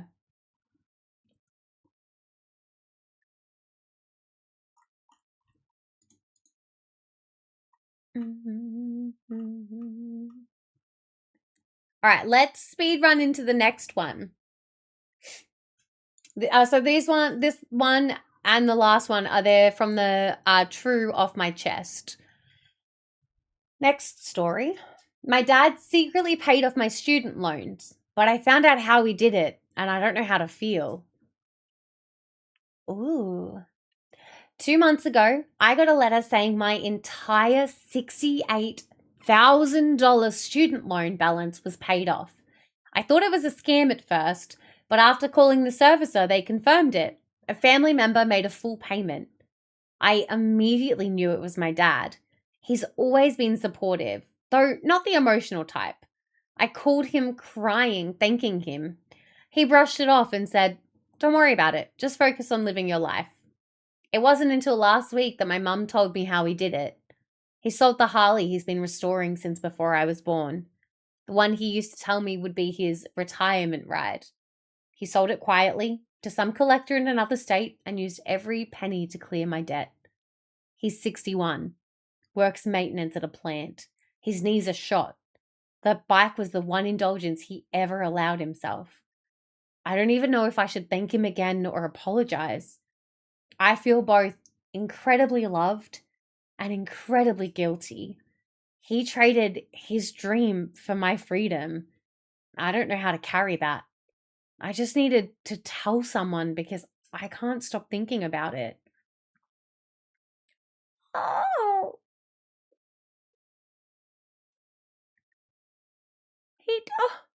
Like, that's dad's, like, he's, oh, what do you mean? Easy answer. Think about that whenever you feel like giving up on what, oh my God, true. That's crazy. If there's something could lead to someone's death, it'd be different for sure. Yeah, 100%. That's so sweet. Oh. So someone said you give that man a hug and love him as much as you can. That's what you do. I second this. And when you start making money, help him out when you can. Healthy families support each other. Or buy him a new Harley if you can. This. Once you're financially on track, do something nice for him. Maybe take him on a trip to a cool motorcycle museum or plan something that indulges another of his interests. I have friends who bought their dads new recliners or couches, made upgrades to their parents' homes, especially as they get older. Lots you could do one day to help make his life easier, especially with his knees. Sent them on a nice trip. Lots you can do down the line, both small gestures and major gifts. The best gift for a parent like yours is you thriving and sharing your success with them in turn. Being able to comfortably do something a little extravagant, but overall just plain nice to care for him will show him how big an impact his gesture had. Keep an eye out for opportunities and make the most of being free of that debt. I remember to send a quick text thanking him again when, in a few months, you realize how relieved you still are because of what he did. It's never inappropriate to say you're still appreciative even years down the line, especially when something is truly a life-changing gift. Oh, like he was like, well, I've had my time playing with this and I'd rather see my child succeed in life.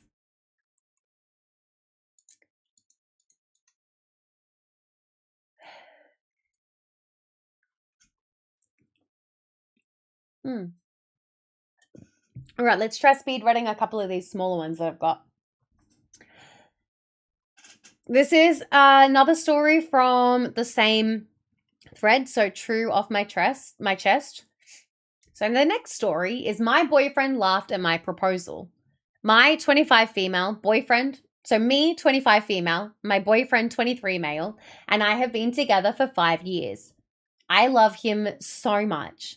It was a nice fall day yesterday and we went out on a nice trail ride.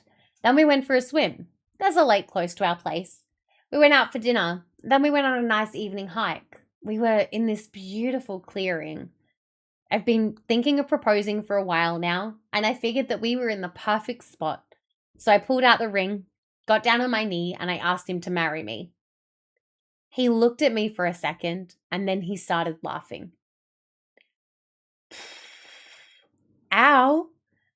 I honestly didn't know what to think. But then he got down on his knee in front of me, pulled out a ring and said, I was going to ask the same question. I thought that was hilarious. We both had the same plan. We put the rings on each other's fingers, and we kissed and we hugged. We hugged for a while, and honestly, thinking back on it, the day seems perfect. Now we're engaged. I woke up this morning and I felt so happy. We told everyone about it today, and my parents got so excited. His family got excited too. What am I going to do with this anger now? Oh my gosh, that's so, it's just like, oh, he laughed at your proposal and you're just like the emotional whiplash, and then he's like also got a ring. I love that it's not something that was planned. It just happened to be the perfect day that fell into place for them, and they both had the same idea.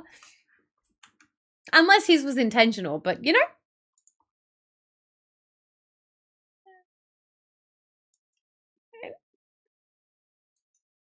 Everyone's like, I was about to be pissed on your behalf. Now I'm feeling really warm and fuzzy. Alrighty. Straight into this next one. Am I the asshole for looking at my friend's vagina? With no context, probably. With just the title, probably. I'm the opposite. I buy myself the toys I want because I don't have kids. Exactly. Alrighty. Next story. Am I the asshole for looking at my friend's vagina? Throwaway, as my friends know I use Reddit. I'm a lesbian, and I have been out since I was a teenager. I'm now 26. This has mostly been fine except for one friend. We'll call her Julia. She always makes snide comments about not wanting to be near her when we discuss girl stuff. I usually ignore it. Anyway, because lockdown has eased where I am, me and a few others decided to go to my friend Sasha's pool for a party. We were all getting changed in Sasha's bedroom when I noticed a big black furry thing out of the corner of my eye. Quite literally assuming it was a cat, I turned to look. Nope, it's just Julia's pubes sticking out of her bikini bottom. I go over to her and subtly communicate that her literal vagina is hanging out of her bikini. I whisper, "Your pubes are out." And she spins around and she calls me a pervert. Not knowing how to react, I just stand there in shock as she berates me for looking at her vagina. I decided that you shouldn't argue with stupid, so I laughed and I went out to enjoy the party. Oh no. A few minutes later, Sasha comes out to ask me what happened. I explain the situation with Julia, to which she rolls her eyes and tells me not to worry. The rest of the night was awesome. However, I'm getting texts from my friends telling me not to try and turn other people into lesbians and that I'm a pervert. So Reddit, am I the asshole for telling Julia that her vag was hanging out? Ooh. I think this is definitely one for a poll. Because is OP the asshole? Are they not? What do you think?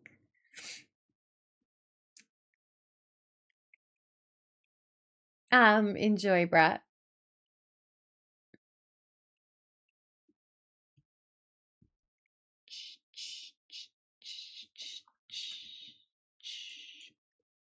Like,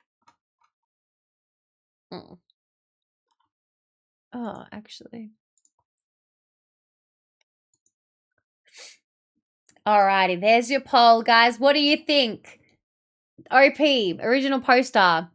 Are they the asshole? It was good intention. The other person's an asshole, or they're both an asshole. What do you think? Straight into good intentions and then both are assholes. So I wonder how we'll end up. I do have an edit with more information, but I think this was a good point for it.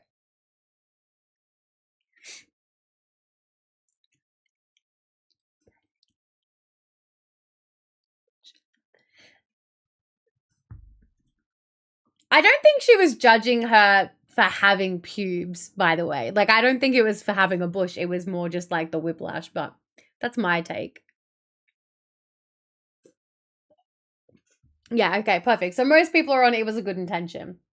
Yeah, like it's not like she was staring at her coochie. 5 people, yeah, damn. Yep. So we do have extra information for this one. Edit. Thank you so much to everyone who commented. I'd like to clarify that it was a lip that was hanging out. Never thought I'd have to type this, lol. Her ass had sort of absorbed her bikini. Not something you see every day. I've been messaging my friends back and forth who have apologized. Apparently, Julia had told them something completely different. Namely, that I was staring at her area, as she called it, for a good few minutes before pointing it out. As I said, you can't really argue with stupid. Anyway, I've blocked Julia on all platforms and have talked to our mutual friends. Turns out, not many people like her. I don't have Facebook, so I hadn't seen that she'd been posting some pretty racist stuff. Slightly confused about why she was even invited, to be honest. We've agreed to cut her off and hopefully never see her again. Great outcome! What the fuck? I think she also,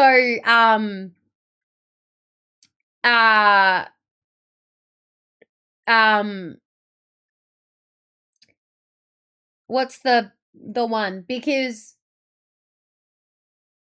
It's like, you're a lesbian, so like, please don't like, da da da da. You know what I mean? Like, it's like the icky side of things. People react to things like this differently. She wasn't shaming her, but giving a courtesy heads up. Yeah, exactly. Like, hey, honey, you're like, your flap is flapping.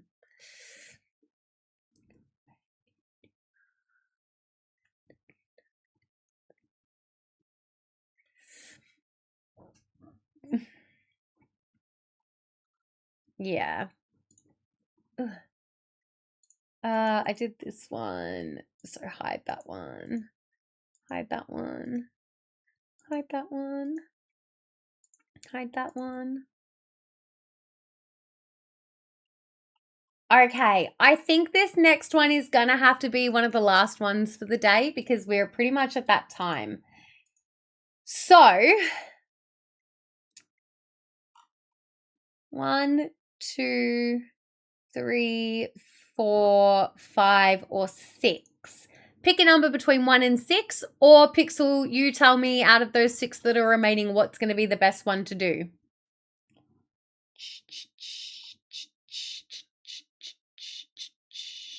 I would argue that not everything is an ick when it would be considered normal to tell someone made a faux pas. Exactly. Like, don't be... Like, I don't know. Like, I think that they already had issues with the fact that OP was a lesbian and took that as like their thing. For the last one, 50, end on a funny note. Okay.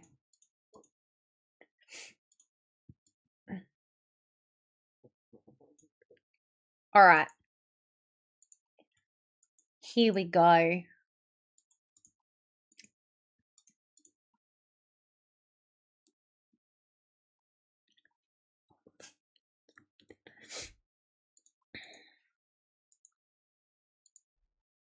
Its theme matches the last Reddit story time, which become evident. Oh god.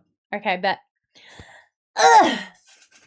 Alrighty, this is our last story of the day. We've got a long one to wrap it up, so gird your loins, hold on tight, and let's see where the story time takes us, hey? No peanut butter was harmed in the making of this story. Oh no. Am I the asshole for switching to regular milk to prove my lactose intolerant roommate keeps stealing from me? Straight off the bat, no. You're not the asshole. They shouldn't be stealing your milk, and if you can thingamabobs, you're set. Me and 2 other guys share an apartment together, and we split all the bills. The only thing we don't split costs on is groceries. Everyone's in charge of buying their own food, and we don't touch whatever doesn't belong to us in the fridge. We put our names on everything so no one gets mixed up. This issue has been going on almost a year, and I'm sick of it. One of my roommates, keeps stealing my food. I get home from work and containers with my leftovers are sometimes missing. They have my name written on it. Or my stuff finishes too quick. My gallon of milk, for example. I buy almond milk because I like the taste, but it seems to finish after a week even though I've only drank once or twice. I confronted R about this lots of times, and that's caused a lot of arguments. He outright denies it and tells me I'm crazy even though it's so obvious. My other roommate and I carpool together because we both work the same early morning shifts around the same area, so I know it's not him. It's always after we get back home and R's already left for work that I notice my food's gone. My roommates also had a similar problem, but not as often as I do. I'm guessing because R doesn't like what he buys. The funny thing is R buys a lot for himself and is even more stingy about his food. He will literally point out what's his when he comes back from grocery shopping and tells us not to touch it. Last week, my milk was nearly empty again and I got fed up. I went to the liquor store and I bought regular dairy milk. I drank what was left of my almond milk and I refilled the gallon with the one I bought. This was to catch or prove that R is the one stealing since he's lactose intolerant. The next day, Saturday, we get back from work and R is pissed. He yelled at me that he was stuck in the bathroom for 40 minutes with diarrhea because of my milk. He was using it to make a shake. I only responded with, so then you're the one who's been stealing?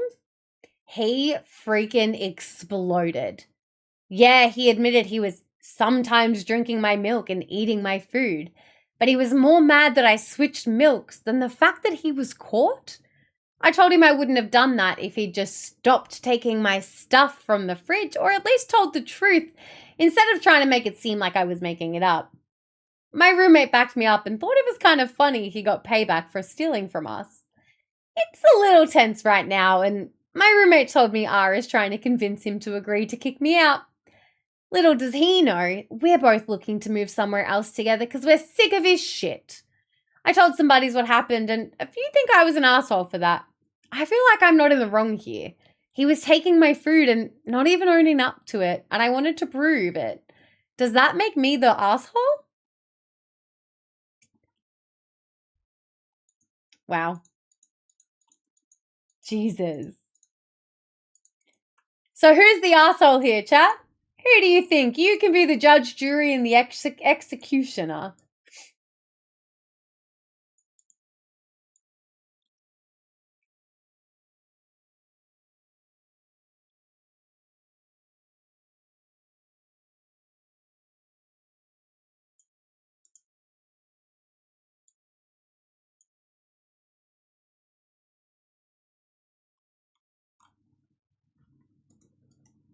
Oh my god, there's a couple of new ones that are, sorry, I didn't actually read over them. I was just reading over like some of the extra points. But I saw that some of these have been submitted by Beans, which is exciting. We'll have some good ones to read next time. Did I do that? I did. OP an asshole? No way, totally justified. Honestly, not far enough. Damn, someone's like solidly on like, you should be meaner. Absolutely justified. Like, you've been gaslighting and you've been lying and you've been manipulative and all this stuff. That's fucked. Like, yeah, this is what you get.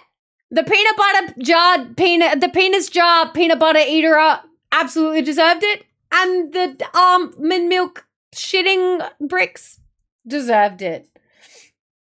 Oh my gosh, what a one to end on. Thank you, Pickle Rick. You are absolutely spot on. I love these new story times, especially on a Friday. We're going to have to see what they look like moving forward. I don't know if a Saturday might be better for them, and that way we could do it, but I think a Friday night might just be the best one overall. But yeah, I would spike my milk with something very hot. I mean, but yeah. I remember for taking something they shouldn't. Yeah, no, it's definitely different. It was a double dip peanut butter one. Yeah. Flat food thieves all getting what they asked for. Exactly.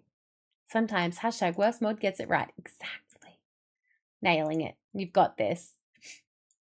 Wow. After an absolute fuck around for the first 2 hours or so, we finally got there. What am I looking for? This one. No, I just want... This is what I want.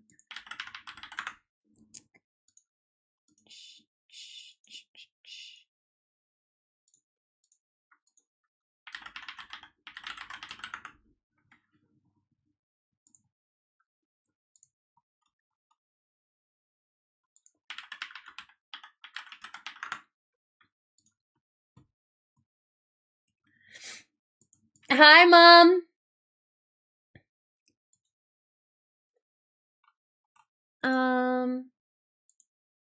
How fun. I love this new segment. As an overall, oh, for fuck's sakes. Open.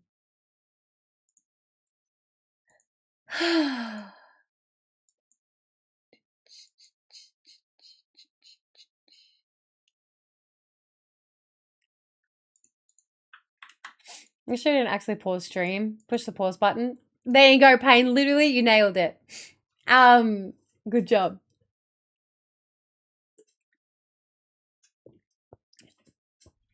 Oh, I love that. Yes, no, thank you so much for your patience.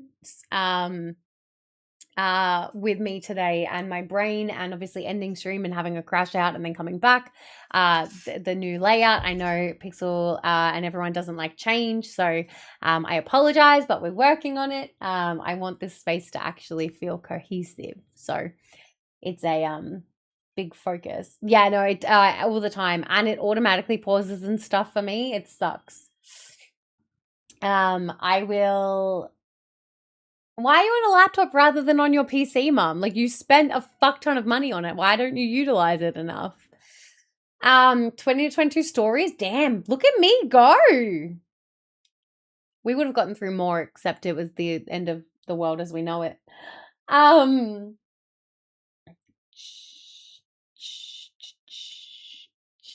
you can't sit on the couch or in bed and use the gaming PC. Yeah. High all the time. I don't know if that's a topic I really want to go into, actually, but I do want to go hang out, so that's a hard decision.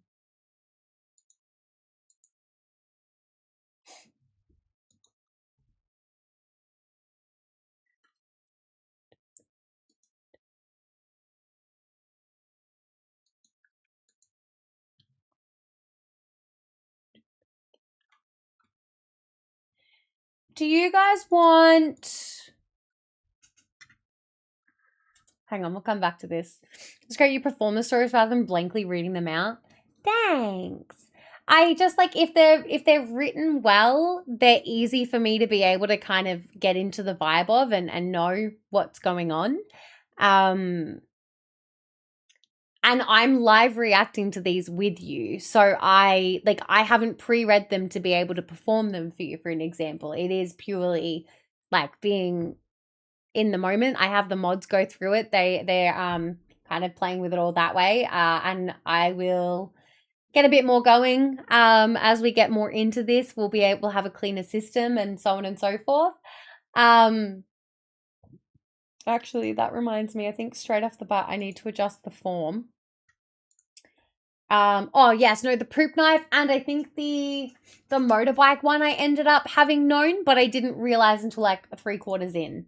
I need to move category and theme up, I think.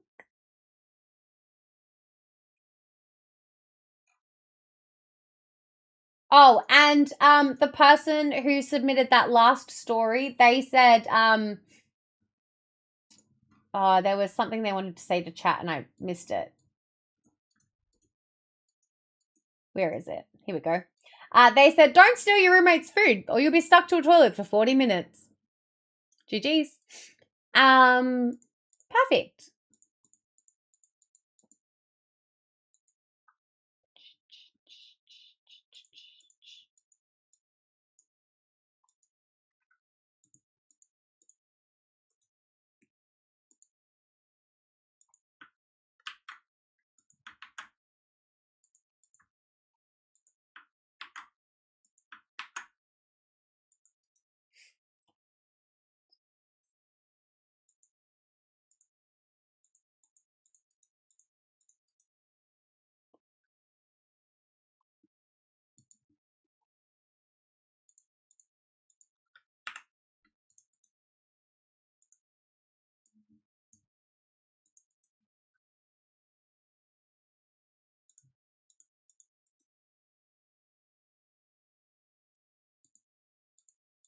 I don't know how to delete.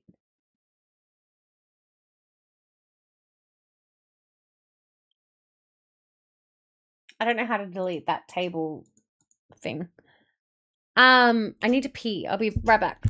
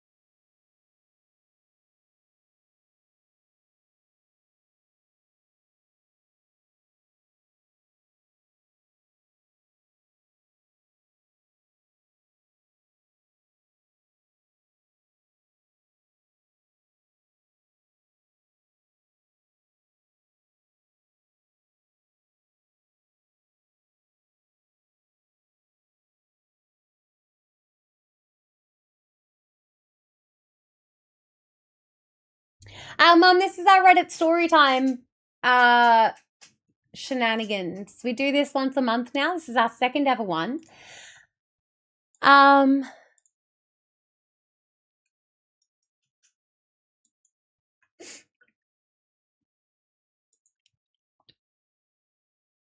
Does booty hole tying again? No, actually, yes, he does have a hair tie in him. Yeah.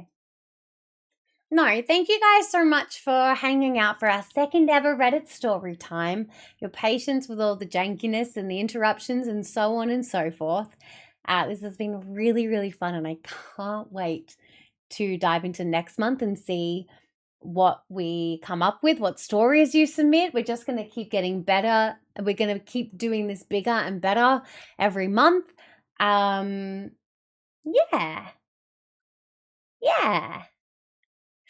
I had fun. He has the fluff to handle the door. Yeah, no, he's fine. He's chunky. He's just in the way.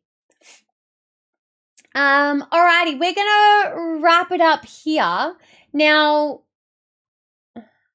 did she finish in the time that? No, there she is. So we have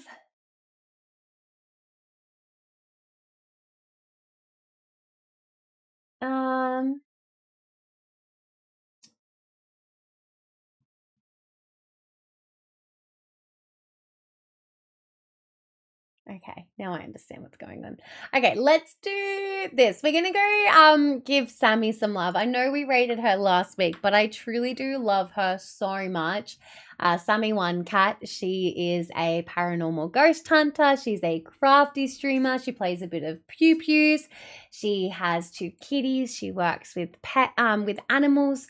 She's currently doing a tip-a-thon to raise money for her sweet baby girl's surgery. There is no pressure and no expectation for donations. So just yeah. Just know that is what she's doing. And a massive thank you to Pixel and to Bree for supporting that last time we went in last week. Honestly, I think you broke her brain a little bit. So I truly, truly appreciate you guys. Thanks for this. It was definitely needed after this week. Thanks for being a great mod and shouldering most of that. Yeah, Pixel was absolutely like, can we get some like head pats or pet the mods or something? Like truly, he has gone through every story. He's had to manage with my last minute preparations of a half finished thought and putting those polls together so quickly, etc. So thank you so much, Pickle Rick. I appreciate you. Are you going to jump into Crimson Desert?